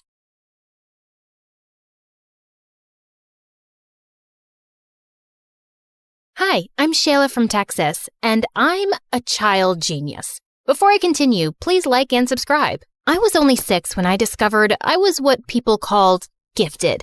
I was at my friend's birthday party, and we were having a contest on who could solve a Rubik's Cube first. Well, I solved it in 19 seconds. Mommy, she cheated! That's crazy. How could I cheat? You were watching me the whole time. Stop lying, Shayla. There's no way you could solve the Rubik's Cube that fast. Now go sit in the corner. But that's so unfair. I didn't want to play more party games after that because all the kids kept calling me a cheat. When I got home, I told my parents what happened, and a few days later, they had me tested. And it turned out I had an insanely high IQ, just like my mom, who was a respected neurologist. Cool, right? Well, not exactly. I got moved up 2 grades, which meant I was the youngest in the class. And no one wanted to be friends with a little 6-year-old who was every teacher's favorite. By the time I got to high school, I felt like a total outcast. One night in 9th grade, I was home alone even though it was Valentine's Day, and tons of kids at school were out on dates. Knock, knock. I have a Valentine's Day present for you, sweetie. Thanks. At least I have one Valentine tonight, even if it is just my mom. Here, open this box. I pulled out a bracelet with an infinity symbol on it. What's this? Shayla, people like you and I, we're not like everyone else. We're smarter and 10 times more special. This is an infinity bracelet. And remember that nobody can hold you back from your potential. Do you understand? I think so. After that night with Mom, I decided it was time to change my attitude and stop feeling sorry for myself. So for the first time during lunch, I decided to eat in the cafeteria with everyone else instead of alone in the janitor's closet. Then suddenly, as I was walking, a flyer hit me smack in the face. Greetings, miss. May I interest you in joining the most amazing club in all of Texas? The Humble Mathletes. What are the mathletes? Ugh, ignore him. His name is Nolan and he's the new kid. He's trying to recruit fellow dorks to compete in math tournaments across Texas. Well, I think math is fun. Sign me up. Cool. I don't usually allow younger kids on my team, but I'll make an exception. Ugh. I ended up joining Nolan's math team and the two of us became friends. Nolan wasn't gifted the way I was, but he was still smart and a really sweet guy. Finally, the day of our state tournament arrived and my mom called to tell me that she was coming. I can't believe it. My mom never takes a day off from work. Nolan, we have to win today. I really want to make her proud. Calm down, girl. We're gonna crush this tournament. Nolan pulled me into a hug and for some reason, it made my stomach do cartwheels. The competition went well, but in the final round, Nolan got 2 answers wrong and that cost us the first place trophy. Oh well, second place it is then. How about we celebrate with milkshakes and an MSA marathon? I was about to agree when I saw Mom standing behind me with a very disappointed face. I excused myself to talk to her. Why were you so happy back there? You're not embarrassed that you got second place? Hey, second place is still really good. Shayla, why are you friends with someone like Nolan? He's obviously not very bright. It's his fault you didn't win. Mom, don't talk that way. Nolan is really smart and we've become good friends. Suddenly, Mom took my wrist and started to unclasp the infinity bracelet. What are you doing? I shouldn't have given this to you, Shayla. You don't seem to care much about unlocking your potential. I'll just have to live with the disappointment. No, stop. I do care. I'm gonna make things right. Just give me a chance. I ended up riding home with Dad without saying goodbye to Nolan. And the next day at school, I tried avoiding him until he showed up at my locker. Hey, sunshine. I thought we were gonna celebrate, but you left. Are you okay? Nolan, we can't be friends anymore. What? Why?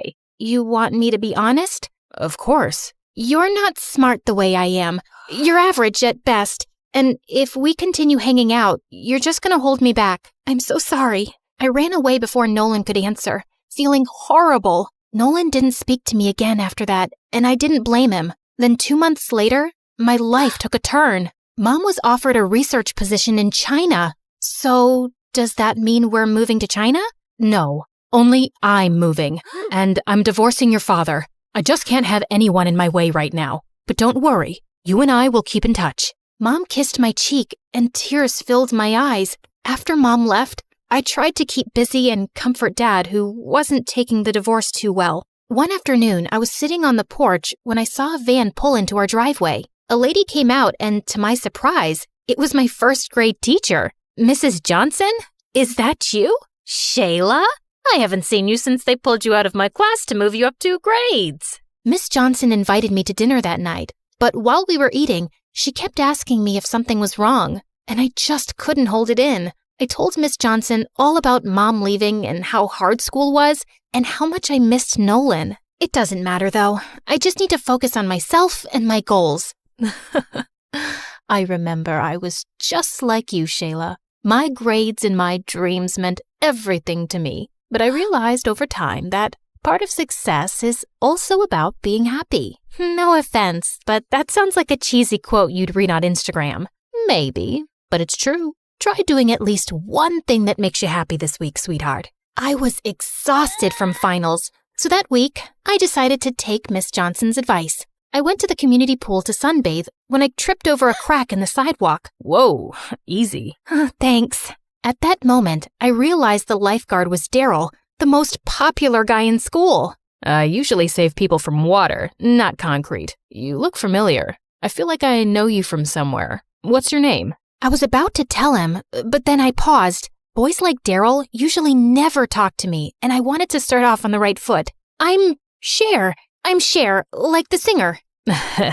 And you're pretty like her, too. I'm having a party tonight. How about you be my date? Whoa, did he just ask me out? Of course I said yes. And that night, I got super dolled up for the party and even bought a new dress. The party was so much fun, and I danced with Daryl for hours. And when I saw the other kids at school there, I told them I'd changed my name because, well, I had a chance to be a new me. At one point, I had to go to the bathroom, but I opened the wrong door, which apparently was a bedroom. Oh my God, what are you doing in my room? Nolan?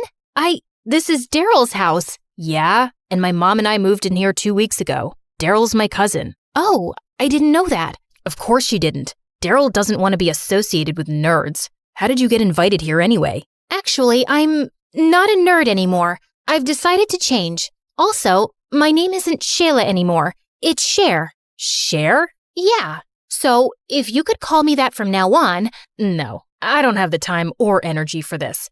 Go back to the party, will you? And don't walk by my room again. Nolan slammed the door in my face, and I felt bad. But I really didn't want to deal with the drama at the moment. I just wanted to have fun. A week later, Daryl and I started dating. I asked everyone to start calling me Cher instead of Shayla, and just like that, I became popular. I started dressing differently, and I didn't wear my infinity bracelet anymore. One day at school, the teacher handed back last week's physics exam, and even though I hadn't studied as much, I got 100. I was grinning to myself during recess when Daryl took the paper out of my hand. What you got there, babe? Whoa, you got 100 on a physics test?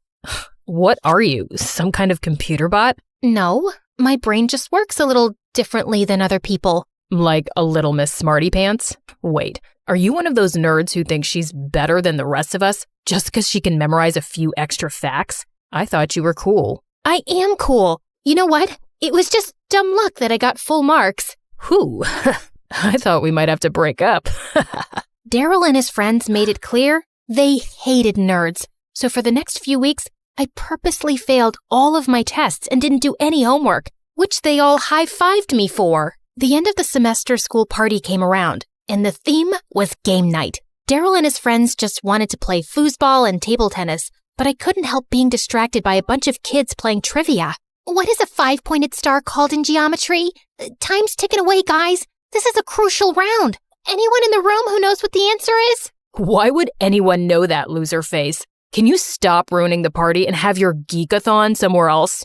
I knew the answer, but of course, I stayed quiet. But I wasn't having any fun with my friends either. Daryl was busy with the boys, and the girls kept commenting how my dress wasn't flattering and how my pink lipstick wasn't a good color on me. Can you stop criticizing me already? At least I don't, have her outfit. That's really hideous. The girl I'd pointed at turned around, and suddenly, I felt really guilty. Why had I said that? Just then, Nolan came and took the girl's hand. Leave my date alone. She looks beautiful tonight. Oh, she's your date? Yup. She joined the mathletes right after you left. Nolan put his arm around the girl, and I tried to push the feeling I had away. Was it jealousy? The party sucked, and I decided to go home early. But when I arrived, Dad called me into the living room and said Mom was on a video call and wanted to talk to me urgently. Shayla, is that really you? I've never seen you wear so much makeup. It's not that much makeup. I was just at a party. Oh, I see. Partying on a school night? Well, that would explain the email I got from your principal today, calling me in for a meeting to discuss your grades. You've been failing your classes?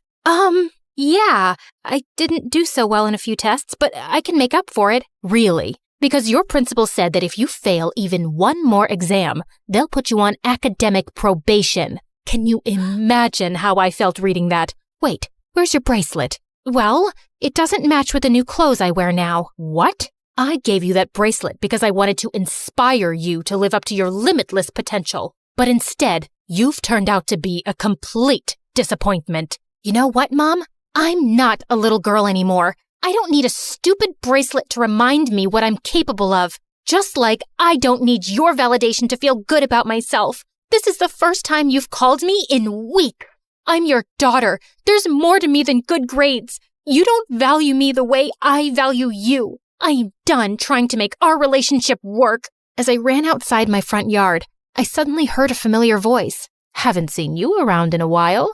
Oh, hi, Miss Johnson. You look lovely tonight. Did you meet a nice boy? Oh, is that why you haven't been stopping by? I don't know what happened then, but suddenly I ran to Miss Johnson and burst into tears. She hugged me as I told her everything. About Mom, the bracelet, how Nolan replaced me, and how I'd turned into a superficial bimbo. Oh, Shayla, don't talk about yourself that way. I think I know what the problem is. You do? Yes. First, You tried being who your mom wanted you to be. Then you tried being who the kids at school thought you should be. You've tried to be everything except yourself. Miss Johnson's words struck a chord in me. I thought about them all weekend, and on Monday, I pulled out the infinity bracelet. But this time, it meant something different to me. I wasn't letting anyone hold me back, and I had to start by making things right with Nolan. Hey, I know it's been a minute, but I'd love to be a mathlete again, if you'll have me.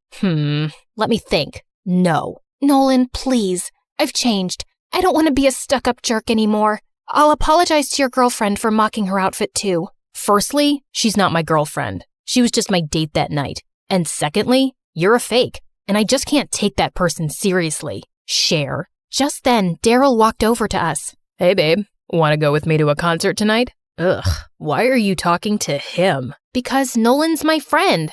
I'm really not. You were at one point. We were on the Mathletes together. The Mathletes? That's a club for losers. You're better than that. Come on, let's go. Daryl started to pull me away, but something inside me snapped. No, I'm staying here with Nolan, and he's not a loser. He's your cousin, and maybe it's time you start treating him with the respect he deserves. I should have treated him better too. Aw, that's a cute speech. But if you want to be my girlfriend, you can't hang out with my dork cousin or join the Mathletes, Cher. Isn't it obvious that I don't want to be your girlfriend anymore? I feel pathetic that I dumbed myself down to fit in. I'm a nerd, and proud to be one. And just for the record, I know what a 5-point star is called in geometry. It's a decagon, and I'm going back to being Shayla. I marched off like a boss, pulling Nolan behind me. You know, maybe you can rejoin the Mathletes. We are one team member short, and there's a tournament coming up. Oh my God,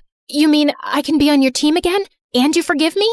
Oh, Nolan, thank you. Hey, I didn't say I forgive you, but I do need your brain for the competition. I'm not exactly smart the way you are. Nolan, I'm sorry for saying that. The pressure to succeed turned me into a toxic person. The truth is, I think you're smarter than me. I don't have a quarter of your emotional intelligence. That's nice of you to say. Thanks. Nolan hugged me and I felt my stomach doing cartwheels again. Maybe one day, he could be more than a friend.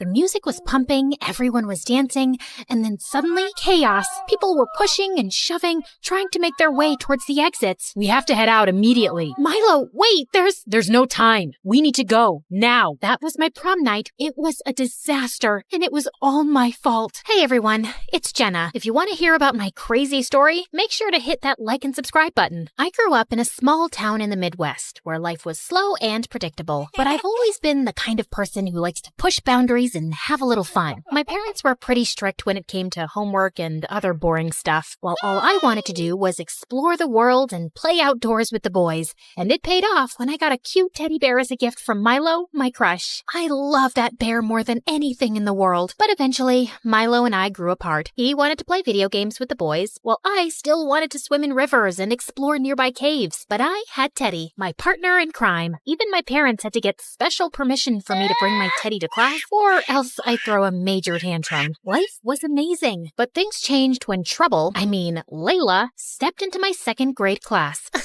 Look at her. She's still carrying a teddy bear like a baby. Did you forget your pacifier? I kept my cool, but once she even went as far as cleaning the whiteboard with my teddy. After that, I decided to put it away. I never told my parents what happened with Layla. In fact, they were happy I wasn't obsessed with my teddy anymore. All they cared about was how good my grades were. You failed yet another exam. But Mom, I was studying really hard. I guess the teacher doesn't like me. Maybe I should have gotten her a birthday present. Come on, be responsible, Jenna. I wanted to prove to Mom and Dad that I could be responsible, so I decided to please them with a bunch of chores while they were away at work. I started with attempting dishes, then vacuuming the living room, but I was left with broken plates and tangled curtains. Talk about a productive day. It's okay, Jenna. You still have a chance to prove yourself. Let's open the books now. Time to prove yourself. Oh no! Panicked, I scrambled to clean up before my parents got home. But just then, I heard the screeching of car tires outside. My heart dropped as I realized they had come home early and would see the mess I'd made. As they walked in, I quickly pretended to be studying. How many bones does the human body have? 0. Is the Earth flat? Duh, if it was round, people living on the other side would fall off. I turned around to see my parents staring at me in disbelief. I tried to pretend like I hadn't noticed them coming in. Hey, Mom, Dad, you're home early? What happened here? I was trying to but today's been a really bad day. But like you said, it's all part of life. Unbelievable. Jenna! I just wanted to have fun, and my teenage years were wild with my inseparable twin troublemakers, Sarah and Samantha. They were the ones who introduced me to the world of sneaking out and partying. Looking back, I realized how silly it all was. Like when we decided to skip school and try having a DIY spa day, they wanted to do it at my house, but I knew the wrath of my parents and how strict they were. Trust me, my parents can sniff out trouble from a mile away. We'll be safer at your house. We tried a homemade oatmeal and honey face mask, but it turned out to be a sticky disaster. We looked like we were attacked by a swarm of bees and spent hours cleaning up. It was not the relaxing spa day we had hoped for. Little did we know, that lesson would come in handy sooner than expected. And the next day, we decided to have a bonfire party in their backyard, but the flames quickly got out of control. After trying water and dirt, we had an unexpected solution. A bag of oatmeal. It was strange, but it worked. As we stood there, covered in ash and oatmeal, we couldn't help but laugh. But the twins' parents didn't laugh at all, especially given that their rose garden caught on fire. I was devastated when their parents called mine, and even more so when they forbade me from ever seeing my friends again. The fact that their father was a lawyer and threatened to sue my parents because I damaged their property only added to the seriousness of the situation. It was as if my world had been turned upside down. You were supposed to be in school. Is this the first time you're sneaking out like this? Unbelievable. We are so disappointed, Jenna. Can I go back to my room? You are grounded until further notice. What about prom? We'll see about that. Only if you behave well. Prom was only a few weeks away, and I had been dreaming about it for years. From now on, I had to be on my best behavior. In the days that followed, I tried to make amends by texting Sarah and Samantha, but I never received a response. I couldn't help but wonder if they had blocked me. I knew that they had moved to another country shortly after the incident, and I wondered if they held me responsible. I was heartbroken. I missed the twins terribly, but when I saw Milo, my childhood crush, in the school's hallway, I went to talk to him, hoping we could hang out like we used to, but he was busy with the boys. Meanwhile, my nemesis Layla was getting asked to prom by 5 different guys, each trying to outdo each other. I couldn't help but roll my eyes at how cheesy they were being. Layla seemed to be enjoying all the attention, but I couldn't help but feel bad for the guys. It was like they were all competing for her affection, and it was obvious that she had no interest in them. That's not nice. Oh, look who it is.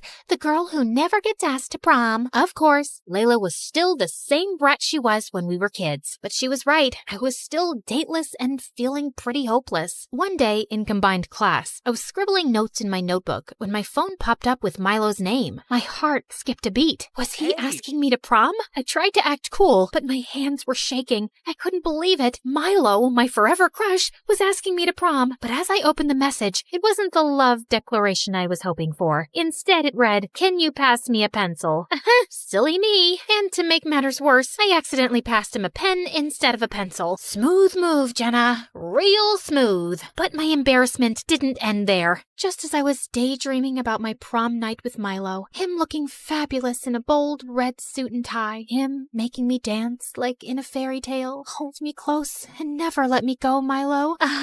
You do realize you're drooling, right? It's sad that you can only have him in your dreams. Oh, I was just practicing my drooling for when I see you in that dress you've been talking about. You know, the one that's always out of stock because everyone wants to look like a glittery potato sack. Layla scowled at me and didn't say anything for the rest of class. I thought that would be the end of it, but the next day, the principal called me into his office. Apparently, Layla had told him that I had started a rumor about her and spread it all around school, and my parents were called. That's it. No prom for you. What? That's not fair. We warned you, Jenna. Only if you behaved well, and you did it. Once again. I was devastated. The next day at school, I heard someone calling my name. I turned around to see Milo running toward me, a big smile on his face. Hey, Jenna, wait up. Thanks for the pen. What pen? Oh, yeah, sure. No problem. So, I heard you got into a fight with Layla because of me? Of course she told him. I should have known she'd blabber about it to everyone. Hey, do you want to go to prom with me? Was this really happening?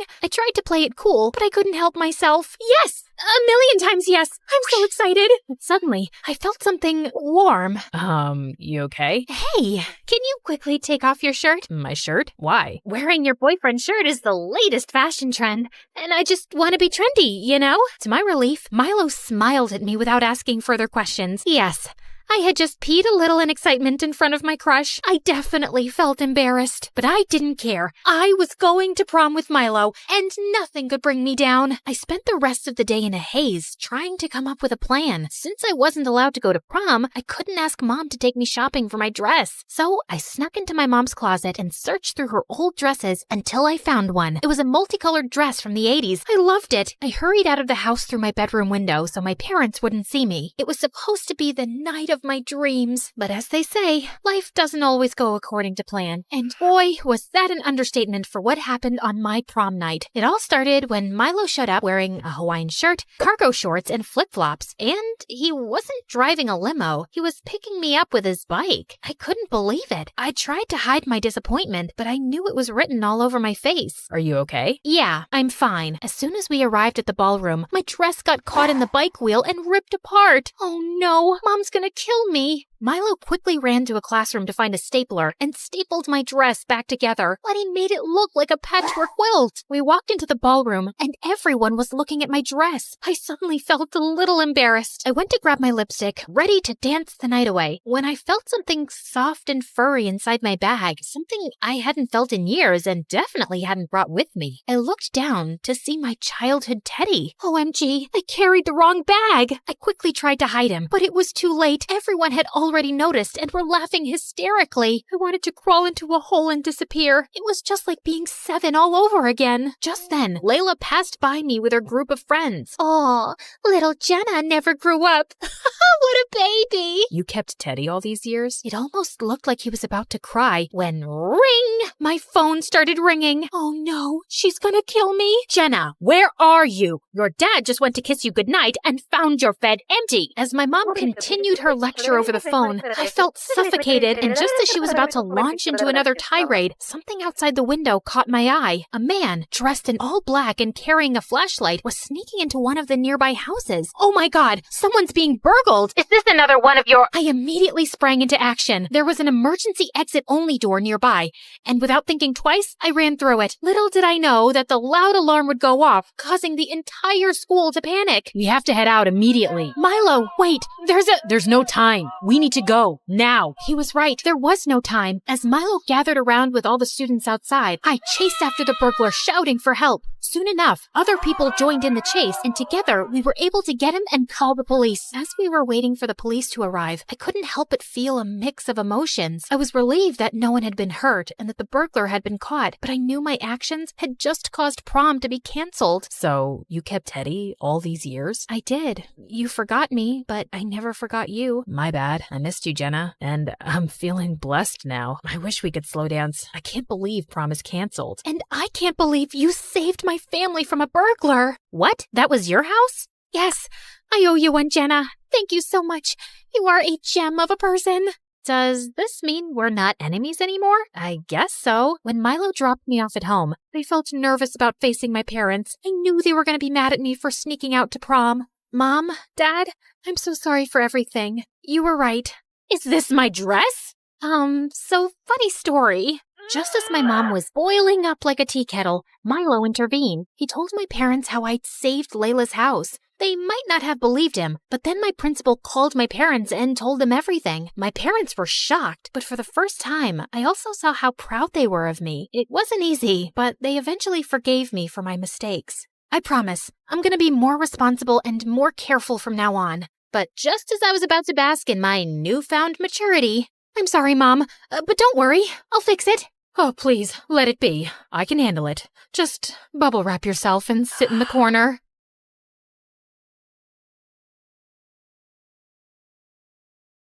Hi, I'm Brittany from Philadelphia. Please like and subscribe. I was raised by my single German mom who moved to the US before she had me, and she wasn't a very conventional mom. For starters, I was allowed to call her by her name, Julia, and other people just didn't get that. Carol, excuse me, can I please go to the bathroom? It's Miss Carol, honey. You don't call adults by their first names. Like, you say Mom. You don't use her name. Yeah, I do. I call her Julia all the time. What's wrong with that, Carol? She thought I was being cheeky and got mad, and I really didn't understand why. But after that, I started using Miss, Mr., or Mrs. with names of everything in her class, just to be on the safe side. Mr. Apple, Miss Banana, Mrs. Pencil, and for some reason, that annoyed her too. Mom always treated me more like her BFF than her daughter, and we could have candid conversations about anything. How many boyfriends have you had, Julia? 5. Can I have a boyfriend?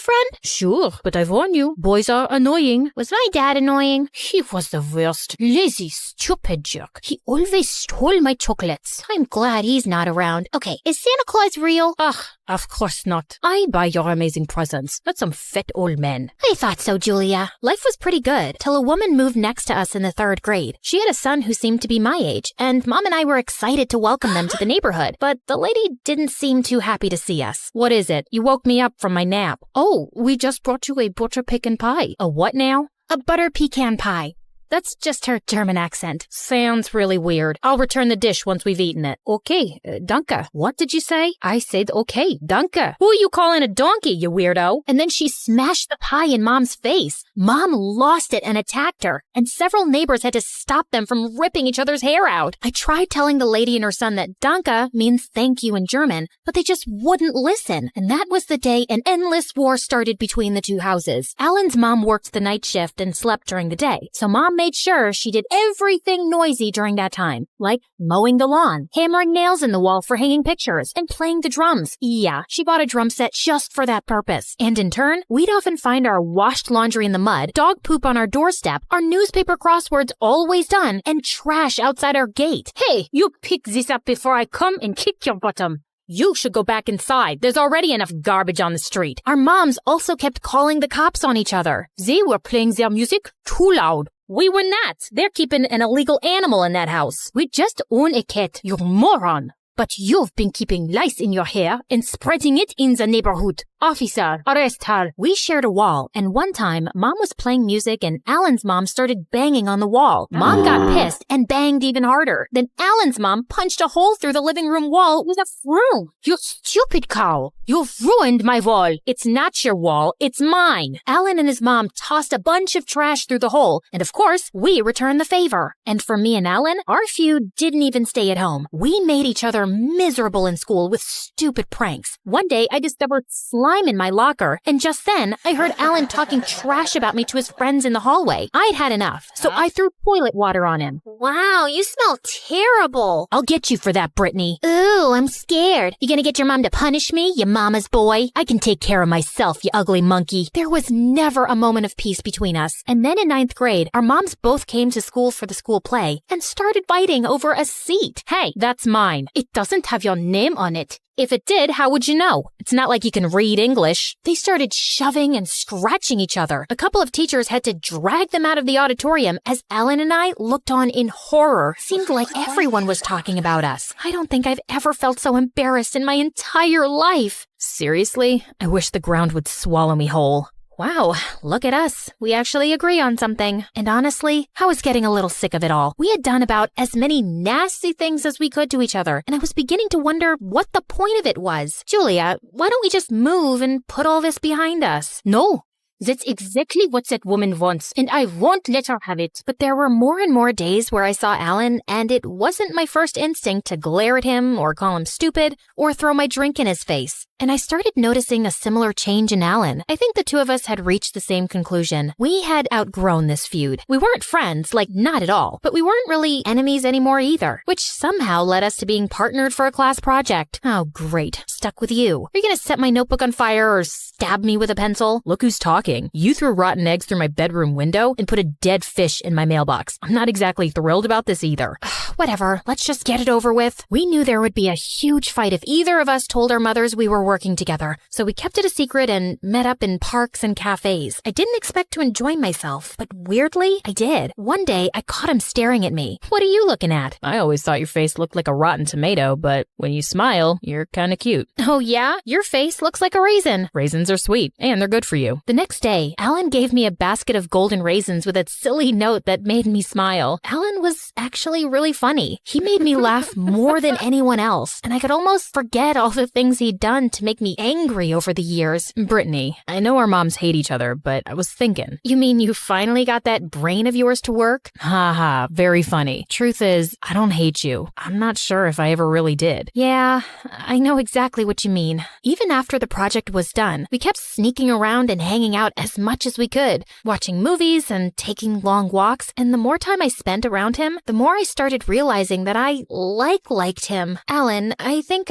You've fallen head over heels for me. You've been struck by Cupid's arrow. You can't get enough of me, and you think about me all the time. I wouldn't say all that. Okay, fine. If you were gonna say that you liked me, then you should know that I like you too. So, what should we do about it? I have some ideas. Then Alan pulled me close and kissed me. Our moms were still getting into fights, but that didn't mean we had to be a part of it. When we were in school, we could totally pretend none of that drama was real. And afterwards, we would hang out in places where our moms weren't likely to find us. Sometimes we'd even use the hole connecting our houses to talk after our moms had gone to sleep. Things seemed to finally be going well, mostly. When should we tell our moms? Don't you think it's too soon? Considering that they hate each other, it seems like any time would be bad. Besides, aren't you sick of sneaking around behind their backs? I'm not really used to keeping secrets from my mom. I guess you're right. Why don't you come over for this big family dinner Mom's hosting tomorrow, and I can introduce you as my girlfriend then. She won't make a scene in front of so many people, trust me. That night, I showed up at the party all decked out, and Alan greeted me at the door. Wow, you look amazing. You look good too, aside from the sweat on your forehead. I'm just a little nervous. I'll be fine. The house was filled with guests, and they were really nice to me. A few minutes later, we all went to the dining room, and that's when Alan's mom walked in with the roast chicken and saw me. What is that awful girl doing here, Alan? Alan was about to speak, but then suddenly he pushed me away instead. I have no idea, Mom. She must have snuck in. She has a crush on me, and she's just obsessed, like a psycho stalker. I was so shocked and hurt. I couldn't even move or speak. You horrible child. Get off my property at once or I'll call the police. Alan's mom picked up a bowl full of spaghetti and hurled it at me. I ducked just in time and went running out the door in tears. And when my mom found me sobbing on my bed later, I told her what had happened. She was beyond furious. I'm not going to let them both get away with this. Julia, can't we please just move away?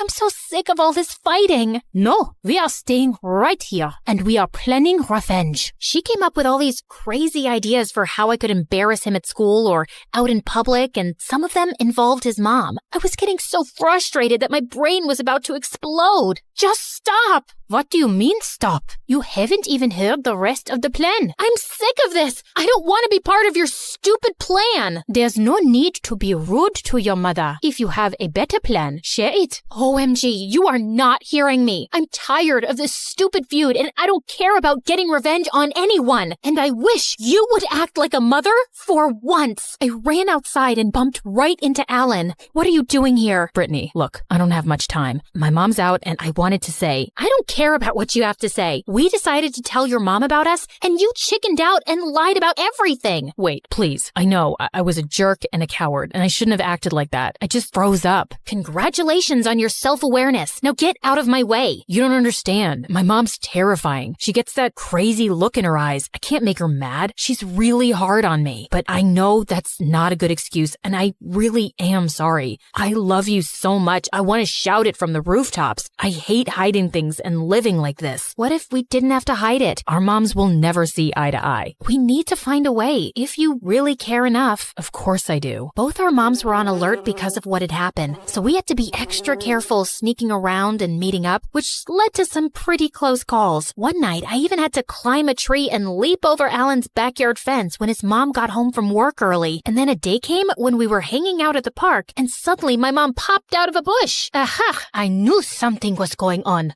How could you, Brittany? Mom, Alan! Suddenly, Alan's mom appeared from behind another bush. Why would you associate yourself with that awful girl? Because we love each other. Your evil daughter has brainwashed my son. More like, your demon son has brainwashed my daughter. Our moms fell into an all-out fight, pulling hair and screaming and trying to gouge each other's eyes out. It was insane. But Alan and I looked at each other and just ran away from there. We were done. And for the next 3 days, we hid at my friend's house and made her swear not to tell our mothers. After a while, our moms reported us missing and flyers of our faces were posted all over the city. You know we can't do this forever, Brittany. I know, but I'm not sure I'm ready to go back yet. I'm not either, but we have to eventually. The next morning when we went home, both our moms came running out, pulling us into hugs and sobbing. Brittany, where have you been? I was very sick. Alan, how could you do this to your poor mother? Alan took my hand as we faced them together. Alan and I are together. That's not going to change just because you can't get along with his mom. We've always been so close, Julia, but you're ruining our relationship and making me miserable. I need you to stop being so selfish. Don't make us choose between you two and our relationship. You both need to respect our decision. You don't have to like each other, but you need to respect and tolerate each other if you want us in your lives. You got it? Our moms looked at us and then at each other, and for the first time that I could remember, they didn't start fighting. Instead, they shook hands. All right, this doesn't mean we're friends though, but can we call a truce? Gross. Why would I think we're friends? But yeah, truce. Hi, I'm Annalise from Maine. Before I continue, please like and subscribe. Everyone who knew me thought I was the luckiest girl ever. I was born to millionaire parents. I had tons of friends, and with my long, lovely hair, I looked like a princess out of a freaking Disney movie. But I was also living with a dark secret. I had a condition called Werner syndrome. That meant I would start aging really fast when I got to high school. I'd be a teenager with gray hair and wrinkles. The doctors predicted it would happen around the time I turned 16. Each birthday was just another reminder of the ticking clock. Come on, Annalise. Have a slice of cake. Or at least put on the costume I bought you. It's Halloween too, remember? Is it an old witch costume with a white-haired wig and an old lady mask? No, thank you. One day when I was 14, I was getting ready for school when my live-in servant and BFF, Marie, came running into the room. Oh my God, did you hear the news? Raven, the famous model, is going to be a new student at our school. And I hear he just broke up with his girlfriend, so he's single. You know models aren't my type. I'm more into nerdy, bookish guys. Whatever, he's mine then. But maybe you should take these next couple of years to date a jock or model. I mean, your boyfriend choices will be kind of limited afterwards. Most guys don't want to date girls who look like 80-year-olds. Let's not talk about that right now. I still have some time, and I plan on living my life to the fullest until then. I lent Maria some of my nicest clothes before we went off to school. She made me promise never to tell anyone she was a servant, and in return, she promised not to tell anyone about my condition. Our little pact worked perfectly for me. Later that day, I was studying in the library when suddenly I felt someone watching me. I turned to see some guy dressed in fancy clothes and earrings snapping pictures of me. Don't mind me. I'm designing some jewelry and I'm just photographing your bracelet. Dude, you can't just go around photographing people without their consent. Excuse me, do you know who I am? I'm a popular model. Well, I quit modeling a year ago, but now I own a successful jewelry business. I can do what I want. Holy crud, it was Raven, the guy Marie had been talking about. I don't care who you are. The rules of basic respect still apply to you. With that, I pushed Raven's phone away from me and it ended up shattering on the floor. Are you kidding me? I had all of my photos in there. Why would you do that? We both got kicked out of the library after that. Raven gave me dirty looks whenever I walked by him. So what? A hot guy was taking your picture. I'd kill for that kind of attention. No, you wouldn't. That guy was nothing but a creepy jerk. And I don't feel bad at all for breaking his phone. Later that week, I was in ceramics class feeling totally relaxed when Raven snuck up behind me and told me I was doing everything wrong. Hey, you're not the teacher. Well, I've been doing this for years, so you could learn something from me. First things first, you're supposed to cup your hands like this. Raven's hand started guiding mine, and for some reason, I felt my heart race. Then suddenly, some girl burst into the classroom glaring at Raven. I've been trying to track you down for days.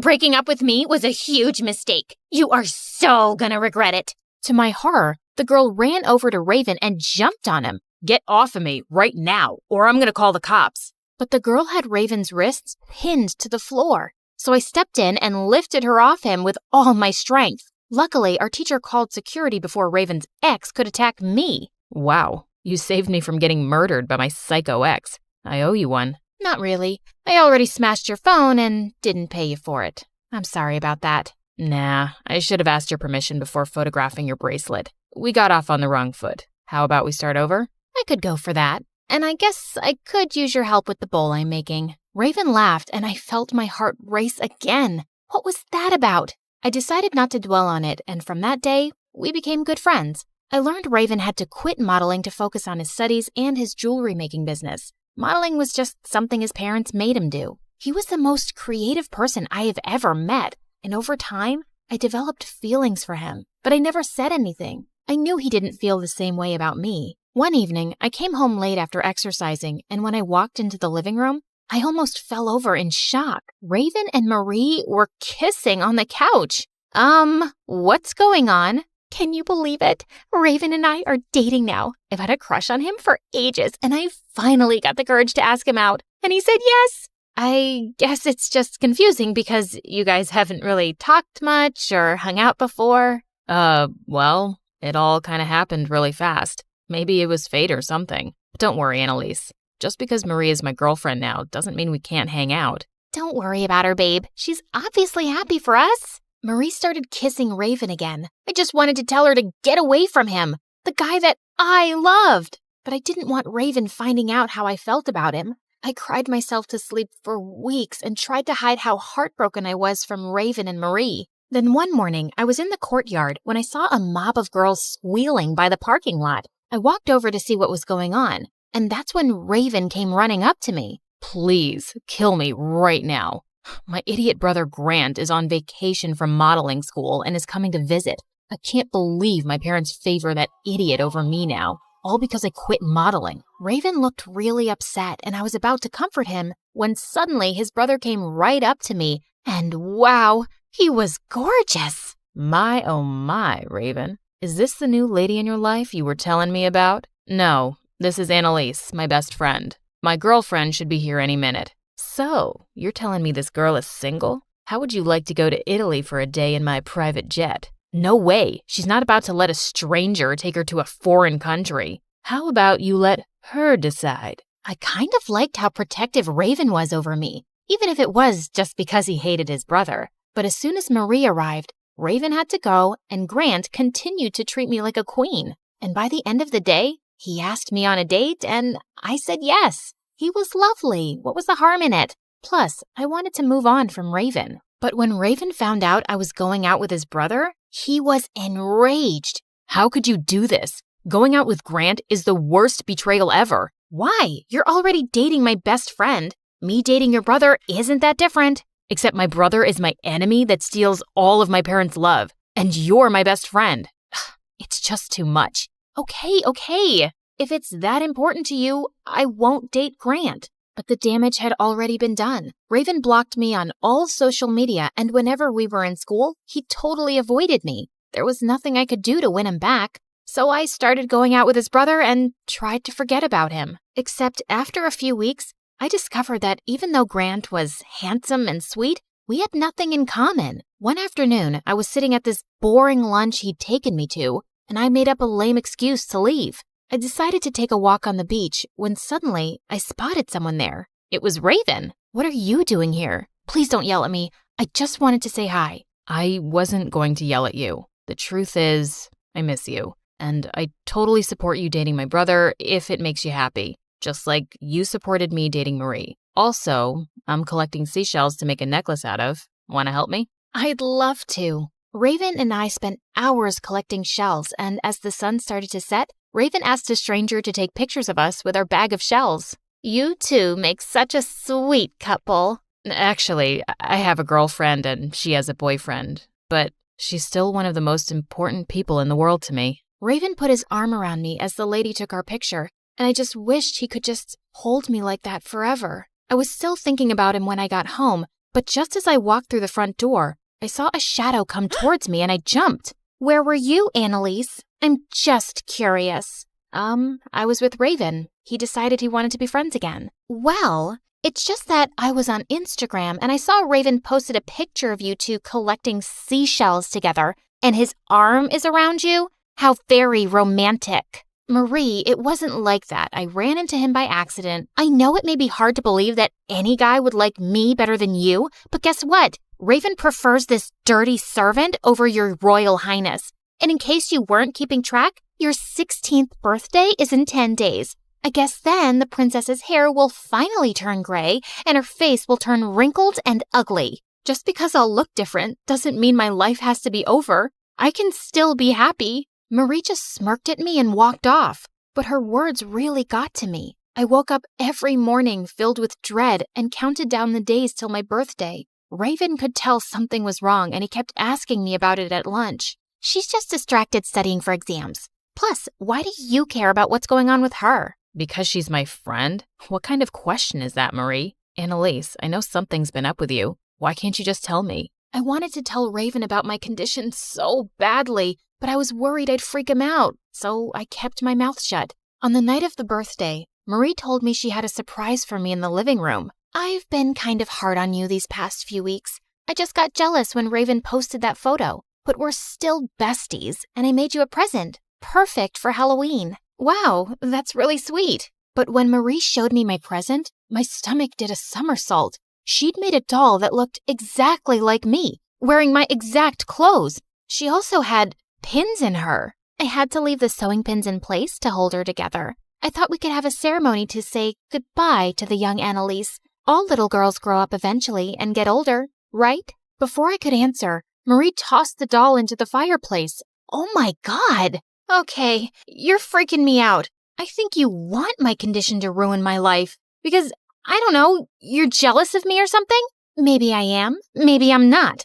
All I know is it's my time to be the pretty and popular one now, not just your little servant girl. I couldn't be around her for another minute, so I went upstairs to watch MSA videos and collect my thoughts. After that night, I avoided Marie and Raven and told Grant I couldn't date him anymore. I even refused to go to school. Too much was happening too fast. And a few months later, I started aging and my hair slowly started turning white. So everywhere I went, I wore a scarf around my hair and face. Then one day, someone knocked at the door and my heart jumped to see that it was Raven. Annalise, is that you? Why are you dressed like that? Just leave me alone, please. You won't understand. You know what? No. You've ghosted me for months, and I came here to check to see if you were okay. Suddenly, I started to cry and told Raven everything. Then I took off my layers to reveal what I looked like. Well, what do you think? How could you keep a secret like this from me? Annalise,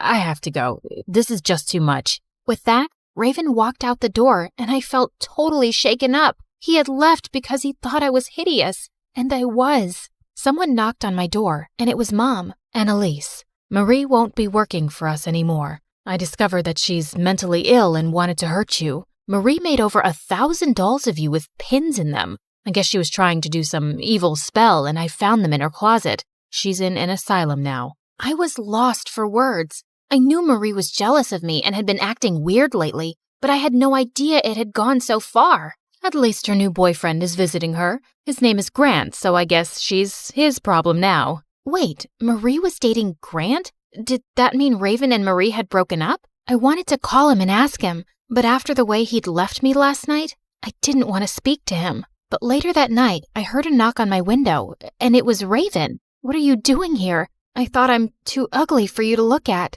What are you talking about? I never said you were ugly. I was just shocked that you'd kept your condition a secret. I am so sorry I made you feel that way. Can you come outside with me, please? Raven sounded really sincere, so I agreed to sit with him in our front yard. I'm sorry I kept this a secret from you. I was just worried I'd scared you away. You could never scare me away. Suddenly, Raven took my hand and looked into my eyes. You know, I broke up with Marie a couple of months ago. I've been wanting to end things with her for ages. And since you broke up with Grant, I guess those two got together. What do you mean you've been wanting to break up with Marie? I never loved her. The truth is, I loved you, but I thought you didn't feel the same way. So when Marie asked me out, I just said yes. She was pretty and she was your best friend, so I'd still be close to you. Raven, I've been in love with you ever since we became friends. I just never had the courage to tell you. And I knew this would happen, so I didn't think you'd want me anyway.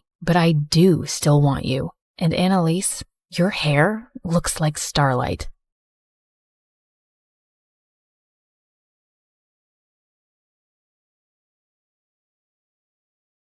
Hey friends, I'm January from Seoul, and I'm a huge K-pop fan. I mean, who isn't? But I'm a super fan. Now, before I tell you my story, please like and subscribe. My parents were super cool lawyers, but they weren't the coolest parents. They were so overprotective about me, just because I was born premature. Like, I was fine now. Get over it.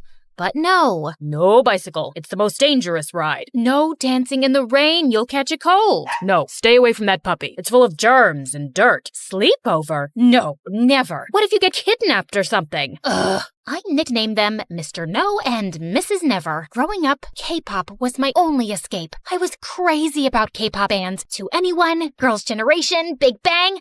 And then Dream was launched. As soon as I heard their first song, I was obsessed. And it was because of Dream I found my best friend. It all happened when I ended up wearing the same t-shirt as a guy on my first day in 8th grade. Whoa, I guess great minds really do think alike. Hello, Dreamer. Greetings, my twin.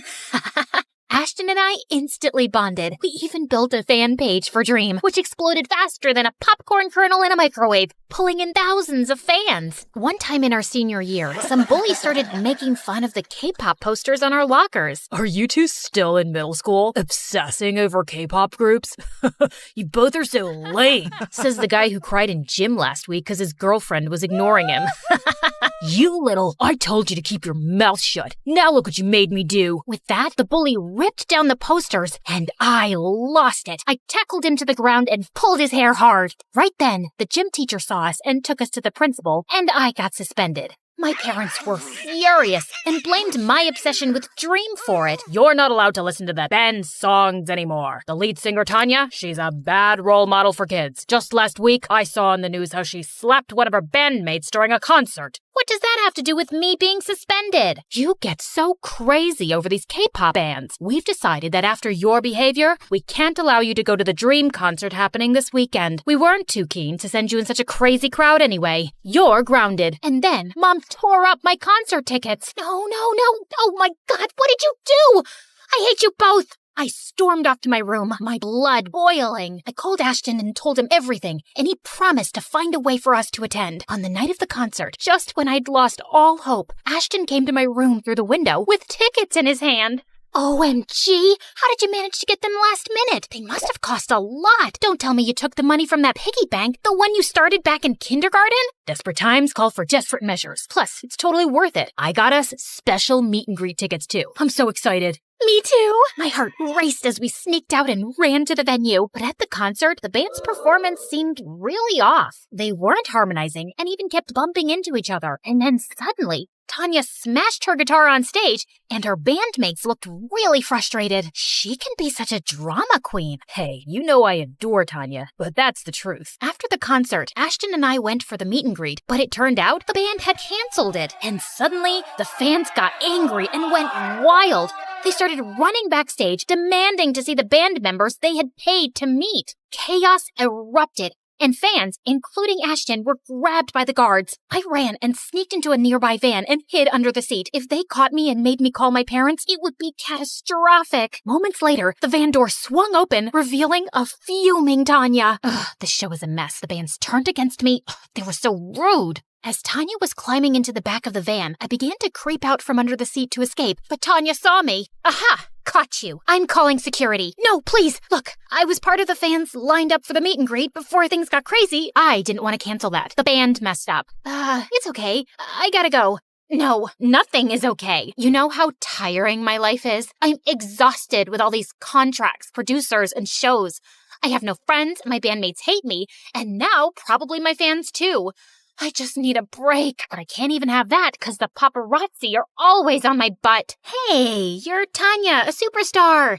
Ignore the haters and take that break. Run away for a while. Like it's that easy. But maybe I could run away. Hey, how about with you? Oh, no, that's not what I meant.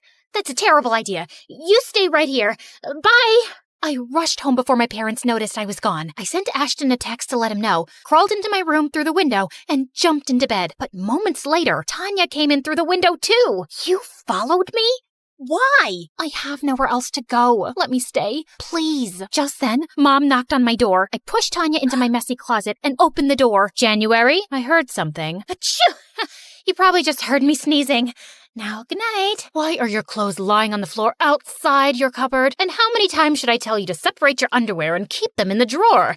And why are you sleeping in the shirt I got you on your birthday? Gosh, your room smells like stinky socks. Mom, please, can you get off my back for once? I know you're upset because we didn't let you go to the concert, but that's no way to talk to— Good. I really don't want to talk right now. Good night. Once Mom left, Tanya jumped out of the wardrobe. OMG. Seriously? Your mom is so annoying. She reminds me of my nag manager. That's kinda rude. No, what's rude is that no one lets us have any freedom. We should have our fun without anyone breathing down our necks.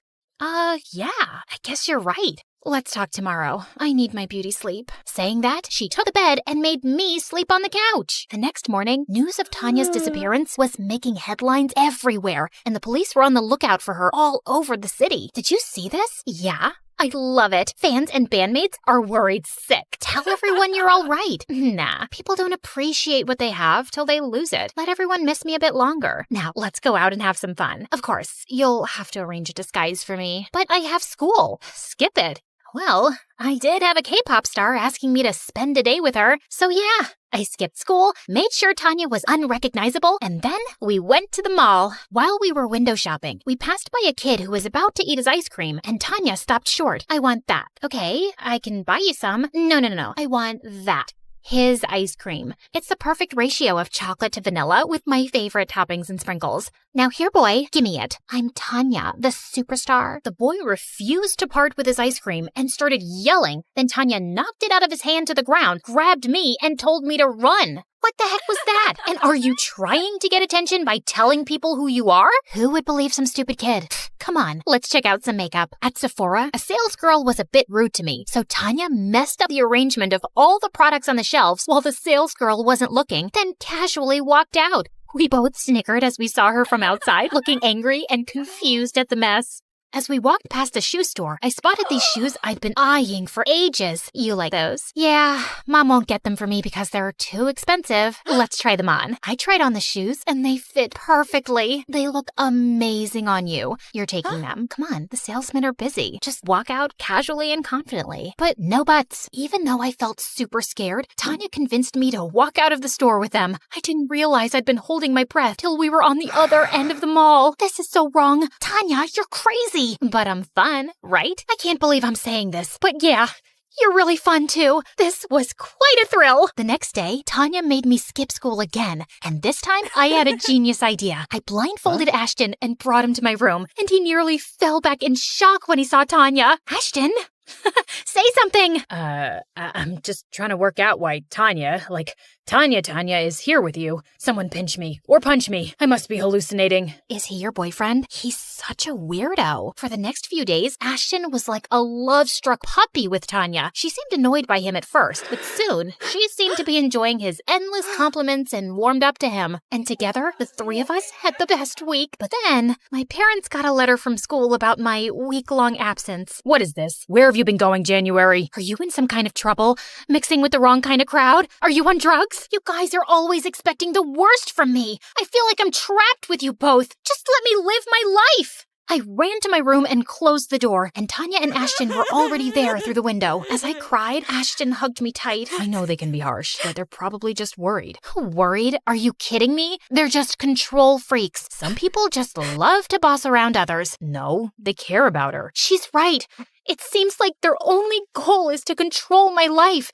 And if you want to defend them, Ashton, I don't want to hear it. You're supposed to be 100% on my side. Of course I am, but Just go, please. After Ashton left, Tanya listened sympathetically as I let out all my frustrations. Then we both decided to forget all about being good girls. I was almost 18. It was time to act my age. The next day, my folks dropped me off at school, clueless about my plan. I ditched classes and hit the local tattoo parlor with Tanya. But once we got there, I felt scared. It looks painful. Oh, come on. Nothing screams, I don't care more than a tattoo. I'm not sure about this. Scaredy cat. Fine. How about a piercing then? I thought I was getting my ears pierced, but Tanya dared me to get a belly button piercing. I didn't want her to brand me a coward again, so I agreed. To my surprise, I kinda loved it. That's my girl, taking control of your life. Hell yeah! Tanya kept extending her stay, and I was happy about it. We were having a blast together, and I really wished Ashton was still hanging out with us, but he never replied to any of my texts and even blocked me on social media. One day, as Tanya and I were out at the mall, she went to the bathroom. I was sitting alone when I heard a familiar voice. Can I sit here? What do you want? I've really missed you these past few days. Have you? You didn't try to call me or message me, and even blocked me on social media. So petty. What? I got messages from you to stay away. I was so shocked when Ashton showed me those texts, but I'd never sent them. And guess what? It turned out Ashton's number on social media was blocked from my side, but I was 100% sure I never did that either. How is this possible? Isn't it obvious? It's Tanya. She's playing some sick games. I could never stop being your friend. And Tanya keeps saying your parents are controlling, but she's been manipulating you herself all along. Just then, Tanya appeared, looking furious. Don't listen to him, January. He's lying. Why would he lie? Oh, please. He's crazy. Can't you see how he looks at you? He's like some psycho lover, completely obsessed with you. He even admitted it to me.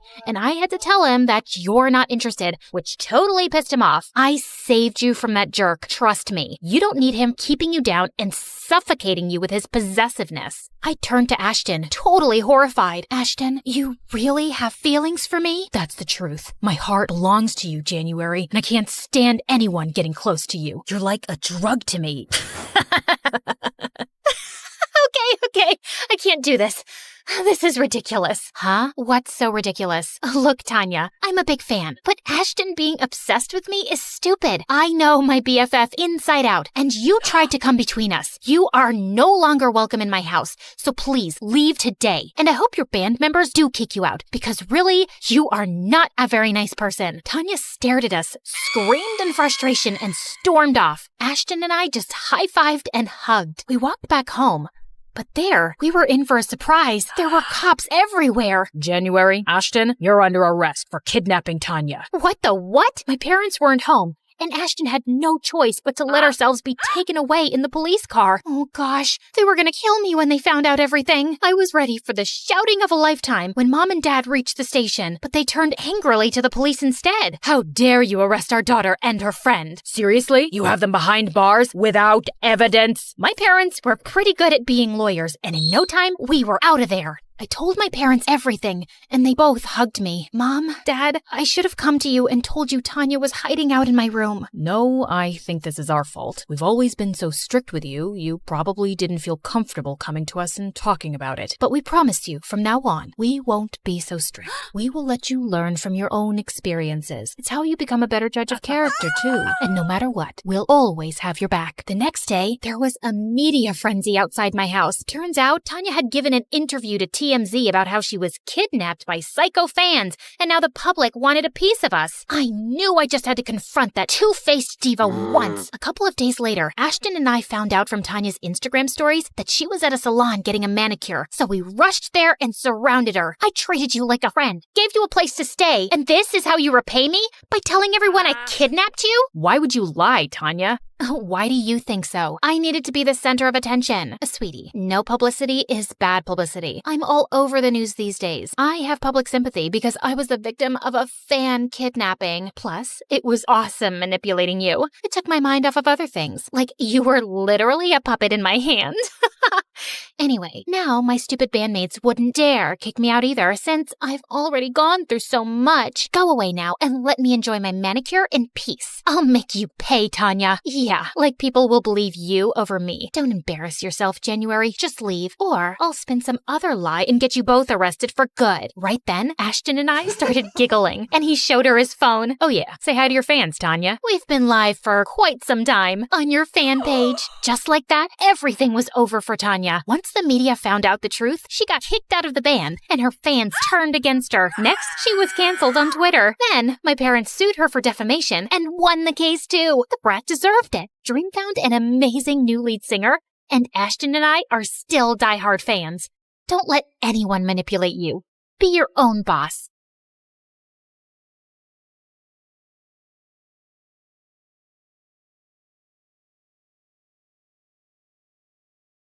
Have you ever stared at yourself in the mirror and literally didn't recognize the person staring back?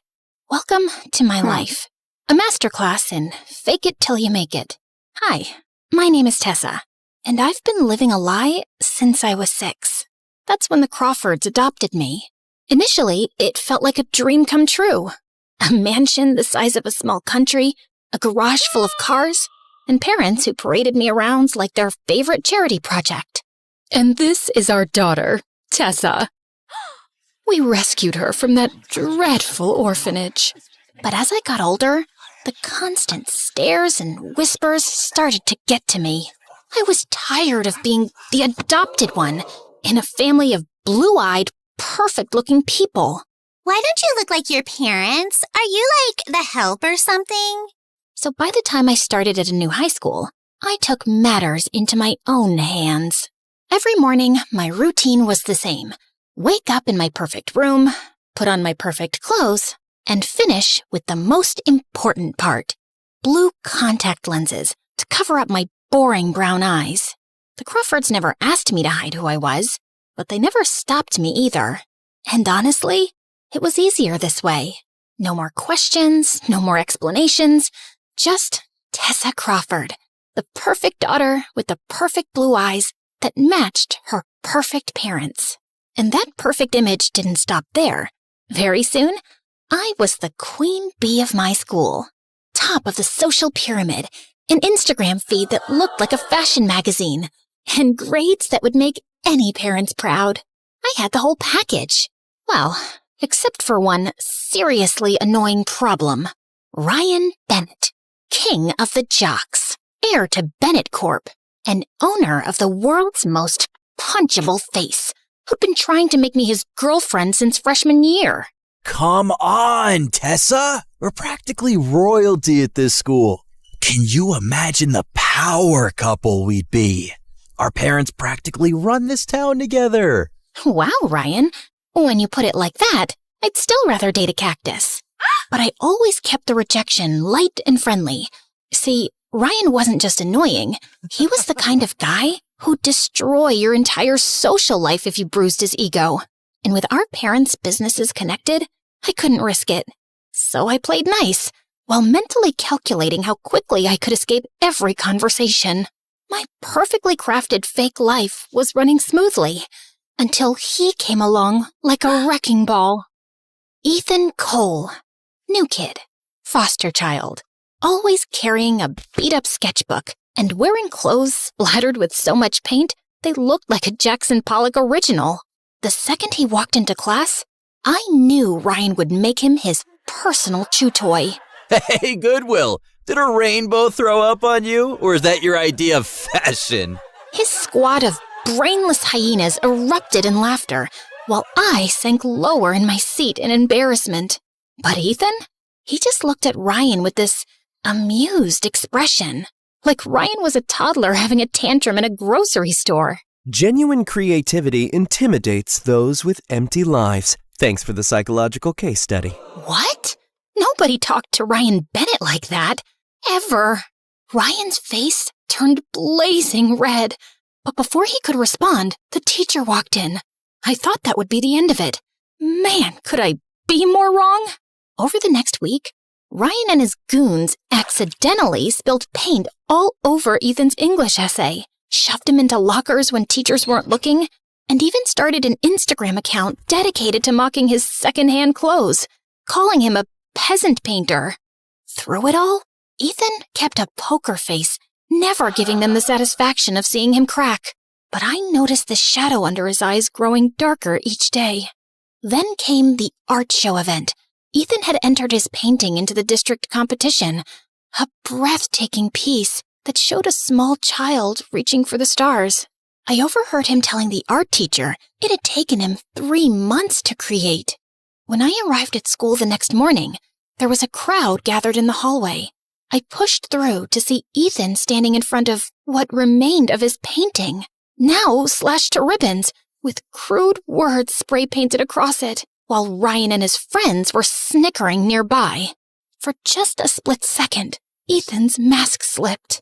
I saw tears in his eyes as he gathered his destroyed canvas with trembling hands. No one else seemed to notice. They were already moving on to the next piece of hallway gossip. But I couldn't look away. That afternoon, I did something completely insane.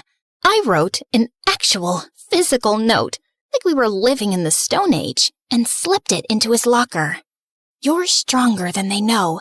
Just don't give up." Then, I lurked behind a pillar like some deranged stalker, watching as he found it. When he smiled, this genuine, surprised smile that transformed his entire face, I felt this weird flutter in my chest. But I didn't dare actually talk to him.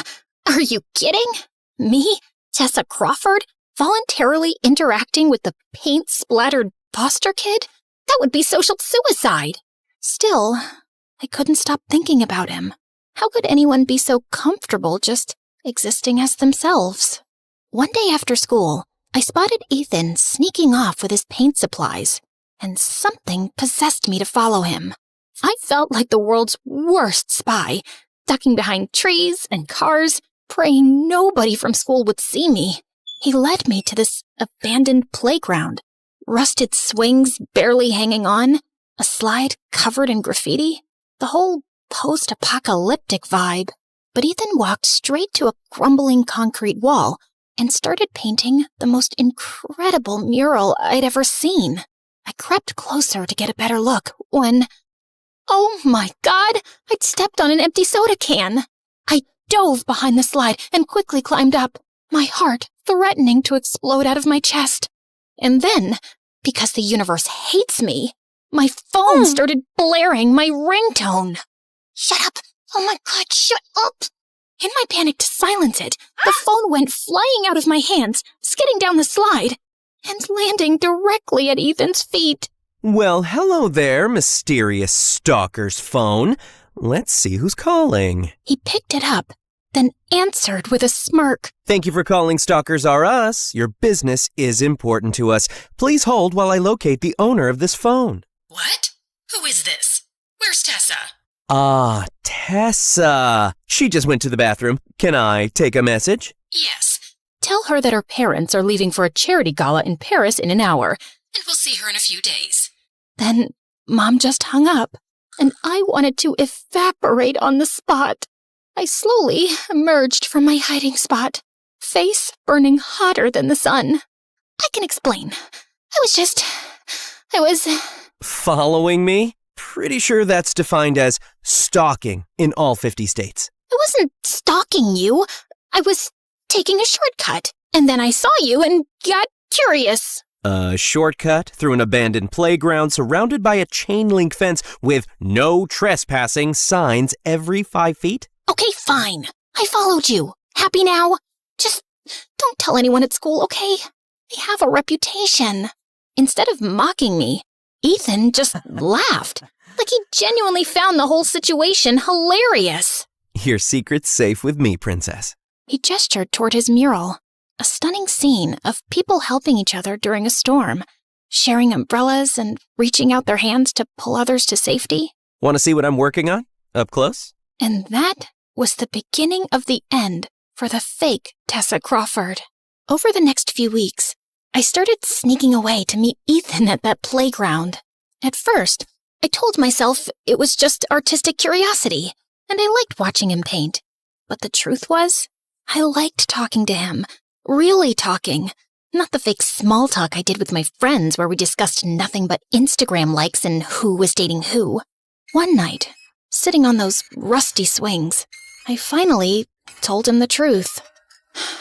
I've been adopted since I was 6. The Crawfords, they've given me everything a girl could dream of.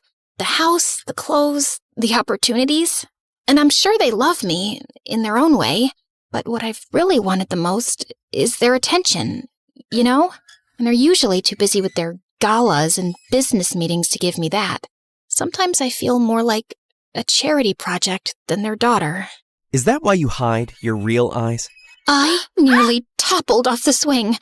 How did you— The blue doesn't quite match your skin tone. Also, the way you're always rubbing your eyes when you think no one's looking. I don't think it's the most comfortable thing in the world.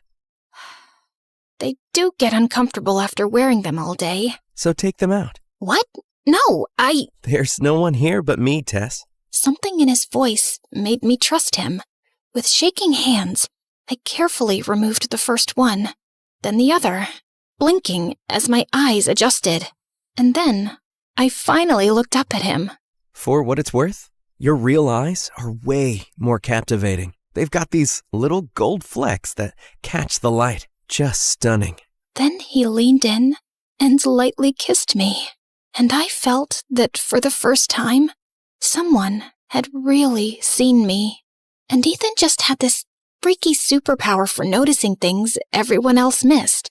Like how Mrs. Daniels, the lunch lady, wore the same worn-out shoes every day because she was sending her kid to college. Or how Mr. Rivera, the librarian, always had hospital forms peeking out of his bag because his daughter was sick. Together, we started leaving anonymous notes for people we knew were struggling, just like I'd done for him that first day. You really think a little note makes any difference? When I got yours, it was the first time anyone at school had shown me a speck of kindness. So, yeah, they matter a lot. The more time I spent with Ethan, the harder it got to step back into my fake life. It was like having 2 separate identities that were getting impossible to keep apart. I don't get it, Tess. How can you stand those people? Especially Ryan. The guy's basically a walking cologne ad with the personality of a mosquito. You don't understand how it works. My dad's company and Ryan's dad's company are practically joined at the hip. And the rest of my friends, they're not that bad. Yeah? Think they'd accept me if they knew we were friends? They might. If you tried to fit in a little, maybe tone down the whole— I gestured vaguely at his paint-splattered everything. The whole me thing. Got it. I felt kind of terrible that I'd said it, but to my complete shock, Ethan actually tried. He started wearing cleaner clothes, tamed his wild hair, and even sat with us at lunch. I was touched because it meant he cared enough about me to do something that was obviously hard for him. But Ryan and my friends still found ways to exclude him, making comments disguised as jokes. So, Ethan, is it weird living with random people who get paid to pretend they care about you? Like having a babysitter who never leaves? Ryan! Actually, Ryan, I bet if your parents cared as much for you as my foster mom does about me, you might have had a better personality. But hey, at least you got that trust fund to keep you warm at night. The table went dead silent. Ryan's face darkened like a thundercloud, and I knew we were in serious trouble. And the next day, I found Ethan staring at the spring formal banner he'd spent weeks painting. It was destroyed, torn in places, dripping with soda, with crude drawings scribbled all over it. Just then, Ryan sauntered over, grinning like he'd just won a championship. Aw, what happened to your little finger painting? Such a shame. You did this. Again. I let it go the first time, but what makes you think you can keep treating people like this? Relax, Charity Case. It's just a prank. That's how we have fun. But I guess you wouldn't get it. It's one of those you're poor, you wouldn't understand kind of things. The look in Ethan's eyes, I'd never seen anything like it. It was anger mixed with resolution, like he'd finally made a decision he'd been putting off for too long. The next day, Ethan didn't show up at our spot. I texted him, called him, nothing. Days went by, and Ethan still didn't show up. Worry weighed on me until I finally decided to visit his foster home and see if he was okay. I'm sorry, honey. Ethan left this afternoon. He said he needed a fresh start. Did he say anything about me? He left you this. She handed me a folded piece of paper. Inside was a sketch of me, not with blue eyes, but with my real brown ones, filled with warmth and life. Underneath he'd written, "Don't let fear choose for you. You're more than what they expect you to be. Live your truth, and don't change for the world. Make the world change for you." Ethan didn't take the revenge route after all. He just left. Maybe rich bullies were never his world to begin with. I cried the whole way home, finally seeing the truth.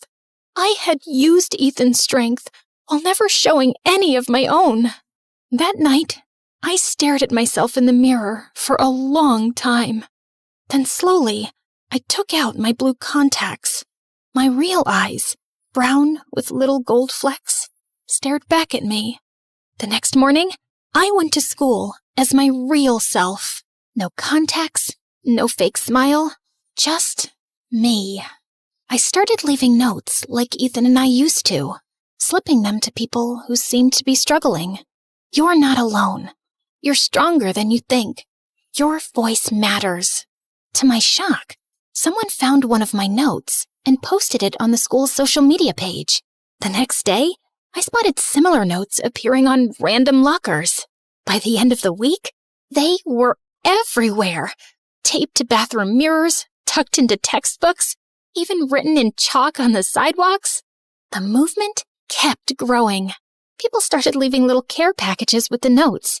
The drama club put on performances about kindness.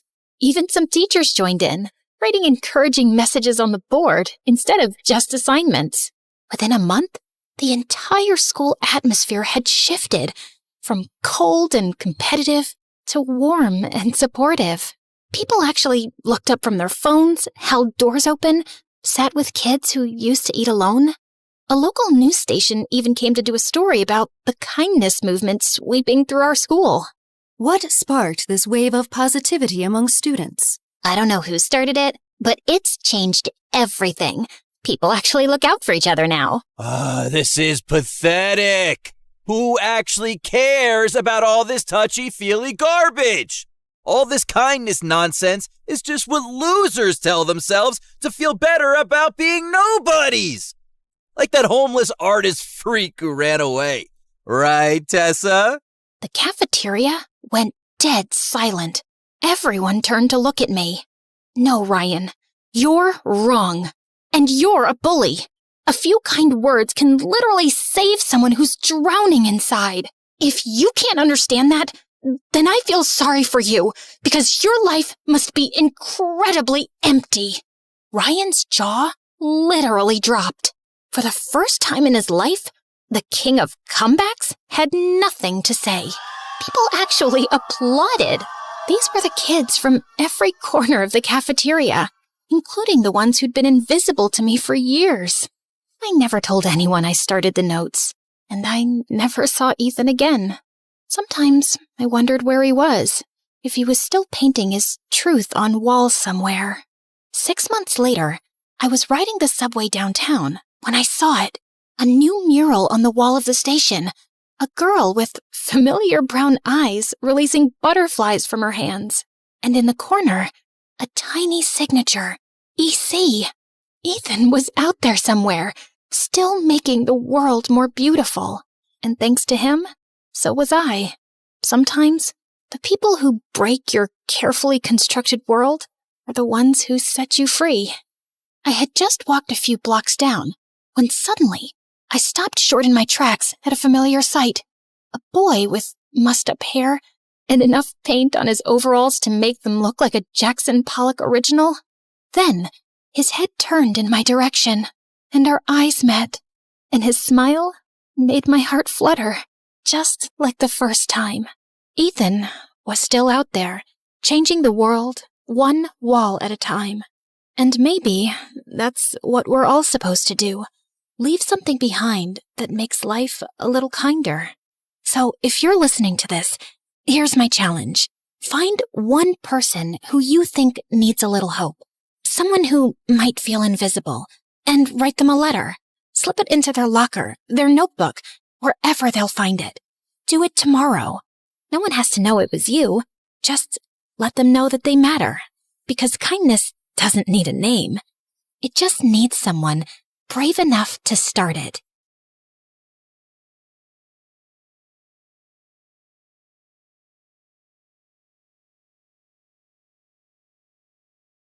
Hi, I'm Haley, better known as Haley, or Princess Haley, the poetess turned supermodel. I don't think they know.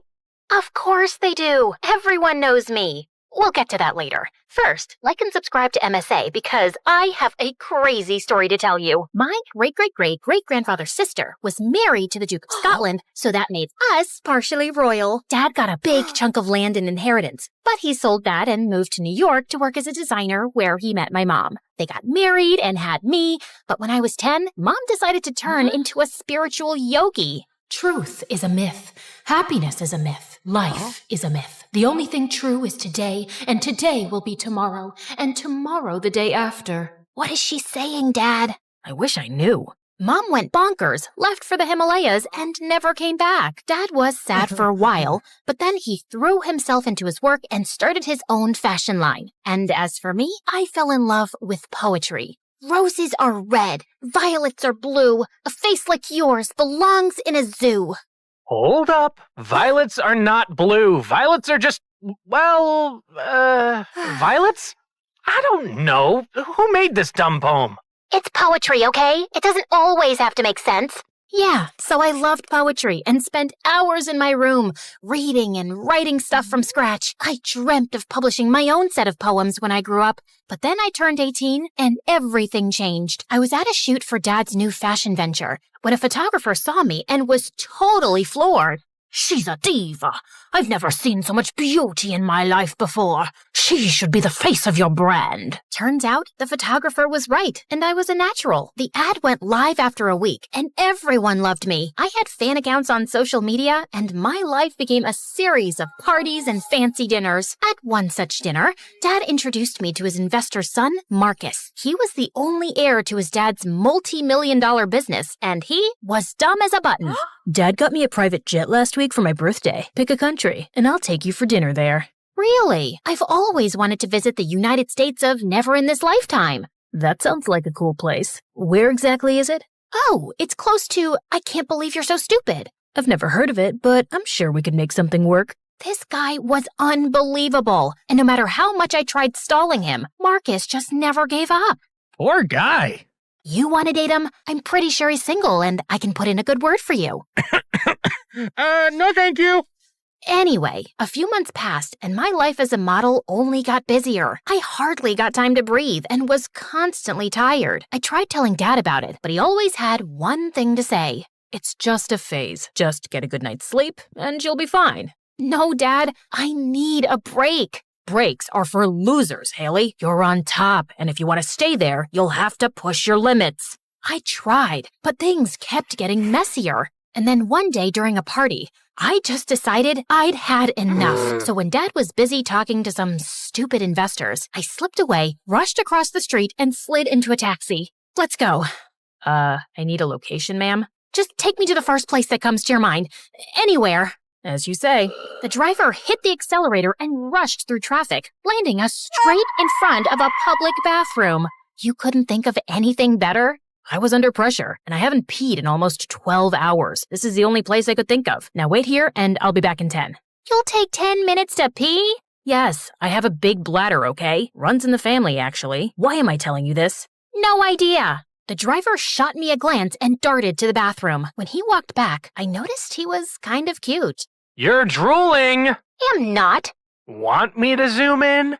No, that won't be necessary, and I thought you were zipping it up. Whatever. Anyway, the guy introduced himself as Tyler and offered to take me to a diner close by, and I happily agreed. As the order came, I stuffed my face in food, while Tyler gave me a soft smirk. So, what's your story? What do you mean? I mean, you're either incredibly brave or incredibly stupid to trust a taxi driver in the middle of the night. I was hungry, and you looked harmless. Also, I always carry pepper spray in my bag, so in case you act funny, I'm well equipped. Tyler shot me a funny look before bursting into a laugh. I joined him, and the two of us ended up having a great time. I was kinda disappointed when he dropped me back home. I didn't think I'd ever meet Tyler again, but the next morning, while I was leaving for my shoot, I saw him outside my house. So, you've been thinking about me, I see? You left this Minion keychain in my car last night. Oh, this! Haha, of course! It's my lucky keychain! You know it's important to be lucky or you'll get unlucky. And you can't get unlucky because then you're just sad. And I don't want to be sad, so thanks for making me lucky. Sorry, bring my luck back. I should go. Actually, I was thinking, do you want to grab some ice cream? Or not, you're probably busy. Darn right she is. I turned around and saw Marcus walking in our direction. Why are you talking to this loser, Haley? Is he bothering you? The only thing bothering me is you, Marcus. Tyler here is a friend. Really? I didn't know you were friends with sewer rats. What did you just call me? Tyler stepped up with his fists balled up, but I got in the way. He's not worth it. And Marcus, stop butting in my conversations and find someone else to waste time with. Marcus looked furious, but I just held Tyler's arm and left. He was still mad when we got to the ice cream parlor, but I calmed him down and we ended up having a great time. Tyler was cute, easy to talk to, and he had the best taste in music. We got talking, and I told Tyler everything about my life and how I actually wanted to be a poet, but Dad was against it. Tyler tucked a strand of hair behind my ears and came closer, and my heartbeat was in chaos. Excuse me. I think I need to get myself checked for diabetes. You're spoiling my moment. Fine. So, yeah. After that day, Tyler and I just got closer. He would drop by at my shoots with my favorite coffee and we'd go for drives. I was the happiest I'd been in months with Tyler around. But of course, Marcus hated it. What are these rumors about you going around with that gutter-faced taxi driver? Firstly, that's none of your business. And secondly, they aren't rumors. I genuinely like Tyler. So you'd choose that poor rat over me? Are you blind or just dumb? Tyler is twice the man you'll ever be, Marcus. At least he works hard to pay his bills than just feed off his father's money like a parasite. Now get out of my way. I accidentally pushed Marcus a bit too hard, and he landed in a bunch of chairs. I'm sorry.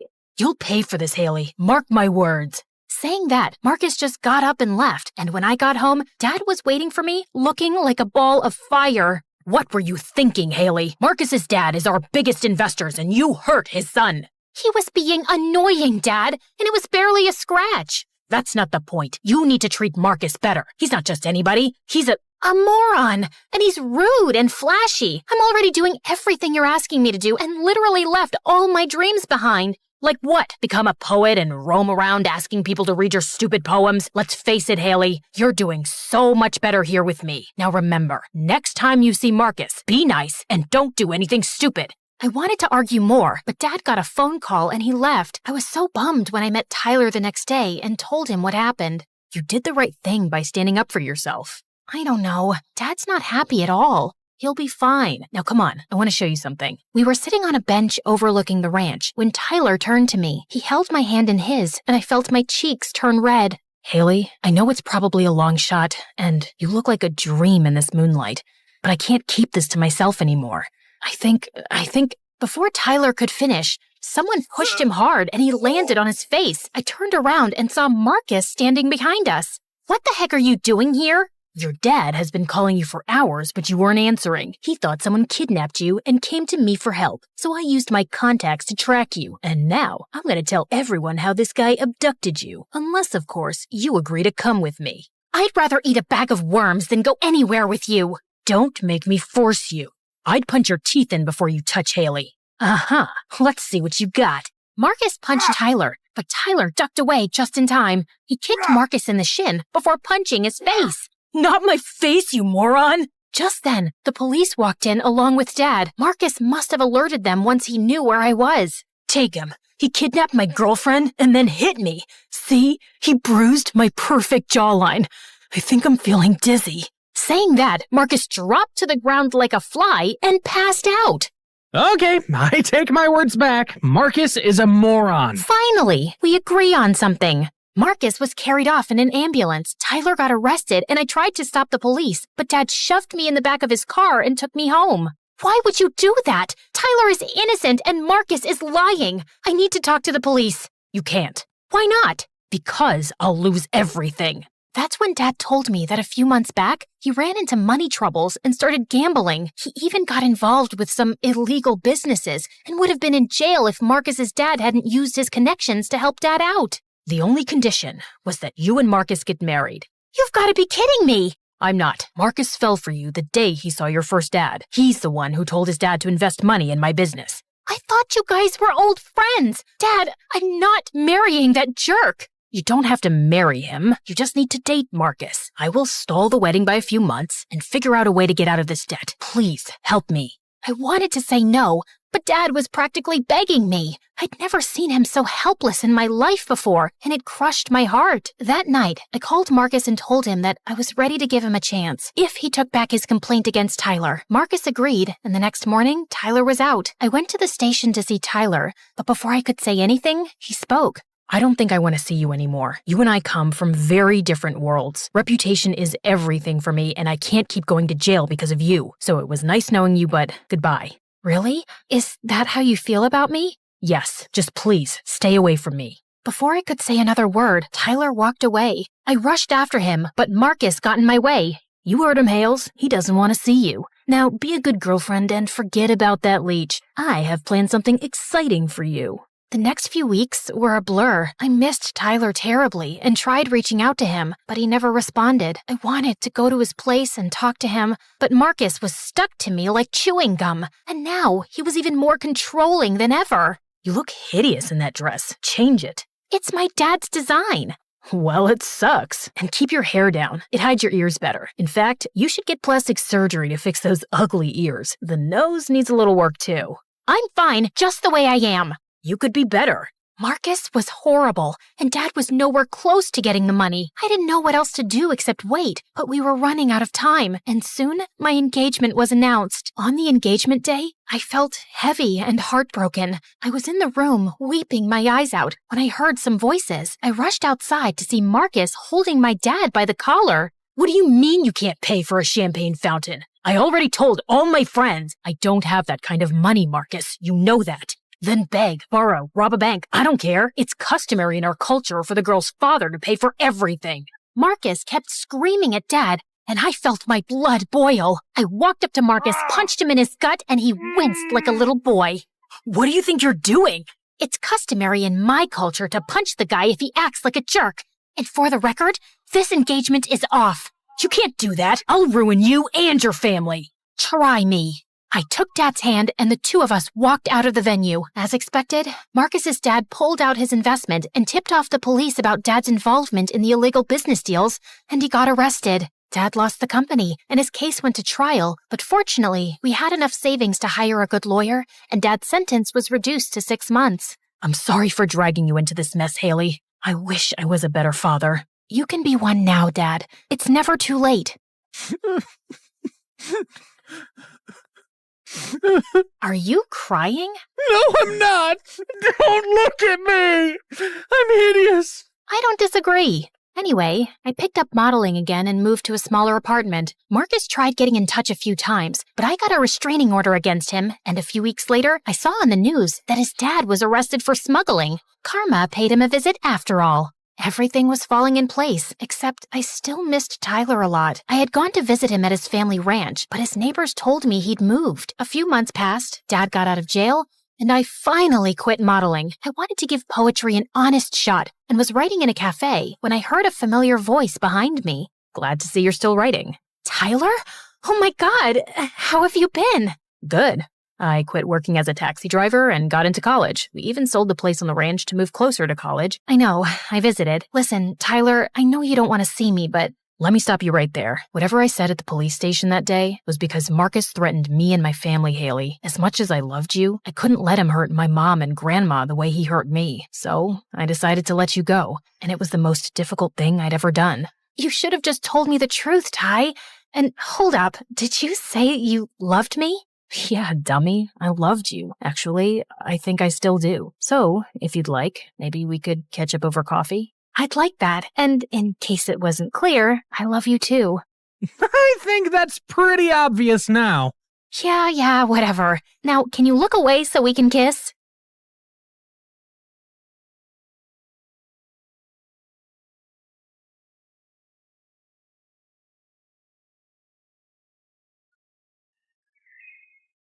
Hello, my name is Jill. Before I tell you my story, please like and subscribe. If you do, you'll see a double rainbow outside your window right now. I was born to A-list celebrities. Dad was a famous singer and music producer, while my mom was a top actress and model. My parents loved staying in the spotlight, but I hated it. When I was 5, they took me to an amusement park for my birthday. We were always surrounded by bodyguards, but that day, I requested them to wear some hats and spend some time alone with me. And they did exactly that. But sadly, their disguise didn't work. Barbara, John, one picture with your daughter. Look here. Please, one shot. Mom! Dad! In order to avoid the crazy cameras, I bolted in the other direction and got separated from my parents. It took them hours to find me. After that day, I avoided going out in the public eye, and soon my parents decided to send me to a quiet town called Cyprus, where no one would recognize me. I stayed there with my aunt, who was an angel, and life went back to normal. Well, it was almost normal, except for my weird neighbor Daniel. He was a total bully and would find the weirdest ways to pick on me. Stop, Daniel! Give me back my books! Nope, not gonna happen. You're gonna have to jump higher than that. Short pants. I threw a shoe at him and it went flying past him, hitting May, my best friend and partner in crime. She was the only one who knew about my family, and together, we would always overpower Daniel. He hated that. Daniel, cut it out, or I'm telling your mom if you keep doing that. May and I were tight as a wolf pack. She was my biggest cheerleader, and growing up with her, I made some of my best school memories. Even when I became the student body president, she remained my #1 person. As for Daniel, he just got more annoying over the years. On the first day of senior year, I was happily welcomed by May at my locker. Hey, bestie. How was your summer trip to Paris? Shh, don't say it too loud. I don't want other people to hear and get suspicious. Right, sorry. I wouldn't want people finding out you're a prodigy daughter of top celebrities. Absolutely not. That would be the worst thing that could happen to me. I would have to move again, and I like this place, so I don't want to leave. Oh, no. I don't want you to leave either. It would make me so sad. May and I laughed about it while walking down the hallway, when the book in my hand suddenly got snatched. Daniel! I was beginning to wonder if Satan called you back. Wow, sarcasm. Did you learn that from this book? Oh, no, wait. It's a love story? Ugh, are you going to try and put a spell on me to make me fall in love with you? You wish. Now give that back. Okay, I'll give it back on one condition. Not again, Daniel. That's my aunt's book. I really don't want you playing around with it. I won't, if you promise to meet me after school in the library. Fine, whatever. Please don't make this lamer than it already is. The day finally passed, and May and I headed to the library. But as we entered, all the lights were switched off, and I just knew it was just another dumb prank Daniel was playing on me. Furiously, I turned to May, who looked equally annoyed. May, will you just head home first? I need to end this once and for all with him. What do you plan on doing? Oh, don't worry. He's gonna get everything he's given me, tenfold. Okay, call me if you need me. I'll finish him off for you. May went home, but just as I reached the school hallway, I saw Daniel standing with my book in his hand. As he turned around slowly, I noticed that he wasn't so bad to look at. Almost too handsome. Made me gag in my head when it crossed my mind, and I snapped back to reality. But Daniel had already noticed me drooling. That look on your face says you fell for me. If I had to choose between kissing you or kissing a worm, I would pick the worm. Who said anything about kissing? Or was that something you were thinking about? Whatever. Let's just get to the point. Just give me my book so I can leave. What's the rush? You haven't heard my condition yet. What do you want from me? I don't want to keep going in circles with you. Just then, Daniel pulled a picture out of his pocket that made my jaw drop.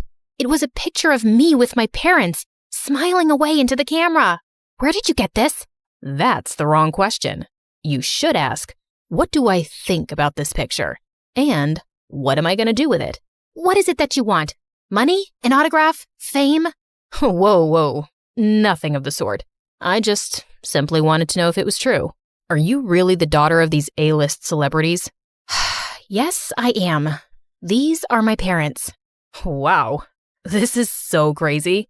I've pretty much known a celebrity my whole life. Now, how will it sound if I date one? What do you mean? So here's the deal. I'll keep my mouth shut if you agree to date me. What? Have you gone completely crazy? Not crazy, but smart. I just think it'll be great for my reputation to date a hot, popular girl like you. High school will be over in a year and we'll all go our own way. But I want to be remembered as the guy who dated the most popular girl in school. Also, you can't tell anyone about this deal, especially May. She's a blabbermouth, and I want people to believe you're dating me for real, or the whole thing's off. I just stared at Daniel as he went on and on about his ridiculous idea. Dating him would be like social suicide since he was the most hated guy in school, thanks to his crazy pranks.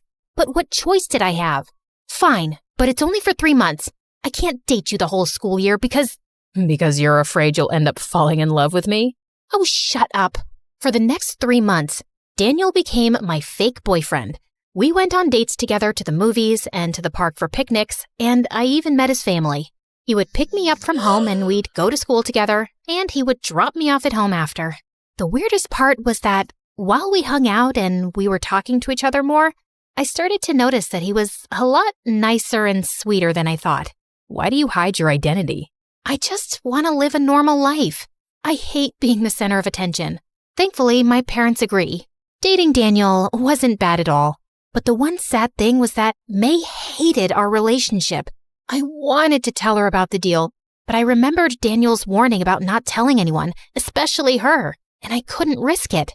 Jill, this is crazy. How could you date him? He's a total bully. Have you forgotten how he made our lives hell? I know, but I've come to realize that he's a nice guy, and he likes me too. So this way, he's off our backs now and not teasing us anymore. That's a good thing, right? Stop justifying your dumb actions by making up nonsense. I can't watch this.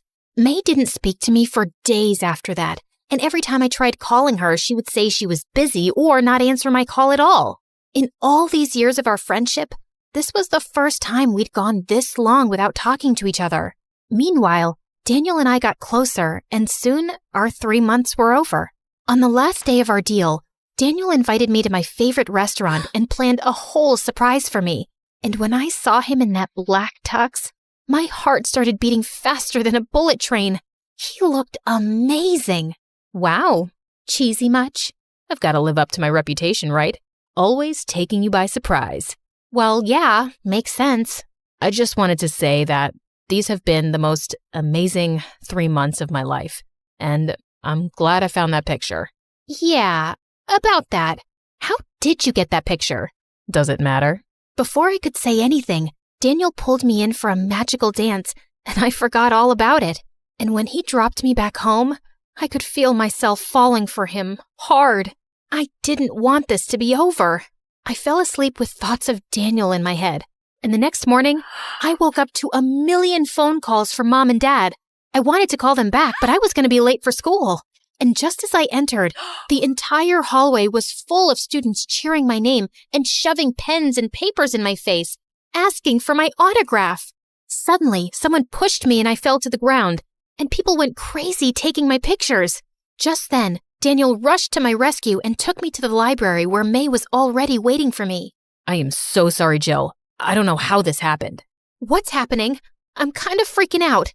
Don't freak out, but everyone knows your identity now. The school is surrounded by the media. What? How did this happen? Daniel, you did this? No, it was me. I've always liked Daniel, but he always paid you more attention. And I got insecure and I told him everything about your family. I gave him that picture. I thought he would expose you and you'd hate him forever. But instead, he turned around and asked you to be his girlfriend.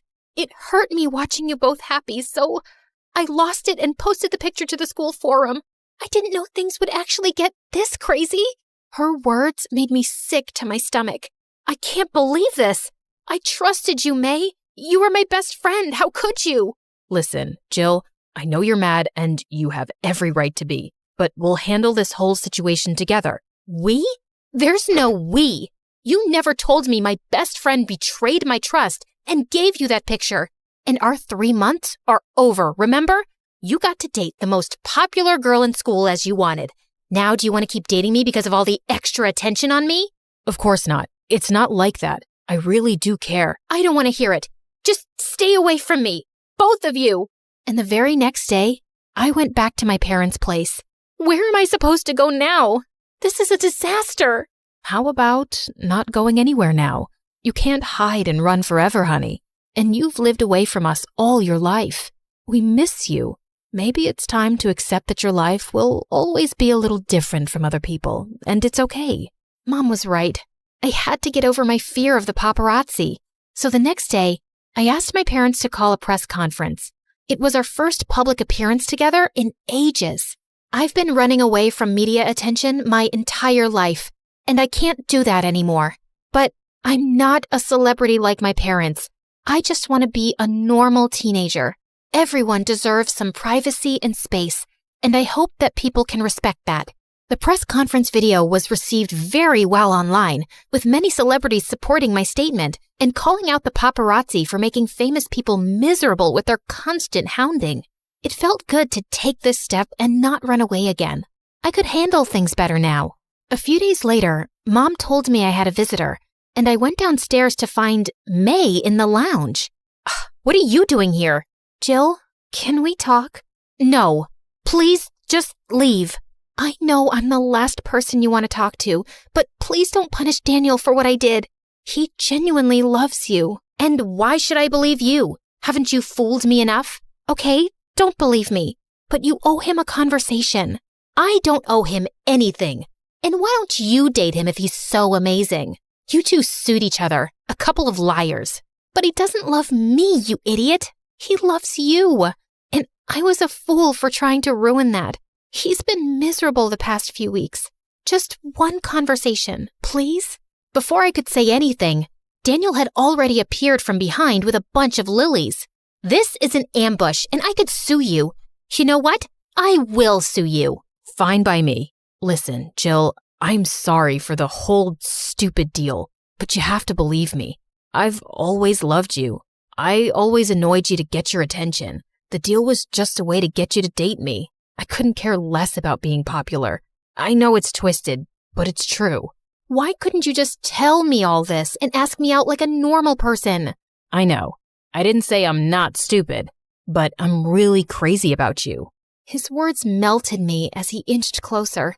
I could feel my heart beating faster. Could we maybe start from the beginning? And I ask you out like a normal person? No conditions? Well, only one. Can I kiss you already? He did, and it was perfect. And me?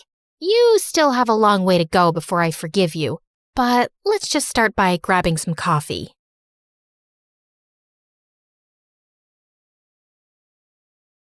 You see this mess? It's all my fault. Even though this may look like an action movie, this is actually a love story. When I was 15, me and my mom went on vacation. I basically didn't say a word the whole time.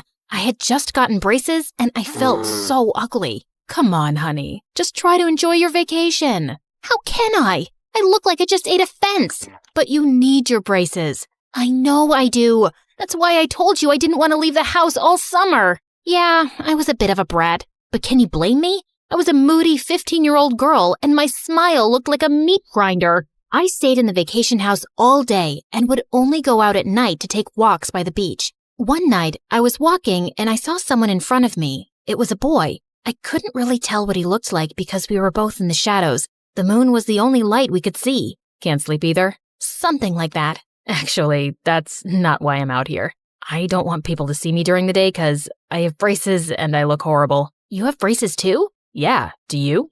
Yeah, I look like I ate a can of tuna fish. Well, your shadow's pretty. We hung out for a while and talked about how we both loved musicals and theater. He was funny and I made him laugh a lot too. He told me his name was Kyle. The next night, I went out and I saw him again. We kept meeting up in the darkness every night. And then, on our last night there, the sun's coming up soon. We should go. What if we stayed and waited for the light? I don't care if you have braces. I already think you're beautiful. So we sat there and waited for the sun. And when it rose, I finally saw him, and he saw me. He was the cutest boy I ever saw, especially because of the braces. He leaned in to kiss me, but his mom called him, and then my mom called me. It was time to go. Promise me something. Never hide yourself in the dark again, okay? Okay. I watched him go. His words stuck with me. And from then on, I started auditioning for shows and didn't mind my braces. Pretty soon, I was the most famous dancer in my whole town.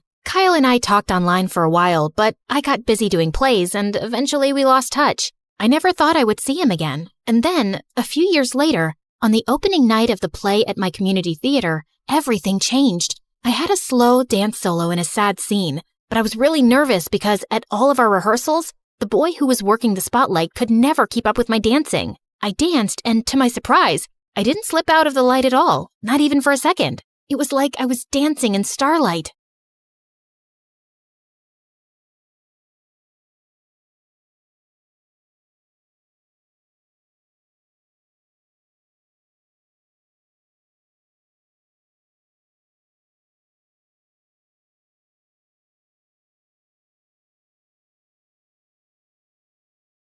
Everyone stood up and cheered when I was done. It was exactly what I'd been dreaming of all my life.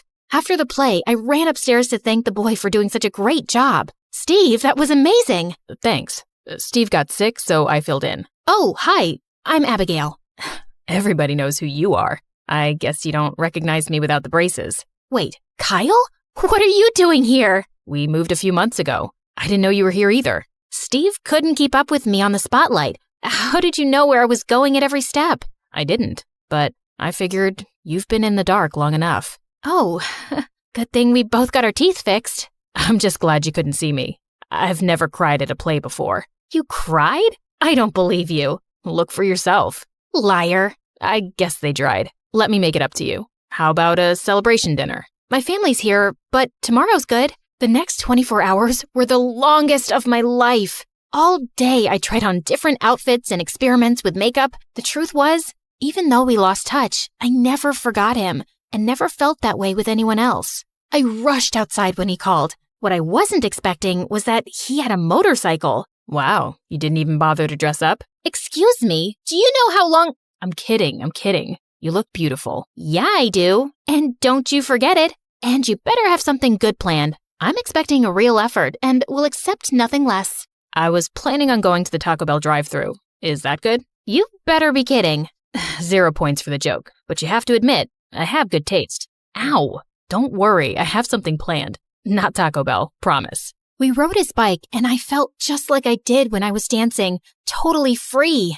It was like no time had passed at all, like we had known each other forever. He actually took me to this amazing new restaurant, paid before the check even got there, and took me to the beach after where we got ice cream and went for a long walk. I didn't want to show it, but I was already falling for him. With Kyle, it was just comfortable. We almost kissed when he was dropping me off, but I could tell he didn't want to pressure me and I didn't want to move too fast. So we shook hands. A little awkward, but kind of funny too. Needless to say, that night, he was all I could think of. If I knew how messy things were going to get, I might have ended things right then. I'm freaking out. This job would make me totally independent. I could finally save enough to get my own place and not have to live with my stepdad anymore. That's great. Why are you so scared? My last job interview, I froze. I'm terrible at interviews. I get so anxious. So, why do you want to work at our store? Are you serious right now? Sorry, we don't accept that kind of attitude here at our big fancy clothing store. You're fired. After a while, he finally took it seriously, and we actually did a little mock interview. It went well, but he was still totally freaked out. You're doing great. Relax, just be yourself. I really appreciate the help. I feel much better already, but the interview's not the only reason I'm nervous. There's something I have to tell you. I don't just want this job, I need it. It's part of my probation. Probation? Like, you got arrested? Yeah. If I can't keep a job, I could go to jail. They arrested me for reckless driving, but it wasn't my fault. My sister called me and she was having an asthma attack, so I had to drive her inhaler to her. The police were behind me, but I didn't stop. The judge gave me a break because I helped my sister, but he said if I get into any more trouble, I could go to jail. I'm so sorry, but I'm sure you'll get the job, especially since you have all these interviewing skills now. And you know, I have asthma too, so I thank you for your service. We need people like you. Just then, my phone rang. It was my theater director. She said if he saw me dancing at our next show, I'd have a real chance of being hired on Broadway. It was my dream. And the next day, Kyle told me the interview went great and he got the job. Everything was perfect. All I had to do now was nail the performance and dance my heart out. But then, on the day of our next show, I was stretching at home, trying to stay calm, when Kyle called me in a panic. Abby, I need your help. Yesterday, my boss sent me to deposit the store's money in the bank 5 minutes before they closed. I didn't make it on time, so I kept it under my bed to do it today, but now he's asking me to stay late and the bank closes early. Can't you just tell him that? They won't suspect you if you still have the money. My boss is already suspicious of me. He knows about the probation. If he knows I took it home, he'll think I wanted to take it. Please, Abby. I would have to run, but I still had time before my show, and I knew how much trouble he could get into if they suspected him of a crime, so I said yes. I never ran so fast in my life. When I got to Kyle's house, no one was home and the doors and windows were locked. Time was ticking. I knew the banks closed at 3. That only gave me 20 minutes. Then I saw the attic window was open. So I started climbing. Oh no. Come on, Abigail. Use those strong dancing legs of yours. Finally, I got in. I went to his room, grabbed the envelope from under the bed, and dashed back out. Everything went blank for a moment. Then the world came back into focus, and I saw that I had run into a boy who was staring at the envelope. It got ripped, and he could see the money inside. I grabbed it before he had a chance to do anything and kept running. I saw the bank. Finally, it was right there. I had made it with 2 minutes to spare. Miss Abigail. Oh my, it's really you. I couldn't believe it. I had only seen him on TV before. I was totally starstruck for a second. I'm coming to your show tonight. I can't wait to see you. We have an opening for our next show. We need someone just your age, as long as you can dance, of course. Thank you. I'm so sorry. I can't talk right now. I have to run. I'll explain later. I'm sorry. I was in too much of a rush to think about the fact that I had just very rudely turned my back on the guy who could give me my dream life. Oh no, what was I going to do? When in doubt, just tell the truth. I could just say it was my fault. What a jerk! I ran after him, but he was too fast on the scooter. By the time I turned the corner, he was gone. Oh no, now Kyle was really in trouble. I couldn't move. I didn't know what to do. How could I explain this? No one would believe me. At the store, I told Kyle everything. When he saw his boss, he told me to hide behind the rack of clothes. But I can explain. He won't believe you, and you'll be involved. He pulled the rack in front of me as his boss rushed up to him. The bank says they didn't get the money, Kyle. Where is it? I'm sorry. It was my responsibility. The money was stolen. Thief! I knew this would happen. They told me you were on parole, but I wanted to give you a chance. Now, I'm calling the police. I'm sorry, Abigail. I'll have to miss your show. He rushed to the motorcycle. I couldn't believe it. She was gonna run? I know it seems crazy, but without the money or any evidence, they'll think I took it. There's no option for me now. But I was totally lost, confused, and so upset with myself. There had to be a way to fix it, but I couldn't even think about that now because it was time for the biggest performance of my life. The producer was right there in the front row, watching, and he didn't look too happy. I had been so rude to him. All I could do now was rely on my dancing skills to get me through. Except Steve was on the spotlight, and I was still out of breath from running and so upset that Kyle was in trouble with the police. When my solo came, I was so upset I fell on stage and cried in front of everyone. I ran off, and the show was canceled for the night. As I was walking home, totally crushed, I decided to only focus on what I could control. The show was over, but I could still help Kyle. I would tell his boss it was me who had stolen the money. Of course, I would get in trouble, but not as much as Kyle. This is where we began. The big mess I had made. He looked at me as he passed. I wanted to stop the police, but they were too fast. But I knew the park next to me would take me right to where they were going. If I could run across, I could catch them and stop the police to tell them it was me. Once again, I was running. Only this time, I didn't have my inhaler. I forgot I had left it in my dressing room when I ran out crying. As I cut through the park, I couldn't breathe.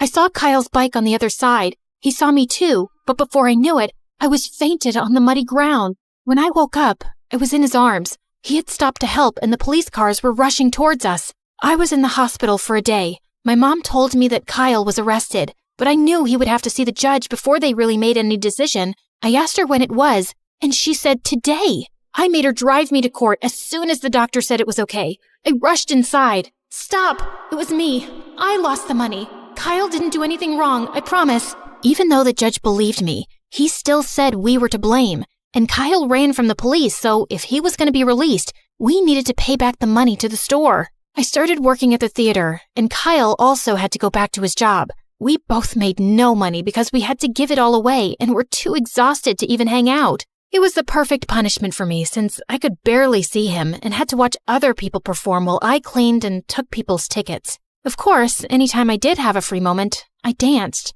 Hey, hero, you have a second? He had come to surprise me at work. He took me to the auditorium where everything had been decorated for what looked like a big party. What's going on? Well, I figured you have to pay the money back, but that doesn't mean it's got to be a punishment. Why not have some fun? I talked to your boss, and we're throwing a fundraiser for us to get the rest of the money. And the best part, you're the star of the show. This is amazing. Thank you so much. Sorry I ruined your chances of going to Broadway. It doesn't matter if I only dance here and not on a big stage. As long as I have you, I can dance anywhere. He held me in his light again. This time, I knew I wouldn't get lost in the dark.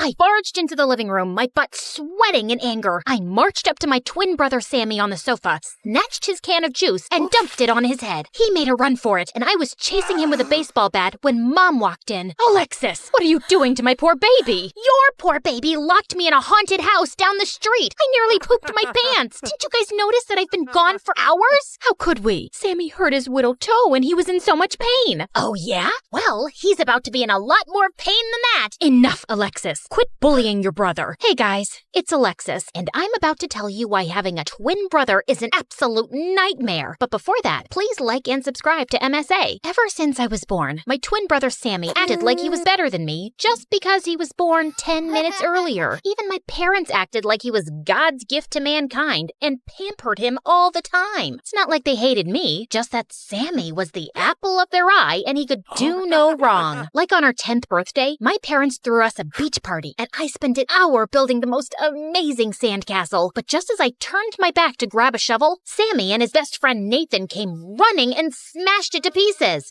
Why did you do that? Because it was ugly and it was ruining my perfect view. He threw sand in my face and ran away. Are you okay? I will be now. I threw the beach bucket at Sammy and it hit him in the head. He cried and Mom grounded me for bad behavior. Unbelievable! As we grew older, Sammy just got more annoying. He and Nathan were the brattiest kids in school and would constantly embarrass me with their stupid jokes and dumb pranks. Like this one time in 10th grade, we were in the science lab doing experiments and Nathan was my partner. Tell me, what's gravity? Oh, that's easy. It's when Alexis tries to get up from the bed but can't because she's a big fat cow. Enough, Sammy. Funny how you're talking and all I can smell is garbage. Maybe that's because you haven't showered in days. I felt so mad I flung a book at Sammy. He ducked and started attacking me with pens. The two of us got into a fight. I knew there was no point in arguing, so I just avoided everyone and focused on my studies. I became the smartest kid in class, and I joined the poetry club, yearbook committee, and debate team. In 10th grade, I got a chance to represent my school in the national debate competition, and that's where I met Tony. He was the captain of the debate team, the star tennis player, and the hottest boy in school. Together, the two of us nailed the competition, and when we got back home, Tony invited me to one of his practice tennis matches. After the practice, we were having a conversation when he suddenly pulled me close. Whoa,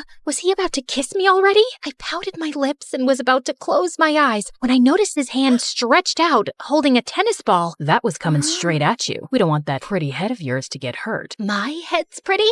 You like the shape? Well, thanks a lot. I mean, for saving my pretty head. Not for saying that I have a pretty head, but thanks for that too. Can I get you an energy drink or something to thank you for saving me? How about a date instead? Yeah, it was fast, but sometimes you just know when it feels right. Soon, Tony officially asked me to be his girlfriend, and I was riding high. Dating someone popular meant that people knew me as more than just Sammy's sister. I was getting noticed, and I was loving the attention. But it drove Sammy crazy. One night, Tony and I were going to a party with a bunch of friends when Sammy walked in. Don't you think you're a little too young to be wearing that dress? Don't you think you're a little out of line to be asking me that question? Also, we're twins, genius. So if you're old enough to do anything you want, so am I. Fine, do what you want. Just don't become a bigger loser than you already are. At least not for that clown Tony. You know he's a player, right? He's always got his arm around a new girl. He's just a really friendly guy. Nothing wrong with that. And he says hugs are good for mental health. I literally saw him feeding French fries to that cheerleader just yesterday. She has carpal tunnel syndrome, Sammy. Her wrists are in pain. He was just being nice. Why is it so hard for you to believe that a hot, popular guy could be into me? Just stop being a jerk and leave me alone. But after that day, it became Sammy's life mission to annoy Tony every time he saw him. Like this one time in the cafeteria, Tony and I were chatting when Sammy dumped a bowl of spaghetti on him. Oops. My hand slipped. And another time in class, just as Tony was about to take a seat, Sammy pulled his chair away and he landed on his butt. Your seat looks more comfortable. Mind if I borrow it? Tony almost punched Sammy, but Nathan intervened and saved him. Sammy backed off for a while, until a few weeks later, Tony and I were having dinner at this really fancy place, and suddenly, he jumped out of his seat screaming. What? What happened? Please don't tell me there's a rat. I will freak out. The only rat here is you, Alexis. What's this? Tony shoved the phone in my face, and I saw a bunch of pictures with Nathan kissing a girl who looked exactly like me. I was so confused until he played a video where I was confessing my love for Nathan, and I immediately recognized the voice. It was Sammy's. Oh, that's not me. I mean, it looks like me, but what? You've been cheating on me with Nathan? No wonder your brother was annoying me these past few weeks. He wanted me out of the picture so you could be with his best friend. Hear me out. That girl in the photos is Sammy with a wig. We're twins, so we look alike. That's all. Please, you have to trust me. Stop making up stories. You're a liar and your brother is crazy. Both of you can go eat dust for all I care, but stay away from me. Tony was out the door before I could stop him. I rushed back home furiously and confronted Sammy, who started laughing like a crazy person. I can't believe he fell for that trick. He's as dense as pudding, Alexis. I did you a favor. You're a jerk, Sammy. You ruined the best thing that happened to me, and you hurt Tony. He'll get over it. Trust me. Also, now that you're here, pass me some soda. But I just dumped the can on his head and walked away. I hated him. The next day in school, Tony refused to talk to me. In fact, he went around the school telling everyone how I was a cheater and a liar. My popularity went down the drain in minutes, and I was back to being invisible. But Sammy acted like nothing was wrong and went on living his life. And after that day, I decided to get even with Sammy. I spent the entire week planning the perfect revenge. I knew the only person Sammy cared about was his best friend Nathan, so that's where I started. I found my opportunity when the teachers announced the test results, and Nathan got an F. He was sulking when I found him in the hallway. Aw, this is what happens when you're best friends with a moron. Gee, thanks. Look, I'm a little bummed right now, so maybe rub things in my face later. Okay. I'm actually here to offer you a really sweet deal. I need you to date me.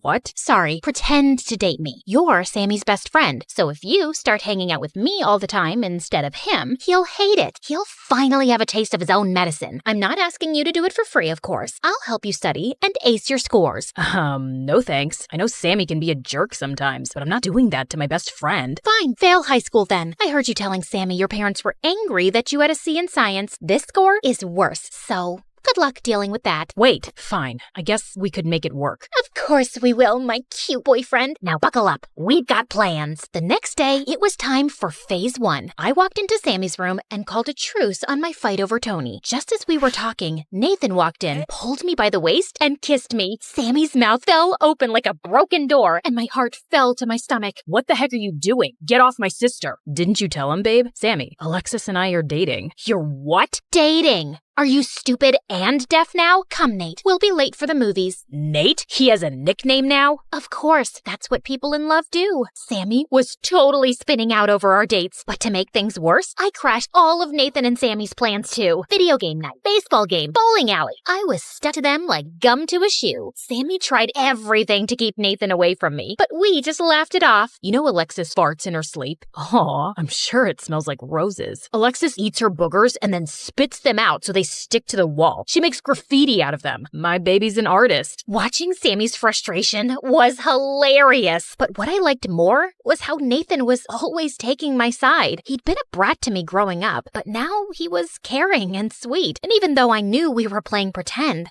I found myself falling for Nathan. One day, I was helping Nathan with his homework in the library when he looked a little sad. When I asked him why, he told me that his mom was moving out. She's always busy and hardly ever around, but I still can't help feeling bad that I might not see my mom that often. I get it. My parents were hardly ever there for me too. I mean, they were around, but they always loved Sammy more. Suddenly, Nathan held my hand and my heart raced with excitement. He came closer, but just then the janitor showed up and we were asked to leave. The next day at school, I couldn't wait to see Nathan again when I felt someone grab my shoulder. Tony! Hey babe, miss me? Listen, I've been thinking about us a lot. I know you cheated on me, but I'm ready to forgive you. You don't know this, but I kinda cheated on you too when we were together. Twice. Okay, thrice. Okay, fine. You want me to start being honest? It was 6 times, but I like you the most, 'cause we're the same, meant to be, blah, blah, blah. Don't you think? You cheated on me? Yeah, but you get that, right? We're even now, babe. It's all good. Before I could say more, Tony pulled me into a kiss. As I pushed him off, I suddenly saw Nathan walking away with a bouquet of flowers, which he dumped in a trash can on his way out. So, what do you say? I say, you're a stupid, cheating, lying piece of poop, and we are nothing alike. And I'm glad my brother pulled a dumb prank on you, because it got you to admit what a sleazeball you are. Now stay away from me unless you want me to knock your perfect teeth in. Get that? I shoved Tony out of my way and rushed behind Nathan. I finally caught up with him in the parking lot. Nathan, wait! Tony was just... Save it, Alexis. I just saw your passionate kiss with Tony. I guess that was all part of the plan. Dating me would make Tony jealous and bring him back to you. Anyway, I'm glad your mission accomplished. And thanks for all your help with my grades. But I'd rather not be used like a toy anymore. With that, Nathan turned around and left. He didn't even give me a chance to tell him my feelings. I curled up in a ball in my room and cried so much harder than I ever did over Tony. I was still sulking when suddenly Sammy knocked at my door. Alexis, are you okay? No, I'm not okay. And it's always your fault. I wanted to get revenge on you, and it messed up everything. What do you mean? I was desperate to make you pay for sabotaging my relationship with Tony. So I asked Nathan to pretend to date me so I could piss you off. But I ended up falling for him. And now I've lost him too. That's the dumbest thing I've ever heard. Yeah, I tease you, but I also love you. You're my sister. I wanted to protect you. Tony was a jerk, and he didn't deserve you. As for Nathan, I read your diary. You did what? Focus, Alexis. I know you like him. And now, just like a big brother, I'll fix it. You're 10 minutes older. Do you want Nathan or not? Yes. Then come with me. Sammy took my hand and drove me to the beach where I saw Nathan sitting. We walked up to him and Sammy backed me up about not having any feelings for Tony, but I could see that Nathan still had doubts. In case you won't take my word for it, Nathan, take Alexis's. Just then, Sammy took my diary out of his backpack and started reading. Dear diary, I know it was just supposed to be a trick, but Nathan is the best thing to have ever happened to me. He's so cute. His eyes remind me of the deep ocean. All I want is to lie in his arms and tell him how much I like him. Also, I got severe diarrhea the other day. Give me that, you moron! I quickly pulled the diary from Sammy's hand and smacked his head with it. Just then, Nathan walked over to me and held my hand. Do you mean it? That's how you feel? It's how I feel. I really like you, Nathan. And Tony was just a glitch in the universe. You're the one I want. And I want you, Alexis. I might throw up. Shut up, Sammy! Fine. Nathan pulled me in for a hug, and over his shoulder I saw Sammy smirking. My brother finally used his annoying brother powers for good and pulled off his best trick yet, because even though that's how I feel, I definitely didn't write that stupid stuff in my diary.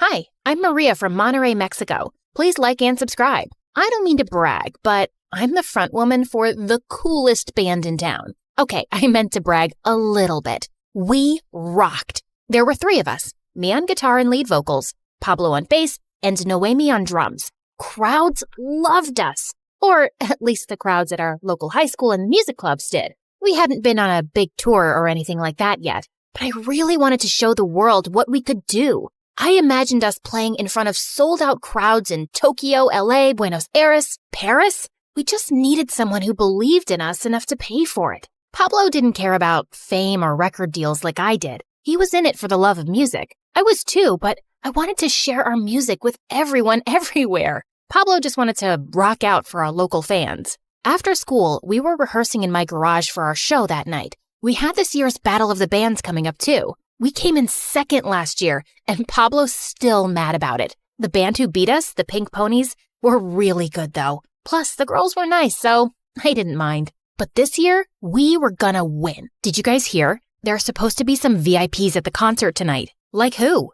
Who cares? We don't play music for those guys. We play for our fans. Why not both? I think Noemi regretted bringing it up, but I'm glad she did. That night, I wore my most fire outfit. If there really were going to be some VIPs there, I wanted to make an impression. In the green room, we put our hands in like we always do before starting a show. Then we lifted our hands at the same time, cheered, and strutted out onto the stage. The venue was packed. There must have been a few hundred people there. You'd probably think I was nervous, but I wasn't. This was where I felt most at home. On stage with a guitar in my hands and a mic in front of me. I strummed the first chord and the crowd went nuts. It wasn't always like this. When I was younger, I was super shy. Even my parents thought I was a wallflower. All the other kids seemed so free and joyful, but I didn't know how to be myself like that. I was always stuck in my own head. Then one day in class, we were reading a play. It was a musical, but all my classmates and even the teacher were just reading the words in a monotone voice like a robot.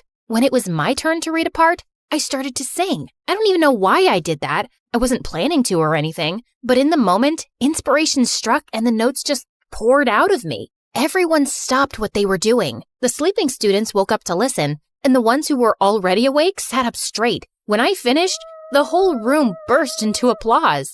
Later that day at recess, Pablo approached me. He had never said a word to me before then. Not because he was a jerk or anything. I just kept to myself mostly. He said he was starting a band and wanted to know if I would join. Fast forward to now, and here we are performing together for a sold-out crowd. Pablo slapped the bass while I busted out a guitar solo. Noemi played her heart out on the drums. After the show, we stayed at the club to hang out and meet some of our fans. Excuse me. A man in a fancy suit approached us. His suit looked like it cost more than my guitar. He stood out from our other fans. He didn't seem like he was from around here. I'm Darren Smith. I work for MSA Records. You guys put on one heck of a show. Thanks so much. I'd love to have you guys drop by for a meeting. We have a lot to discuss. We do?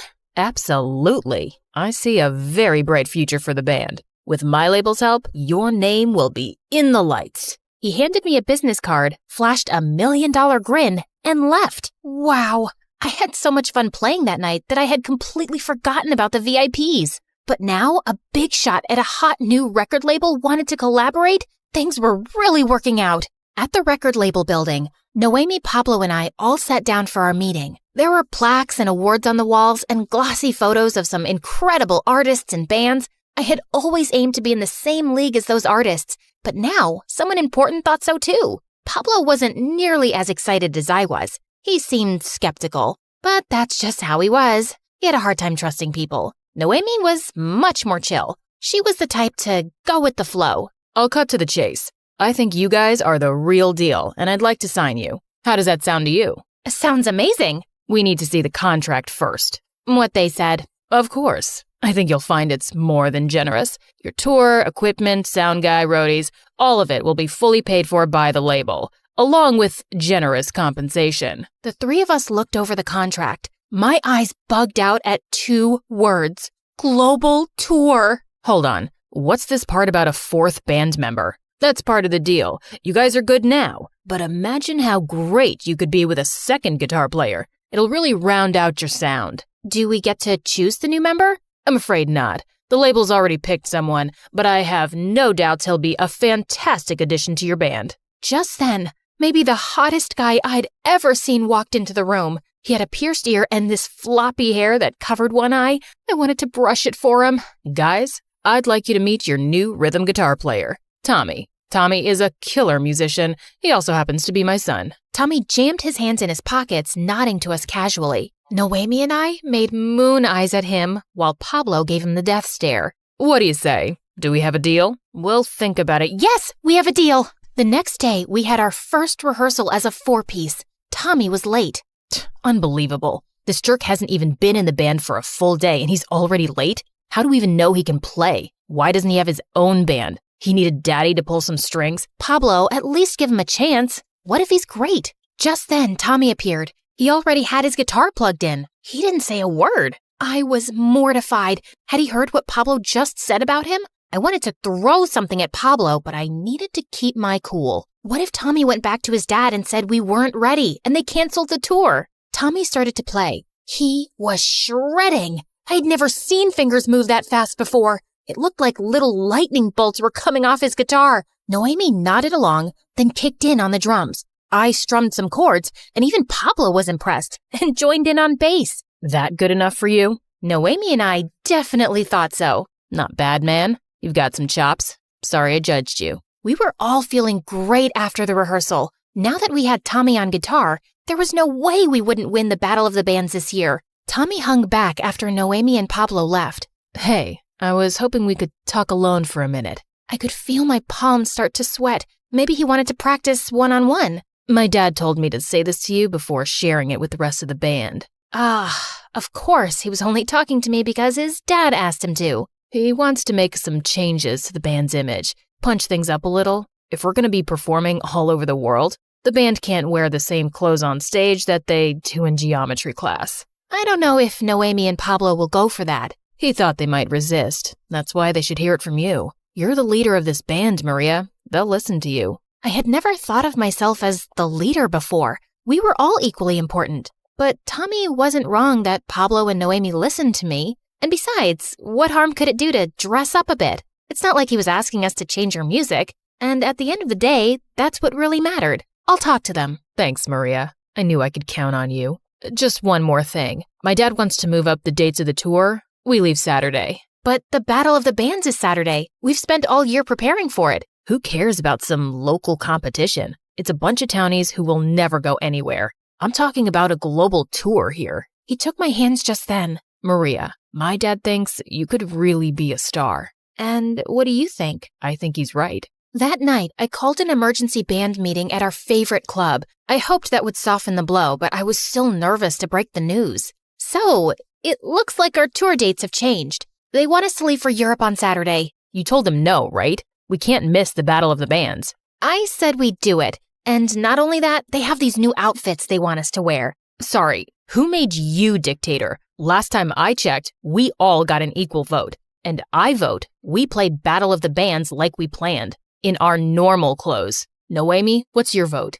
Battle of the Bands. Sorry, Maria. Can I see the outfits, though? Guys, this is a global tour, just like we always wanted. No, that's what you always wanted, not us. You've changed, Maria. Some new guy joins the band and suddenly you don't care what anyone else thinks but him? It's selfish. There's nothing wrong with having big dreams. Sorry I have higher hopes for the band than just playing in the same old clubs all the time for the same old townies. I felt guilty immediately. I really loved our fans. I didn't mean to insult anyone. Pablo just made me so frustrated sometimes. He stared at me. He was mad. I knew that. But there was something else there too, like he was hurt. Have fun in Europe. Pablo stormed off. Noemi looked guilty. I felt bad for getting her caught in the middle like that. You know I always support you, Maria. Just be careful. Tommy doesn't know you like we do. He might not have your best interests at heart. She hugged me. Text me when you go to the Eiffel Tower. At the record label the next morning,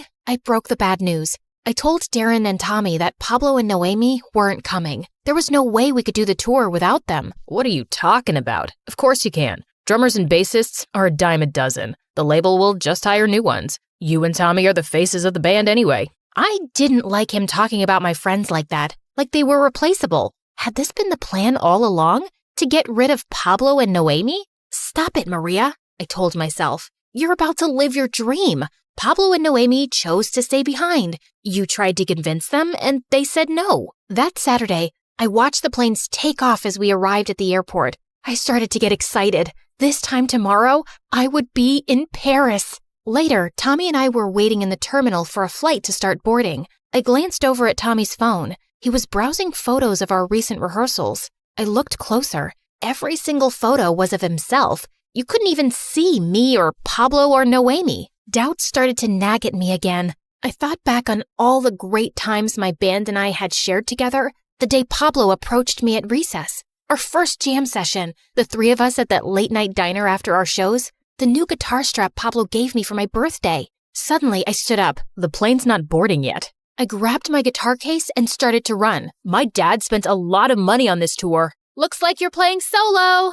I raced outside and took the first taxi I could find. I just hoped I'd get there in time. The venue was crazy busy when I got there. People were squeezed in shoulder to shoulder. I could barely move. The Pink Ponies were playing up a storm on stage. The good news was that meant our band hadn't played yet. The bad news was the Pink Ponies sounded amazing. They were going to be hard to beat. Backstage, I found Noemi and Pablo getting ready. Guys, I'm sorry. I shouldn't have made a decision without asking what you both wanted first. I got carried away, but this is what matters. Right here. Us. They were silent. I was scared. Maybe they wouldn't take me back. Maybe it was too late. Come on, we've got a competition to win. Welcome back, Maria. Noemi spun her drumstick and grinned at me. It was our turn to take the stage. We played the best show of our lives. It felt so good to be back on stage with my friends. Afterwards, we waited to hear the judge's verdict. Pablo asked to speak to me privately. Sorry if I was a jerk. I just remember how quiet you used to be before you started singing. And then you found your voice, and you were incredible. Don't let anyone ever take your voice away. I'm sorry, too. I guess I really believed for a second that I could be a star one day. That's what Tommy said. He was wrong. Of course you don't think I could be. To you, I'm just plain old Maria. Maria, he was wrong to say one day. You're a star now. And then something crazy happened. Pablo leaned in and kissed me. It turned out he had had a crush on me since forever, but he was worried acting on it might hurt the band. But I was glad he did. There was nothing that could stop us now. Noemi joined us as the judges stood to announce the winner, the Pink Ponies, in second place. And in first place, us. We jumped up and down and hugged each other. One day, we would play a show in Europe. But right now, I couldn't have been happier to be where I was.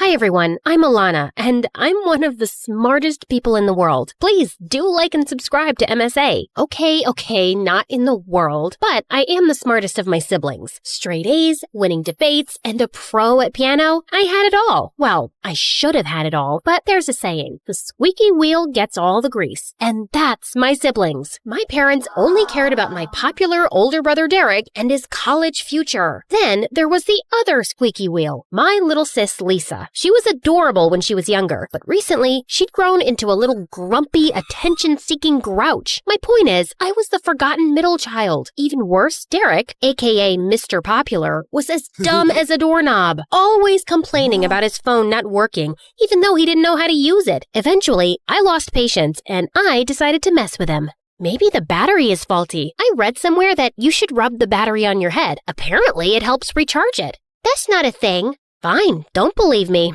Why would you trust the nerd anyways? Wait, she is a total nerd. Maybe she's right. Derek walked around the entire day rubbing the battery against his hair. Dad noticed his struggle eventually and bought him a brand new phone. See what I mean? I'd been asking Dad for a new laptop for months because mine was literally hanging by a thread. But all he said was, I'll get it on the way home from your brother's game. Don't worry. Ah, dear, I forgot.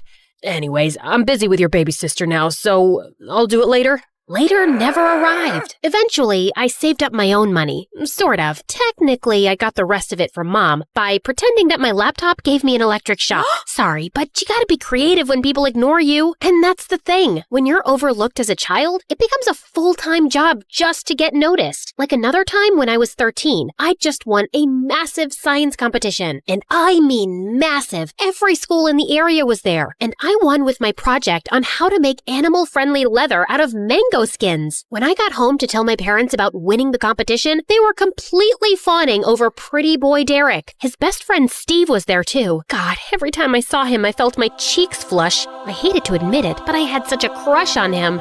Elena, honey, did you congratulate your brother? His team won the game, and he's in the running for prom king this year. My star quarterback. I'm so proud of you. That's nice. I won the science competition for our entire district. Wow, congratulations. You're really smart, Alana. Ugh, science. I never understood that subject. It's always about worms somehow. We knew you'd always win, Alana. No big deal.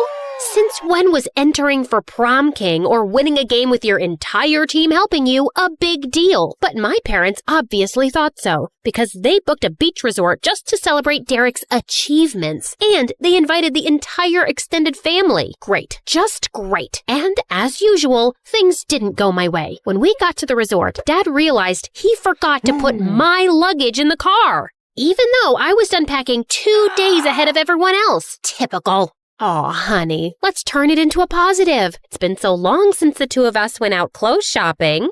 Careful with her, Mom. She'll make you buy a jacket made out of mangoes or shoes made out of lemons. When Mom and I got back, the entire family decided to go out for a fancy dinner. I wore a dress Mom bought me, and secretly, I felt cute. Then everyone started complimenting me, and I knew I really looked good. Okay, she's looking nice for once, but anyone can look good on vacation. Try doing it every single day of your entire high school career. He couldn't handle losing the spotlight for a second. While everyone was laughing at my brother's corny jokes, I hit the beach. Grabbing my phone, I opened the piano app to play my favorite song. The music took me away to a special place, but then I noticed someone watching me. It was a boy my age, a really good-looking boy. Huh, didn't expect to find someone my age who liked older songs. You play really well. Thanks. It's one of my favorite songs. He introduced himself as Wayne, and we got to talking. We both had a lot in common. We listened to similar music and even had the same favorite movie of all time, The Notebook. Just don't tell me it's because of Ryan Gosling. Nah, he's too old, but the movie was awesome. It stayed true to the book, which is what I love the most. Wayne's face went blank, then he totally transformed into the movie's lead character. I've spent each life before this one searching for you. Not someone like you, but you, for your soul and mine. Must always come together. I couldn't believe I was sitting with a boy alone on the beach and quoting Nicholas Sparks. Finally, someone noticed me. I spent the rest of the trip sneaking away from my family to meet Wayne. I told him all about my family, and he listened. He told me something that really stuck in my mind. Don't hide your true self, Alana. Do whatever you like doing, even if your brother says it's nerdy. I thought playing video games was a waste of time, but now I'm pretty dang good at it, and quite famous too. On the last night of the vacation, I was sad to say goodbye to Wayne. He squeezed my hand and told me we'd keep in touch, and we did. We texted each other every day, but when I hit school again, things had changed. My shopping trip with Mom had transformed my dress style, and now I felt everyone's eyes on me, even Steve's. It became too much, so I hid in the music room during recess. Then the most unexpected thing happened. Elena, how are you? I'm good. Derek's not here though. I know. I wanted to talk to you. How's music class going? I couldn't believe it. I did my best not to act like the other girls who screamed when Derek or Steve walked past them. Steve and I talked for a while. I told him about my vacation and showed him some of the beautiful pictures I took of the place. That's when I noticed how he kept moving closer. And before I knew it, he was holding my hands. You know, this new look is really cute on you. Do you seriously think so? Yeah, I do. And I am the cuteness expert. Hey, listen. Sorry, I gotta take this. As Steve talked into his phone, I watched him walk away, but all I could think about were his words. This new look is really cute on you. After that day, Steve and I hung out quite a bit, but only at school. The more I got to know Steve, the more I told Wayne about him. But when I got home one day, my numbskull brother Derek was waiting. He turned my closet upside down and ruined my new clothes. He was angry. Stay away from Steve, nerd. You got it? Finally, someone takes an interest in me, and you want me to stop? Derek, I'm gonna ask Steve to be my homecoming dance date, whether you like it or not. And if you ruin all of my clothes for the night, I just won't wear any. Derek was shocked. Looks like the boring middle sister wasn't so boring after all. Alana, please. Ugh, as if I was gonna listen to him of all people. The next day, I went to find Steve. I wanted to ask him to the homecoming dance, but as I reached for the gym door, I heard Steve's voice inside. My heart raced when I heard another girl's voice. Come on, babe. There's no way I like Alana. I just wanted to get close to her so she'd do all my assignments. I can even get her to do your assignments too. I couldn't believe it. I wanted to yell at him, but I was way too upset. If I confronted him, I'd probably have puked on him. When I got home, I jumped straight into bed and texted Wayne to tell him everything. He cheered me up right away. He sent me a surprise package of brownies and some exotic flowers I'd never seen before. And of course, my parents bombarded me with questions. Did a boy send you this stuff? Yeah, he's just a friend. Do we know him? Derek, do you know him?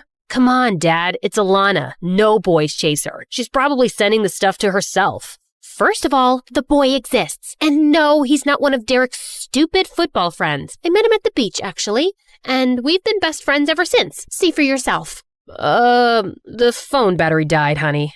Dad, you can't trust her with phone batteries. I'm not lying, I promise. Whether you believe me or not isn't important to me. I'm not trying to show off to the world who I'm dating or how cool I am. That's not my priority. Says the girl who's running for prom queen. Huh. Yeah, I saw it too. Someone entered your name for that thing. The moment Mom heard those two words, prom queen, she squealed and began planning a whole new dress to buy me. It was nice to get her attention for once, but I wasn't remotely interested in the thing. Take it easy, Mom. Prom night events are so basic and fake. Like, why even bother? All the popular kids just show up to try and prove how cool they are. It's so lame. No way I want to be part of it. That night, Lisa walked into my room without saying a word. I was the one who nominated you for prom queen, Alana. Seriously? But why? Because you're so much smarter and cooler than the other girls. If you win, it'll mean so much for girls like me. What do you mean? Alana, I really look up to you. The prom queen stuff shouldn't just be for the popular crowd. You're so smart, and in my opinion, you're already a queen. Oh God, stop it! My moody little baby sister just said she looked up to me? There's no way I'm letting you go. Lisa's words really got me pumped for the dance now. Not that I was a good dancer. It was actually because all the nominated students were expected to give a speech at the dance. This was my chance to finally tell the popular kids what I thought of them. It took a couple of days to write the speech, and then one more day to delete the really bad words. But finally, my speech was ready. I was going to give Derek and Steve a major clapback in front of the whole school. But when I told Wayne, he thought it was a bad idea. He tried to convince me that I should take the higher ground, that Derek was my brother after all. But I didn't care. On the day of the speech, I was practicing at home, and suddenly Derek barged in. Did you forget how to knock, or were you rubbing batteries on your head again? Alana, I heard you're going to tell the whole school how much you hate me and my friends. Really? Yeah, and? You always get everything on a silver platter. Don't you know how hard the rest of us work compared to you? You sound really stupid right now. Sure, it's not easy for you nerds, but it's not easy for us either. Yeah, right. There you go, acting like you know everything. I fought with Steve today, you know, because he lied to you. Derek lifted his jacket to show me. He had a bloody scratch from a fight. Do you even know how much pressure there is on me every time I run onto the field? It's my whole college dream at stake. You don't even realize how much cooler you are than me in comparison. You'll get into any university no matter what, whereas I'm scared of failing every single day. You think I'm cooler than you? Really? That's all you heard?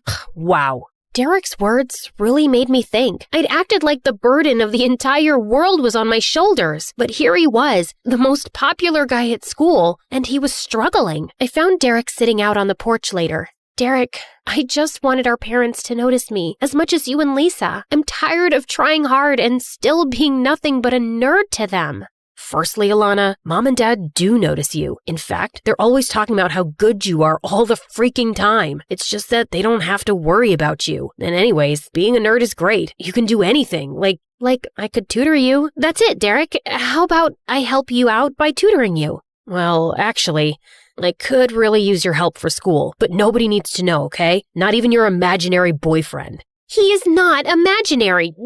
I was about to punch my brother's arm, but then I saw him smiling. He was joking. He could be pretty clever in his own way sometimes. The next day, I rewrote my entire speech, and on the day of the dance, I gave the school the motivational speech of their lives. I told every kid that whether they were popular or not, they should all just have fun and let go. Don't put crazy pressure on yourself. We're young after all. We should enjoy learning the things that are meaningful to us. And that's how you achieve maximum coolness. I'd like to think I convinced everyone in that hall. Or at the very least, I convinced my little sis Lisa and Derek, of course. When the dance finally started, I thought I'd be left standing alone, but my brother swept me in his arms and my sister joined in. As we were having an amazing time, someone tapped on my shoulder. Wayne! He looked better than I'd ever seen him. I was so excited to introduce him to my school friends, but the thing that excited me the most? The look on my brother's face. His jaw dropped to the floor. See? I told you Wayne was real. Yeah, but this is the Wayne you spoke of? This guy's a legend. Turns out Wayne was a much bigger gamer than I thought, and Derek was a huge fan. The way he behaved, it was like he wanted Wayne to be his date instead of mine. I didn't win anything at the dance, of course, but it's fine. That's not my main thing. I did have an amazing time with Wayne, and I felt more relaxed than I'd ever felt.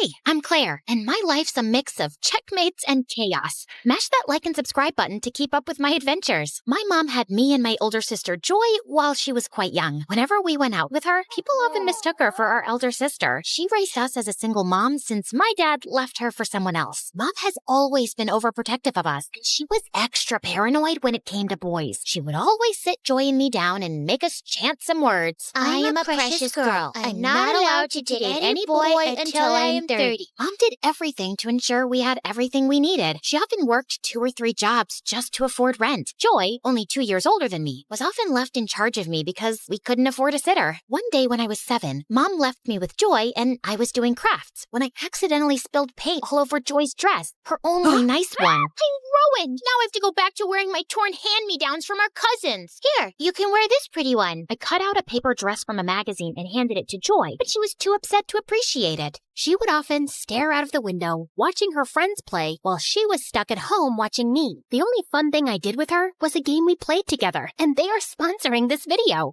Joy, I found the perfect thing that mixes strategy with style. Dragon City. It's a game where we can create our own dragon empires. And guess what? We can even have dragons that match our personalities. Okay, you have my attention, but can I make my dragons the most glamorous creatures ever? Absolutely! You can collect over 1,000 unique dragons, including some that look like they've walked right out of a makeup tutorial. And you're going to love customizing their habitats. It's like designing the perfect home, but for your dragons. And not only that, there are dragons of your favorite YouTubers. Oh, and there's a vibrant community of players who trade dragons and collaborate in alliances to unlock exclusive rewards. I meant, but if my dragons end up being more fabulous than yours, you owe me a makeup tutorial session. Deal. And to get us started, there's a special bundle for new players. If you download it by clicking the link in our video description or scanning the QR code, you get 15,000 food, 30,000 gold, and the Black Metal Dragon. One day, Mom had promised Joy that she could go to a sleepover at her friend's house. However, I fell sick. You can't leave your sister here alone. She's unwell, and I can't take her to work with me. You'll have another chance to go. Joy was beyond angry. So, I guess my life is all about raising you now. She tried to stay home and take care of me, but I guess she'd had enough that day. She yelled, "I can't do this anymore," and stormed out to go to her friend's house, leaving me alone. I tried to follow her down the stairs, but I tripped and fell, hurting my leg badly. When Mom came home and saw me crying and hurt, she was furious. Mom grounded Joy, saying she couldn't go out with her friends for a very long time. Joy just got angrier every day. She stopped talking to me and would just glare at me like it was all my fault. I felt really bad and wished I hadn't gotten sick that day. When I was 14, Mom decided to take us along to help her with work. She was working as a cleaner for a rich family. Joy and I were always arguing. So to keep us occupied when we weren't assisting her, Mom bought us a chess set. You two had better learn to play this. Joy had no interest in chess. She was always preoccupied with makeup and talking about Dan, a boy she had a crush on at one of Mom's jobs. I had never met Dan, but from Joy's descriptions, he sounded handsome. One day, while Mom was cleaning a client's house, I sneaked into his office. He had an amazing chess set. I set it up and started playing alone when he walked in. I'm so sorry. I just wanted to try it out. I've been watching you play by yourself for the last hour. I'm impressed. Would you like to play against someone? I've never played against anyone, but I can try. He sat down to play with me. Feeling nervous, nervous. I imagined that I was alone, and to my surprise, I won in less than 5 minutes. We played over 10 games, and I won each time. Checkmate. Whoa, I didn't see that coming. Maybe I've lost touch with the game. After many tries, he finally admitted defeat. He showed me his trophies from various chess tournaments, revealing that he was once a world champion. I was astonished that I'd won against him. Maybe you need a younger challenger. He then introduced me to his son Dan, who was incredibly handsome. This is my boy Dan. I'm training him to be a champion too. Don't expect me to go easy on you just because you're pretty. Bring it on. Playing against Dan was a real challenge, but I was beating him. Everything was going well until I noticed him swap a piece on the board. Hey, you've cheated. I saw what you did. Don't blame me for being quick. Just as I was about to win, Mom walked in and was furious. What do you think you're doing, playing with a boy? Hey, I was just about to win. But Mom dragged me out of there and banned me from going to work with her again. Despite my attempts to explain my victory over the world champion, she wouldn't listen. What have I always taught you? That I'm a precious girl and I'm not allowed to date boys until I'm 30. It's Joy who's always daydreaming about Dan. I haven't done anything wrong. When we got home, Joy was cold towards me and even threw my chess pieces out the window. What is the matter with you? Why did you have to tell Mom I like Dan? I just panicked. I shouldn't have told her. She was just being hard on me. As I went outside to get my chess pieces, I saw a posh car parking outside our house. It was Dan's dad. He entered our house and handed Mom some papers, then left. When Mom came in, I practically jumped on her. What was that about, Mom? That nice man has decided to sponsor you for a chess tournament in Europe. I was thrilled by the opportunity, but I knew Mom would be hesitant to let me go. Please, Mom, can I go? I promise I'll be on my best behavior. I can't have you away from me, and I can't leave my work or we'll be homeless. I was about to protest furiously when Joy stepped in and offered to accompany me. I can take her, Mom. I'll watch over her. Everything will be all right. Please, Mom. Joy can take care of me like she always does. I'll think about it. After researching the tournament and discovering the $100,000 prize, Mom agreed to let us go. You can go, but you must follow everything Joy tells you. We flew to Europe in Dan's dad's private jet, with Dan joining us. Once airborne, Joy imposed a rule. I was forbidden from speaking to Dan. She made it clear she was on the trip to get closer to him. Remember what Mom said. You have to follow everything I say. I was fine with the rule. To me, Dan was a cheater who nearly robbed me of victory. Deal. It won't even bother me. I avoided Dan throughout the trip, but Joy was constantly around him, laughing at his joke. When we landed, Dan approached me with stories about places he wanted to visit. Listen, I'm here for the tournament. I need to focus. Ooh, scary. I was just trying to distract you from the competition. When Joy saw us talking, she dragged me away. You're already breaking the rules. That's 1 strike. 2 more and you're out. He approached me. And you're breaking Mom's rules too. We're not supposed to talk to boys. Mom's not here, and I'm older, so I make the rules. At the tournament, I quickly became a favorite, advancing to the semifinals, while Dan was eliminated early. So, you're really good, huh? Looks like it. I don't even need to cheat. Soon after, my popularity soared. During an interview after qualifying for the semifinals, Dan suddenly joined me and told the reporters he hadn't seen someone as good as me in years. And then he hugged me. Of course, Joy saw that and she was mad. We're going home. I saw you hugging Dan. That's against Mom's rules. He hugged me. It wasn't my fault. Joy didn't listen and started calling Mom to tell her. I couldn't leave before the semifinals. In a moment of desperation, I tackled her, and her phone fell into a drain. I'll follow your rule, but I won't let you ruin this moment for me. You're just stealing my crush. You've always known I like Dan. I was about to defend myself, but things escalated quickly. Our argument turned into a huge fight, and we were both shouting and not listening to each other. In the heat of the moment, I pushed Joy away, but she lost her balance, tripped, and fell badly. I was horrified. Joy, are you okay? But Joy was in a lot of pain. We rushed her to the hospital, and the doctor said she had broken her hip and needed rest for several weeks. I felt terrible. I'm so sorry, Joy. This is all my fault. Let's just leave now and make sure you get better. Are you insane? Go win that $100,000. Don't worry about me. I was only pretending to call Mom because I was angry. I wasn't actually going to let you miss the semifinals. I was taken aback by her words. After everything that had happened, she was still thinking about my chance in the tournament. Aren't you worried about me flirting with your crush, Dan? Oh no, I don't like him. Not really. What? So why were you stopping me from getting close to him? I've always taken care of you. I never had friends or anything special going for me. And when I felt a little crush on a boy, he liked you. I wanted to stop it, but then I realized I really didn't even like that boy. I just didn't back off because I didn't like you having everything. I understand, Joy. You've always been there for me, and I've taken that for granted. You deserve to shine and have your dreams too. Let's promise to support each other from now on. No hugs, please. Your sweat stinks. Now go win that prize. I need some rest. Thank you, sis. I hugged her and left. The evening after Joy's accident, I was sitting outside the tournament hall before the match started, and I was startled when Dan quietly sat beside me, handing me some flowers. These are for Joy. I thought you could take them with you to the hospital. The flowers were Joy's favorite, daisies. It showed he really cared about what was happening in my life, not just the chess tournament. I've arranged for a video call set up in your room so you can talk to her before and after your matches. I thought it might help both of you. Thank you so much, Dan. I don't mean to be rude, but I don't think we can start a relationship right now. Winning this prize is my top priority, and I really need to stay focused. I can't afford any distractions. I just wanted to make things a little easier for you. You've got a lot on your plate. You have a tell when you're anxious. Your ears get red. Maybe cover them. You've noticed that? That was kinda sweet. Nobody but Mom and him had ever noticed that. The next day, I played well in the semifinals and won. I was excited, and Dan rushed to congratulate me. He hugged me, and then he kissed me. About the kiss, I'm not allowed.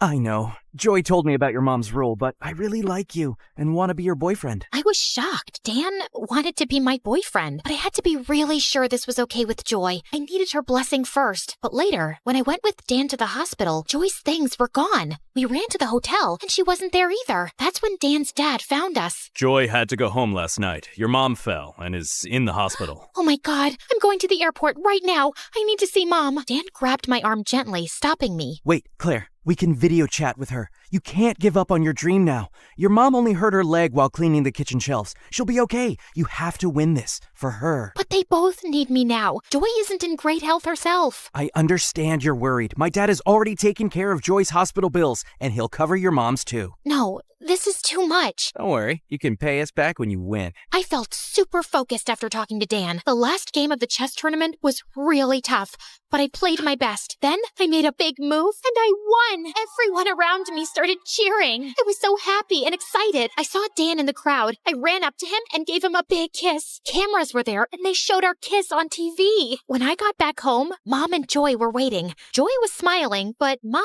looked serious. She was proud of me for winning, but she said, "You're still grounded for having a boyfriend." I guess some things never change. And remember, you can download Dragon City by clicking the link in the description or scan the QR code and get a special bundle with 15,000 food plus 30,000 gold plus the Black Metal Dragon to get you started.